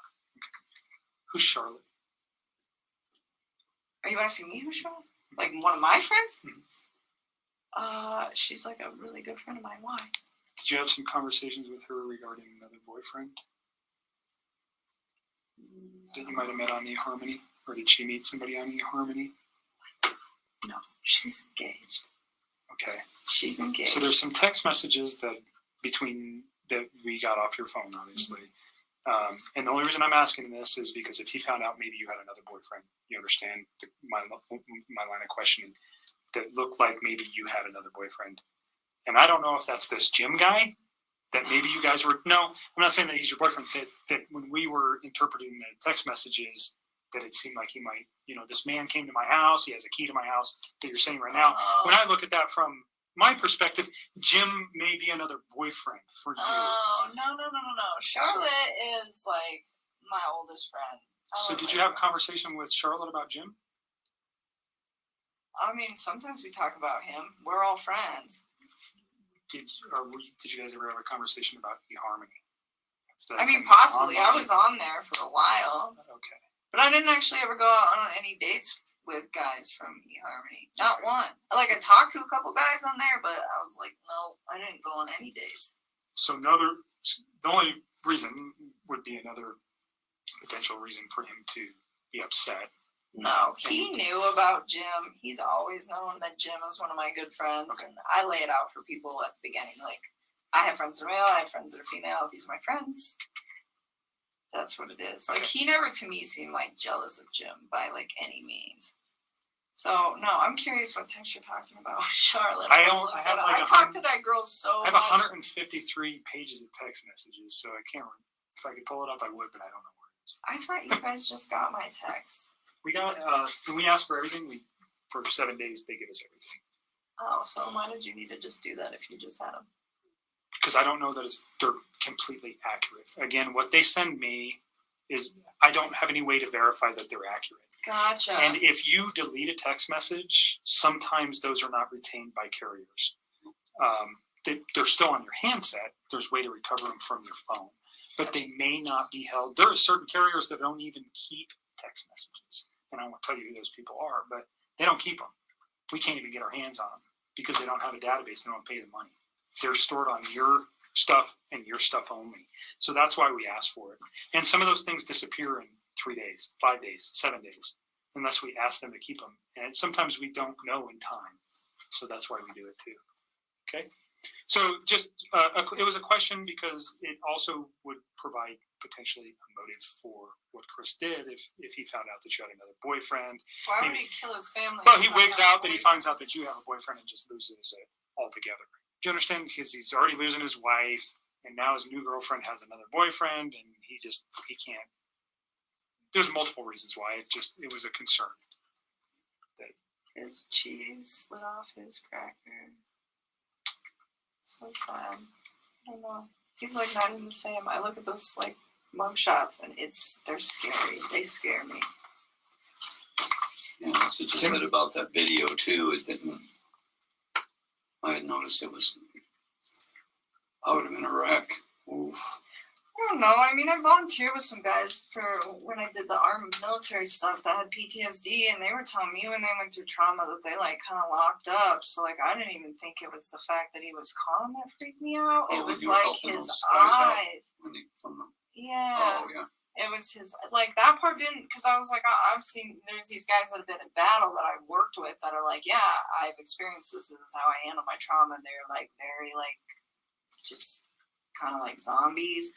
But, so I didn't hold that against him. It was just his eyes. And just the light is gone from his eyes.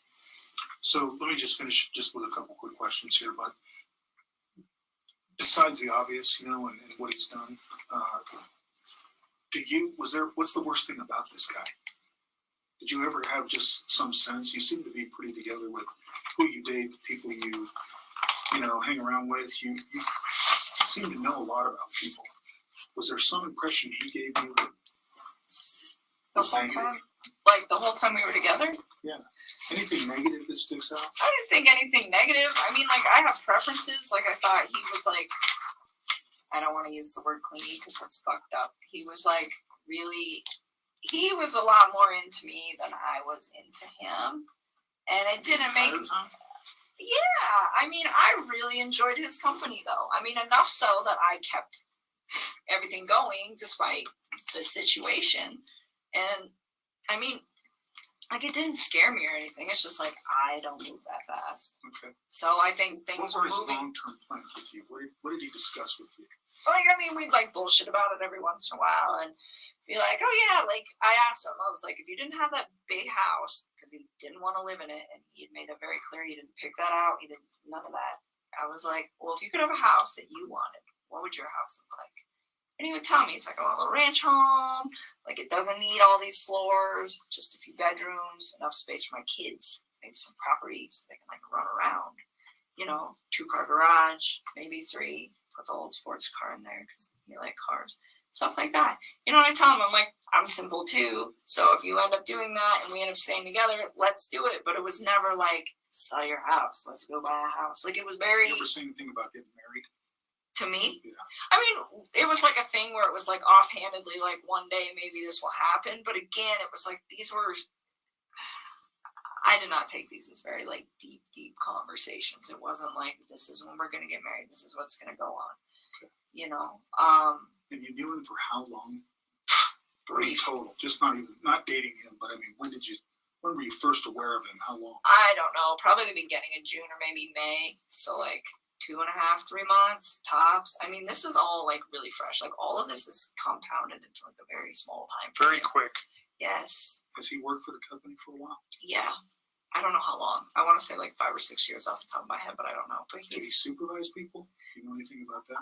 yeah, kind of. So he was an operator, and the way the operators are set up at Anadarko is they have operator 1, operator 2, operator 3.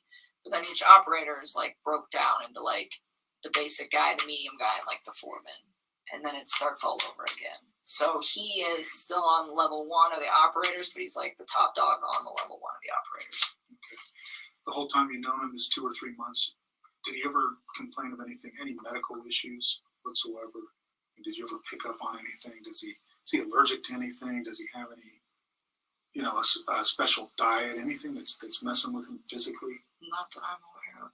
Okay, how about psychologically? Do you ever think there's something wrong with this guy? No, I wouldn't have dated him if I did. He honestly, I mean, maybe because I thought he was like one of the like most laid back and like decent men I'd ever met, and I just haven't met a lot of people like that. But I mean, no, not up until all this stuff started happening. Then I was like, whoa, you are not the person that I thought you were. But prior to that, no, not at all. I really didn't. I enjoyed his company. You think he was dating anyone else? No way? No. Okay. He was way too invested in that. Was the relationship was it sexual right off the bat?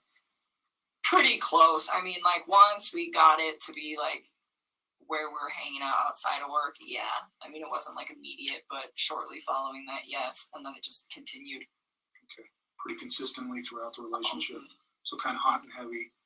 You mentioned that maybe you guys were sending some photos back and forth. What kind of photos is he sending you? Well, see, he would like send me like workout photos, stuff like that. He sent me a couple of inappropriate pics. I did not request those. I didn't even want them. I was just like, why are you gonna do What this? were they? It was of his package. I'm just like, okay, cool. Like his face and everything? Or just... No. Okay. No, that's it. But I think he only did that like one time. It's just like, I don't really want this. But usually he would just send me pictures, like workout pics, like progress pics stuff, and I would just kind of keep him updated, like, because he had some like fitness goals in mind, so it's kind of like trying to help him out with that. Okay. When was the last time you guys were intimate? Saturday. Was that at the Broncos game? Where would that have taken place? At my house. When he went to go pick you up before heading up to... He didn't pick me up. We drive my vehicle. But, yeah, prior to and immediately following afterwards. So it was like, So when he dropped you back he off, came to my house, you it did- happened, and then we went out to dinner, and he came back to my house, happened again, and then he left. Any other stressors in his life besides finances and that he mentioned? I mean, His wife? just the fact that they just that she doesn't like let him openly communicate. I mean, but other than that, no. I mean, nothing that I really know of. We didn't like dive super deep into that stuff. It was just like occasionally there'd be a conversation where it would come up, and I mean, it wasn't even really information that he wanted to provide. It was just like me being curious, like, why are you separating from her? This is good to know. Or like, what are your finances like in case I end up building a life with you? But it was usually me like doing the inquiries, but I used to try not to be like super invasive about that stuff. What are the, in your mind, again, just real quick, what are the things that really pop out to you that he would complain about his wife? Just that she didn't listen to him. She like never listened to him. She always just like shut him up. Oh, and he told me once that she used to like kind of like talk shit to him in front of his kids, and his kids were starting to repeat it. Can you give me an example? Yeah, she said, what did she say? He said he tried to ask her for something and ask her a question. I don't know, something. He didn't like dive super into this. This was like pretty early on, and she said she told him to shut up and that he didn't know anything. And his kids started like repeating it. And he said that it made him really sad, and he realized that was when he needed to separate from her. So, and he never, though, he said she was a good mom? Yeah, I mean, he never complained about her being like a bad mom or neglectful or anything like that. Abusive, anything like that? Nothing. When it comes to like violence or anger or any of that, nothing. I mean, and he even said like, yeah, like, so she kind of like gets bossy with me sometimes, but as far as like arguing back and forth, he's like, that never happens. He's like, we don't fight like that. So I don't know. He seemed pretty like even keeled with stuff. So Just did they talk about how they discipline their kids at all? I never asked. I felt like that was not my place. And he never mentioned it. Nope. That's all I was going to ask. Just making sure nobody else. What time is it? I was so. It's 8 o'clock. Yeah, It's time to go. You have my card. Things will probably come to your mind in the next day, week, month, year, especially as you get some sleep and recover here. Please don't hesitate to call me. My email's on there. You can email me. The business phone number on there is not accurate. I used to work in our Pueblo office until So what is it? July. Just call my cell phone. I'm never in my office anyways. Okay. Okay, my cell phone will always be the same, so just call my cell phone, and I will respond to you as soon as I can. If you need, to send an email, again, you can send an email to me. Okay, if I can help you in any way with some services to deal with the obvious trauma that you face, let me know, and I'll get you in touch with the people that can help you. If you have issues with anybody intimidating you in any fashion, I will tell you right now, I have zero tolerance for that. Zero. I will charge anybody if I can prove it, and I will take them straight to jail. Period. You're not a suspect in anything. You're merely a witness. Unfortunately for you, you met a man who did some terrible things, and I won't stand for it. Through my career, period, zero tolerance. You will go straight to jail. You call me immediately and I will handle it. I appreciate Okay. that. And finally, you probably eventually are going to get media inquiries. When are you thinking this is going to I happen? don't think it's going to happen soon. I really don't. I will tell you today that there was an inquiry from a media member requesting to know if there was any other people involved in Chris's life. I think the story is they're searching, but there's only a multiple couple of time reasons that somebody could think what would cause this. Well, they're seeing they? the financial stuff. They're posting it. Right. I'm seeing And- it. So I think there's a buffer for you for a couple of reasons. I told you today, I did not see the affidavit. I don't think your name was mentioned in it. There's no reason for it, I don't think, at this time for his arrest. When the affidavit becomes public, which I think they mentioned maybe early next week, that'll keep them media busy for a while.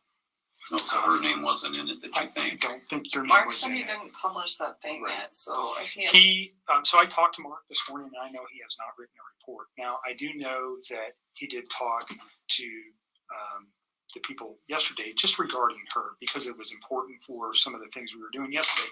Again, I don't think your name appears in that report. But don't hold me to that. I didn't write the affidavit, but from what I know, it doesn't. So at some point, your name is going to come out. I mean, there's just no way it's not. And like I told you, so when you think of that is, like when we take this to trial, Um, like at what point, because nobody knows about this. right, but Chris does. Yeah, I don't think he's in any rush to tell the media anything. I mean, maybe. Is there mitigators that he, in his mind, or again, you got a phone call from the public defender's office, whether you talk to them or not, I that's did your business. You didn't? I did not. Oh, I thought you did. I did not. Hmm. I didn't know what to do. Mark said to ask you what to do. Okay, so did they reach out to you? Yep. You can, your decision. You don't have to talk to them, or you can. I won't say either way. You have to make that decision for yourself. I don't really know what to do. I feel like if I talk to them, they're either going to try to like find some holes in my story or try to get me to like be Chris's only ally. And I don't really feel like dealing with either one of those. Then I think you've made up your mind. Yeah. So, I don't and maybe confide in your father. No, that's what we were talking about. Yeah. I can't really give you legal advice. They have every reason to want to talk to you. Just like if they got to you before I did, I would want to talk to you too. You understand what I mean? And I won't hamper what their investigation is or anything. They want information too, certainly. They have a client that they're trying to protect and make sure that everything that we're looking at is the same thing that they would want. But they can get it from you. They will get it from us. So It'll be in discovery. They'll get everything that we've talked about here. And that's, so when that happens, which is pretty short order, the reports that we will generate, everybody involved in this case will be sent to the public defender's office. I think at that time you might find that there could be some exposure for you. So I am not going to tell anybody who you are. If somebody called me today, I don't talk to the media. I don't have any business talking to the media.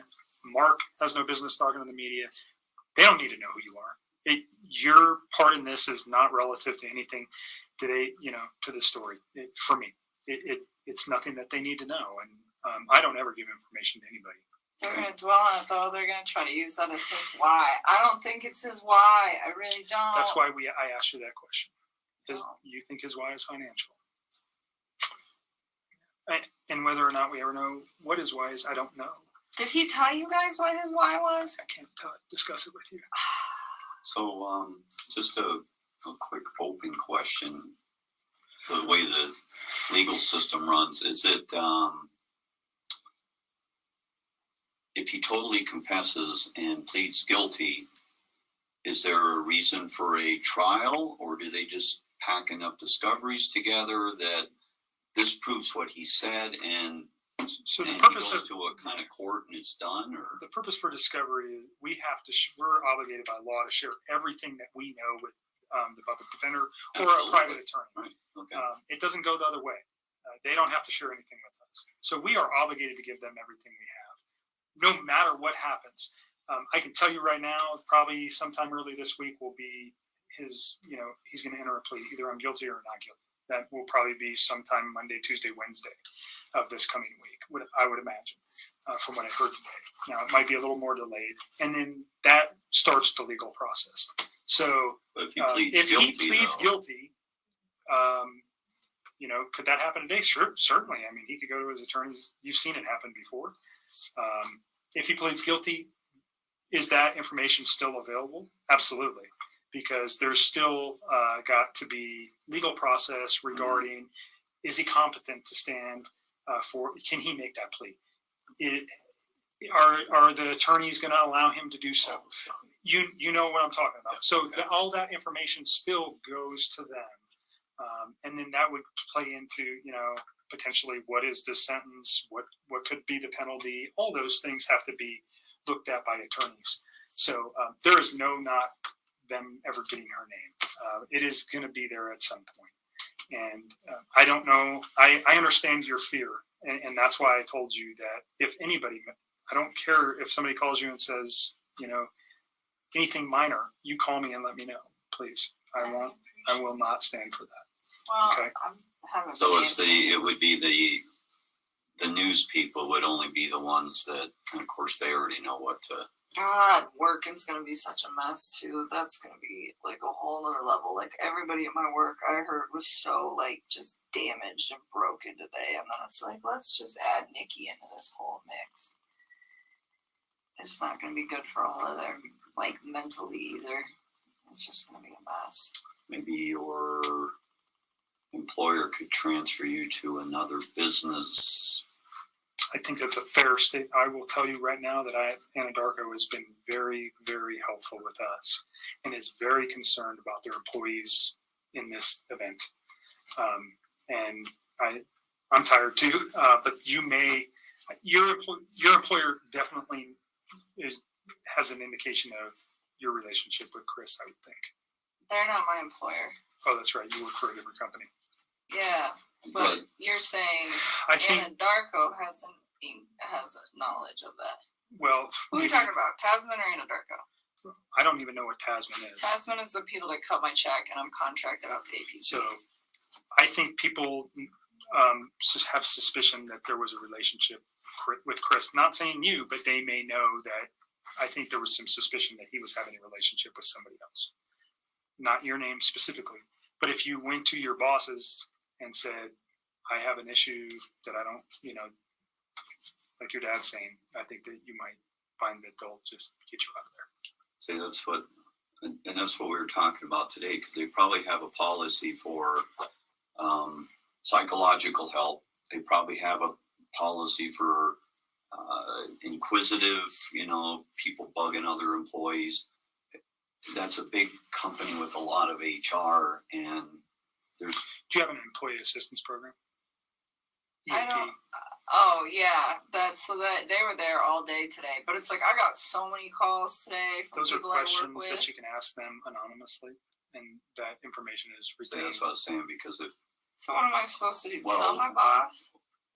but your bosses are going to want rumor mongers. They're not going to want people stressing you out. They're not going to they don't want erratic workflow. They don't want any of that. So they'll probably do a broadcast letter of anybody that was friends They already did. acquaintances They already of it, dealt with all that shit or and stuff anything else. today. Please respect that employee's feelings. And right there, oh, and by the way, if any of you have problems, you can call Mickey Mouse at, and that's probably, they See, probably have a policy with that, here's the and I'm problem hoping that though. they do. I don't work for them. but they can still, But if I'm like protect you under transfer that. me, like they're gonna be like, you're not even our employee. Like I'm pretty sure I'm about to lose my job over this. no, No, you're not. Why would you lose your job?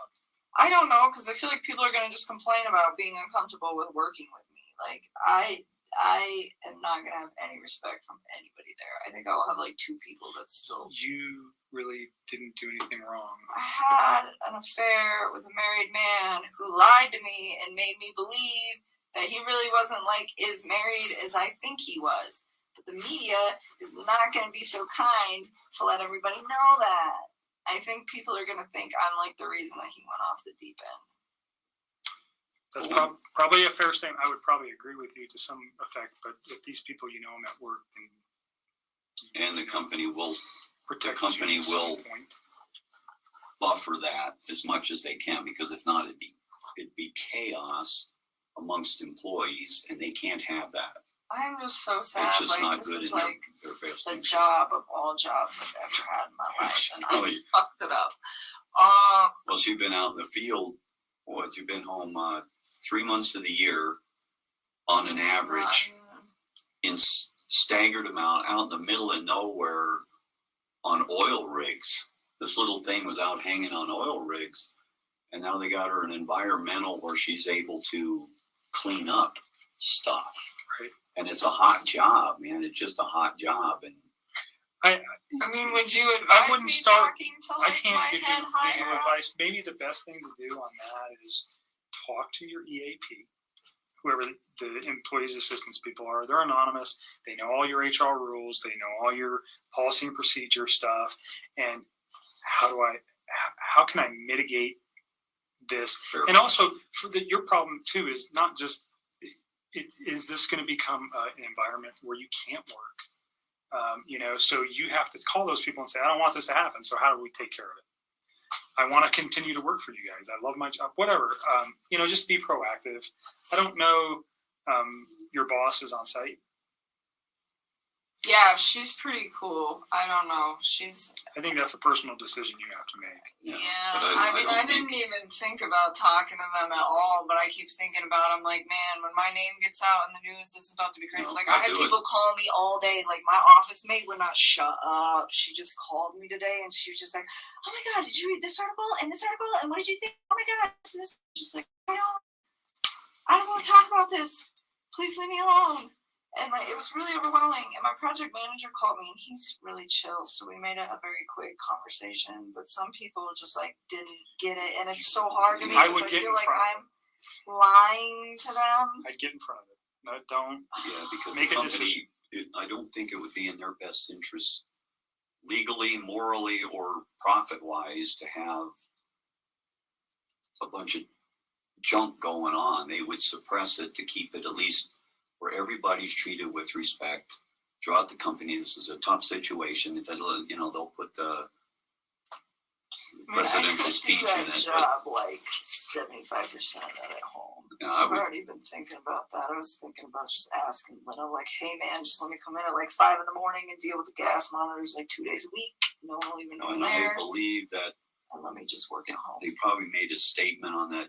What do you call it? OHP or EAP. EAP. They put out a notice today. If they put that out and it says your confidentiality will be respected, It has to be. if that got leaked through an HR department and that got out after you told them something, that would not be good for Employment law is very strict on that kind of so stuff. I think you should just not attack it, but be proactive in it and snuff it, because And what? Just go tell my boss, like, not what I told you guys, but like a summed up version of it. Like, hey, my name is about to get released in the media, and there's a lot of stuff. I don't know if I'd do that in that fashion.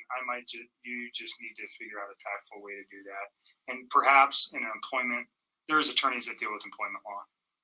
And maybe you want to reach out to one of them. That might help you. I don't know. It's a decision that you might need to make, or you might want to talk. I think I would talk to EAP first, because I'm costing money.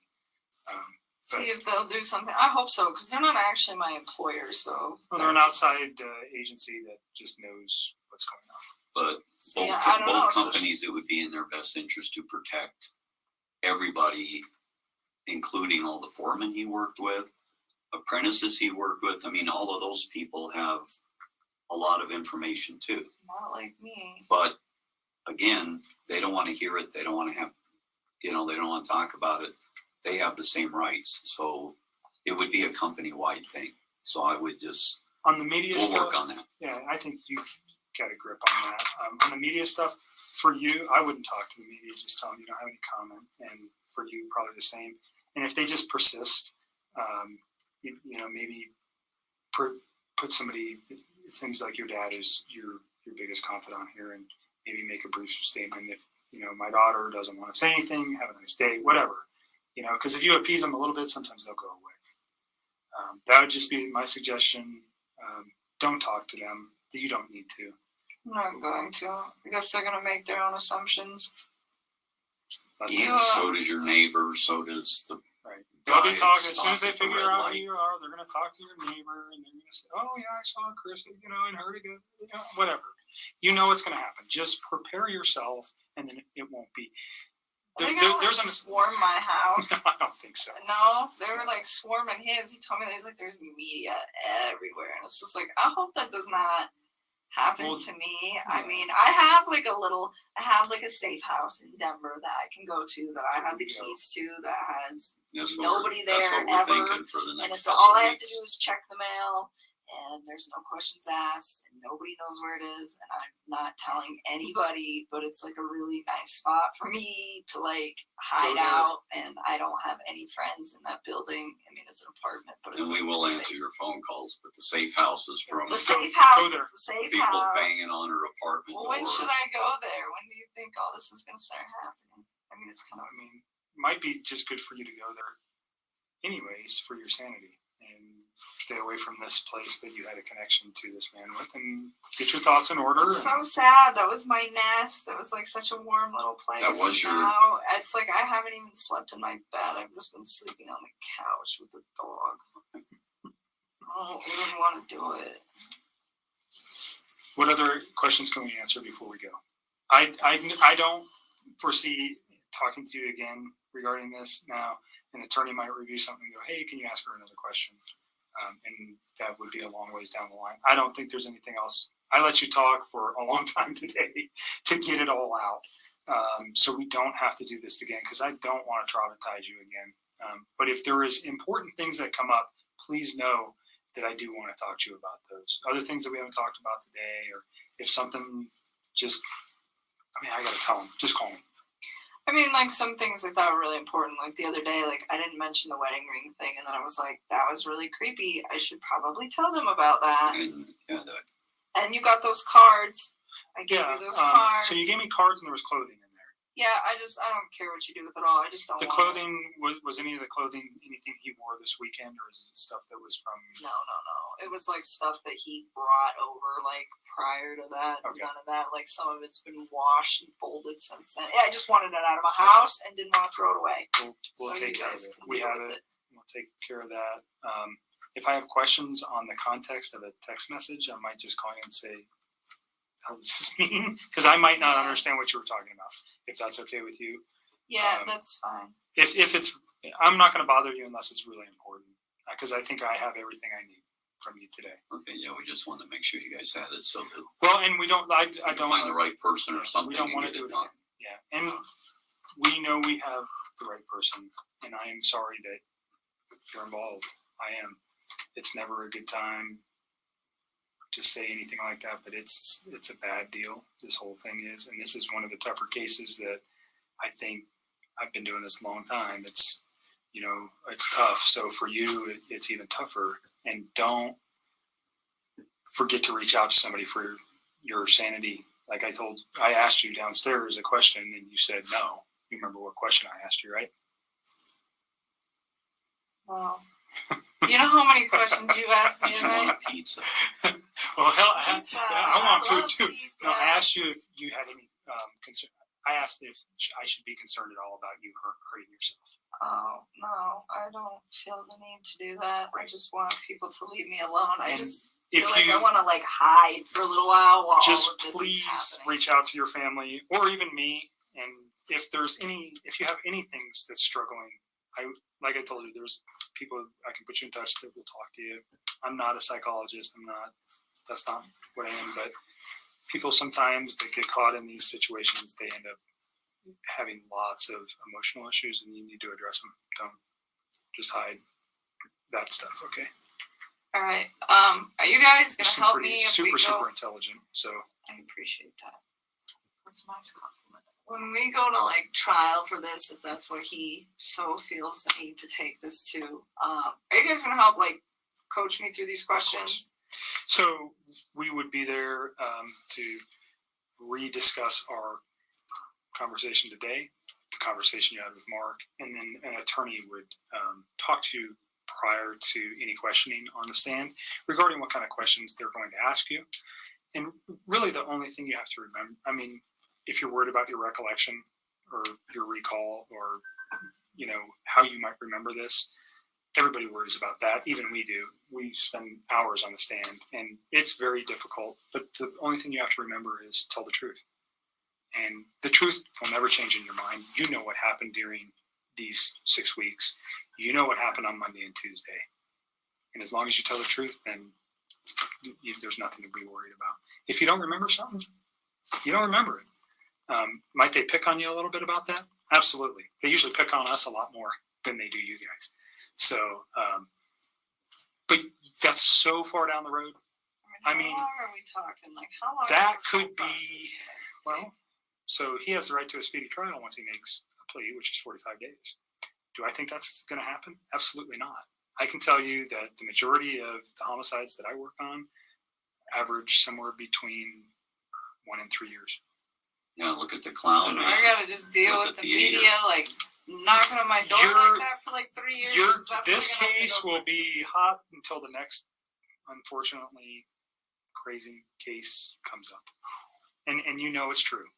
I don't know if you watch the news. There's a reason I really don't. Every week. I don't But watch you it. know there's something new every week that's the hot topic. This one might be hot for a week, 2, 3, whatever. And then something else is going to happen. And they're going to forget all about this one until it comes back to court. And then it's going to be revived. If it ever does. I don't know what that, he has all sorts of, he could plead. He could say, I want to go to trial. I didn't do this. Whatever. He could say whatever. So it could be tomorrow. It could be 5 years. It just depends. I mean, there's a lot of things that can slow cases down. Look at that theater thing. I mean, that was a whirlwind for a month or so. Sure. And then all of a sudden, as soon as people started figuring out what that guy was all about, all of a sudden they started just like, man, he's weird. He was psycho. Look at him. And he just kind of just. And then it But petered it also off. shows up like every. That's a huge event. Yeah. But Certainly it shows up every 6 unprecedented. months or a year. Sure. I mean, you look at, I just, there's no way to know that. But if, like your dad's saying, like on that guy was sent to the state hospital for evaluation. That takes a long, long time, and that can draw out cases if there's evaluations. There's all sorts of things that come into play that really don't worry about.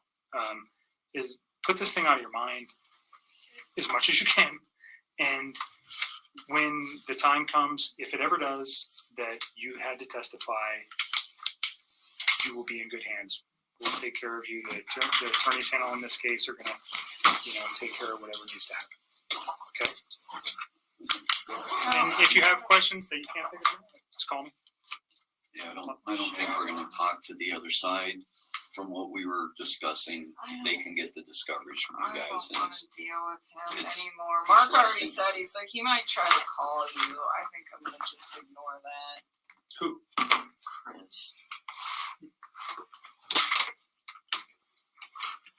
I don't know.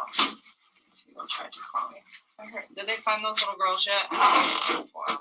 And they thought, or they knew where they were at. You don't know yet, because you've been in here with me. Right. Oh my god. I find the whole thing very weird. If the close, as much as you told me that he was as normal as he was, but yet some very close friend would call within a couple of hours of her not answering the door. Or what was it? Well, I think she was like on meds or something. Like, so I think she wasn't concerned about Chris. But to call the police within just like the same day, and yet he acted normal on this end, that is weird. Yeah. There's 2 different lives there or something. Oh, there's definitely 2 different lives there. That's why sometimes I feel like when he's like, well, what did she, and people are like, what did he say about her? And it's just like, I don't even know if I want to say it, because who knows if that's what's really happening. I mean, maybe not.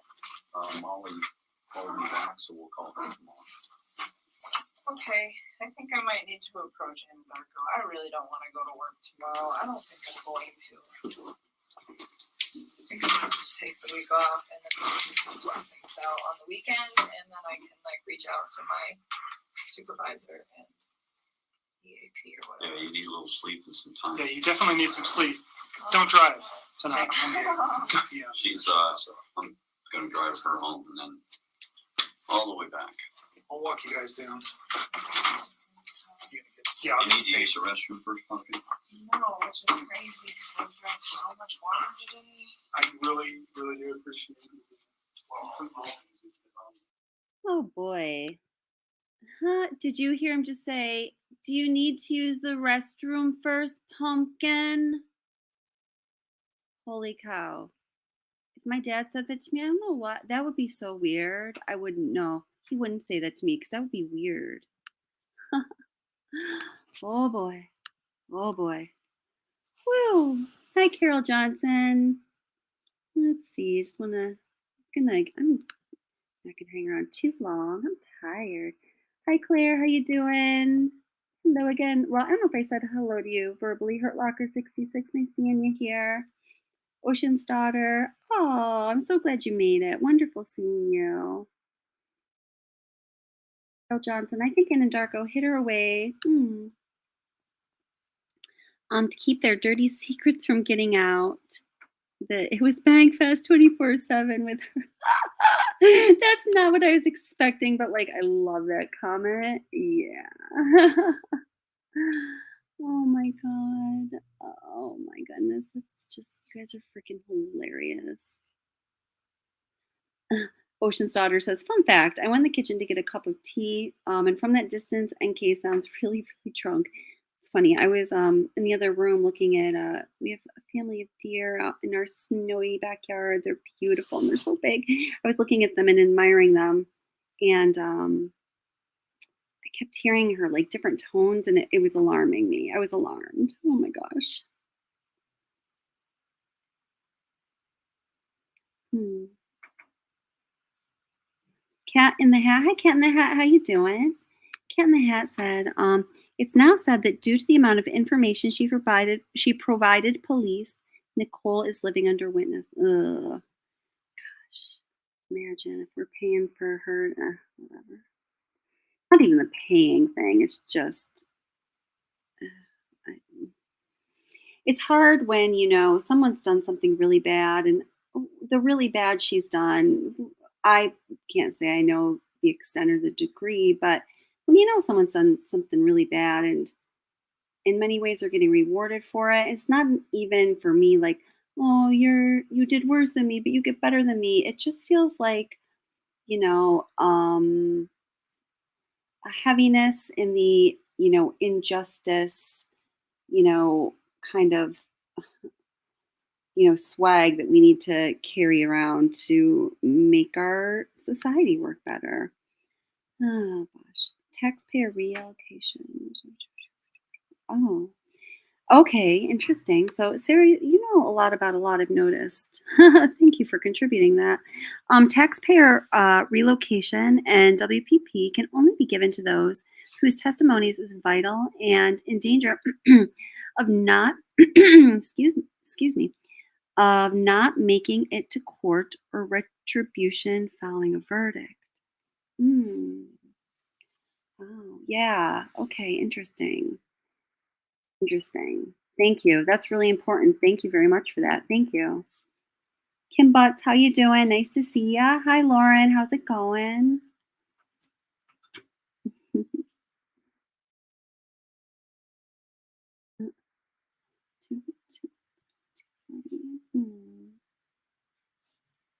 Yeah. Ocean's daughters is saying to Lauren, welcome, and we speculate about her face redness. We've also considered sunburn. Yeah, it might be a sunburn. I don't know. Sunburn fumes. Oh, yeah, her face did seem really red. Yeah. Maybe she was, she was sitting in the. She seemed to me to be somebody who is often very white. She did sit out in the park that day with the investigators and her dog and her dad and their waters, and, while she was being questioned about a triple homicide. Maybe she got too much sun then. I don't know. She's not inside in the bedroom enough with Chris Watts. She's getting too much sun that way.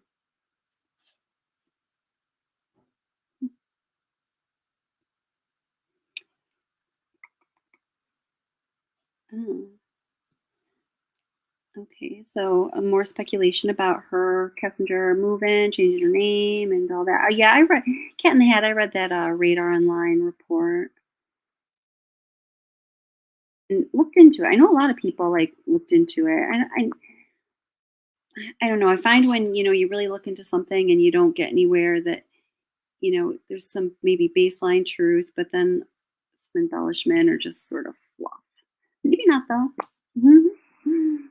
And gosh, mods, thank you so much. You guys are amazing. I'm sorry I haven't said that yet. You guys are so awesome. Thank you. Thank you so much. Different places. I feel like that officer's acting up for the camera. Hmm. Yeah, I know, Vanessa. I'm like reading some of your, yeah. Yeah, Carol Johnson, I played some of the audio to some of the plunder video from last week. She's just awesome. Yeah. She's great. She really has command of understanding the rights we have as citizens and what our different levels of government um, owe us by law. That's a great asset.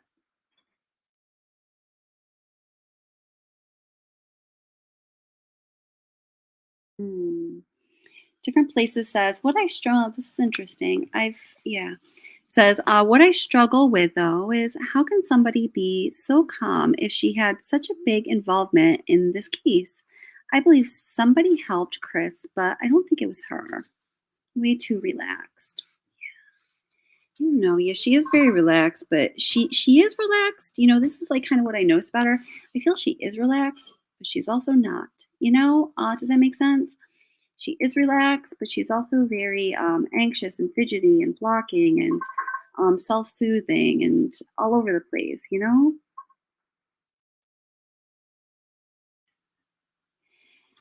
And different places also said, I wonder why she was never asked to do the polygraph test. Well, gosh, I don't even feel, that would have been great, right?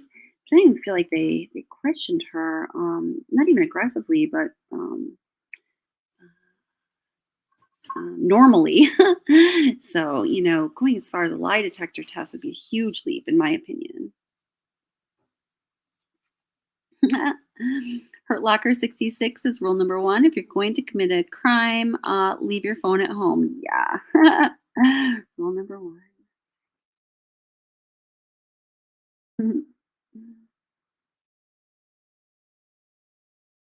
Oh boy, so much material. Archie painter on the residence to weirdo. Yes. Oh yes, Douglas Busby. Hi there, by the way. I'm sorry if I didn't pronounce your name correctly.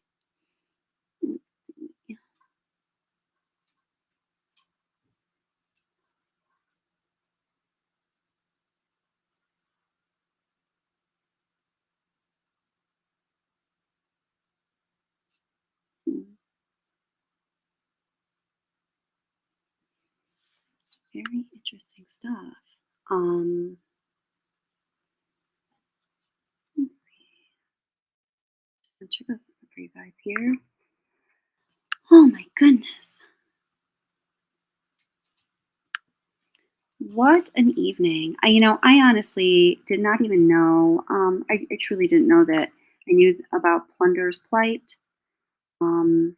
And, the video put out last week, I didn't know that was going to be released until one of my moderators, Joan, texted me earlier and let me know. So that was really cool.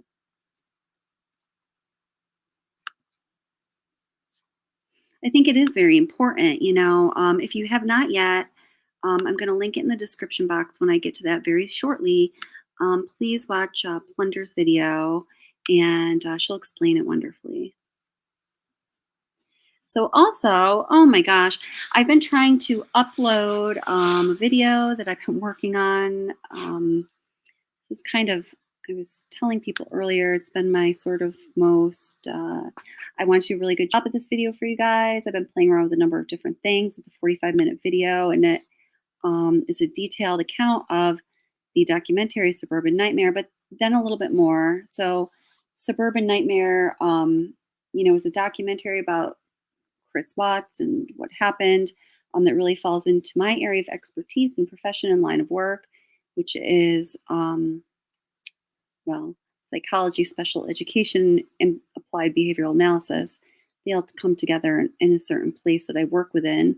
If you don't know sort of the jargon, that's the best way to explain it. So I've been trying to upload that video anyhow, and it's not uploading properly because I'm trying to upload it in HD, and I've also been live streaming. So I'll be doing that very shortly.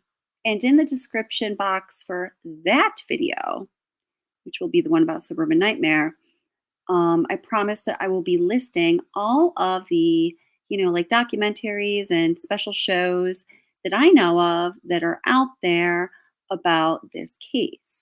So obviously there's Suburban Nightmare, there's the Netflix, there is, oh my gosh, my brain is just not even working right now. The Criminal Confessions, there's the, oh gosh, the title's something like, how we caught the criminal, but there wasn't really much catching to do here, right? He sort of like fell into their hands. There's several of them, okay? I think I know of 9, so I will list all of those in the description box for the Suburban Nightmare Plus video that will be uploaded at some point tonight.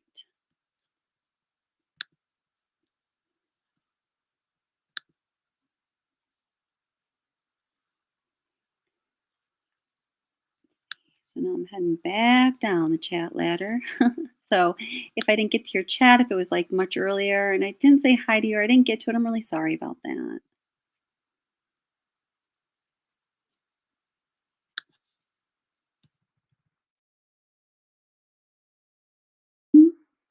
Oh, so somebody says, seriously, only 70 people watching. Well, we've been on for quite a while. We're at the end of it, but that's everyone that was here is amazing. I'm not big on those numbers. I don't know if you're being ironic or serious, but I'm just always so appreciative that people show up every time I do a live stream or put out a video. I'm shocked that people want to be part of it. So thank you guys all so much for being part of this. It's awesome. Hi Sharon Norris, how you doing? Why does Frankie think that this interview proves that CW acted alone? Huh. I don't know about that. Earlier and there was some I don't know, some chaos. I didn't know about that. So let's think about that. Why would he? I don't know, man. I think, in the way that he and his family are thinking right now, I think that almost anything they are going to find the perspective that will highlight Chris Watts did it all on his own. Um, so I'm not sure what his thinking is, but I'm going to look into it for sure. Huh. Sarah says, I took a course called Mafia in America at Fordham College and WPP. Ah, very cool. Interesting. That's really interesting. I'm glad you did. Am I saying your name right? Is it Ara or Era? I need a pronunciation here. I'm sorry if I'm not saying your name right. Says it would be ducking weird. You're so funny. Anyone notice how this poses? Oh, you were talking about her nonverbals during the interview, so I missed that. I'll have to go back and look at what this corresponds to. YouTube is not going to let this case die. Nope, I don't think it is.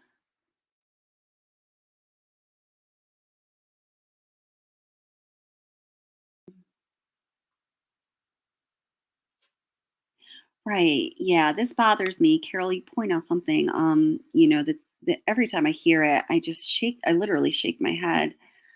So she says right off the bat, before they even know about her involvement, they're killing her. She's not in any trouble and she can leave anytime. She's not being interrogated. They just let her walk out. Yeah, I mean, in fact, Kobak goes so far as to say, like, hey, I'm like kind of blocking the door here, but anytime you want to, hey, you don't want to be here anymore, you just walk out that door. Wow. Yikes. For any kind of like critical witness to a serious case, you think you wouldn't want that, and you might definitely not say that, and it's just so weird. I don't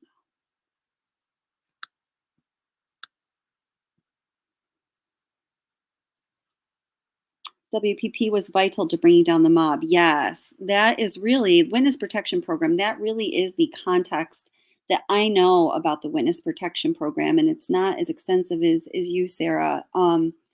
it's just like very surface. And then, maybe related to crimes that would start to approach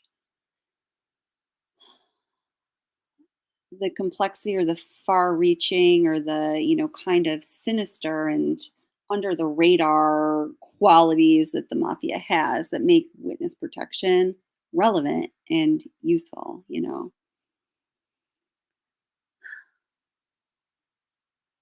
Yeah. So, all right, guys, thank you so much. I'm going to get going. I'm tired. It's 2 a.m. here. And thank you guys so much for being here on this channel tonight. I appreciate all of you. It was awesome watching this with you. I really, truly never thought we were going to see the video. When I saw Plunder's video last week, I loved it. I love her energy. I believe that she's on a mission, like she's going to get it, but I really didn't think it was going to happen. So this is very cool. And it will be interesting to see what additional rocks the release of this video overturns. So thank you guys. Everyone be safe. Take care. And I'll see you next time. Let's see what's today. It is Tuesday. I'm going to have a live stream Thursday evening at 8 or 9. I hope to see you then.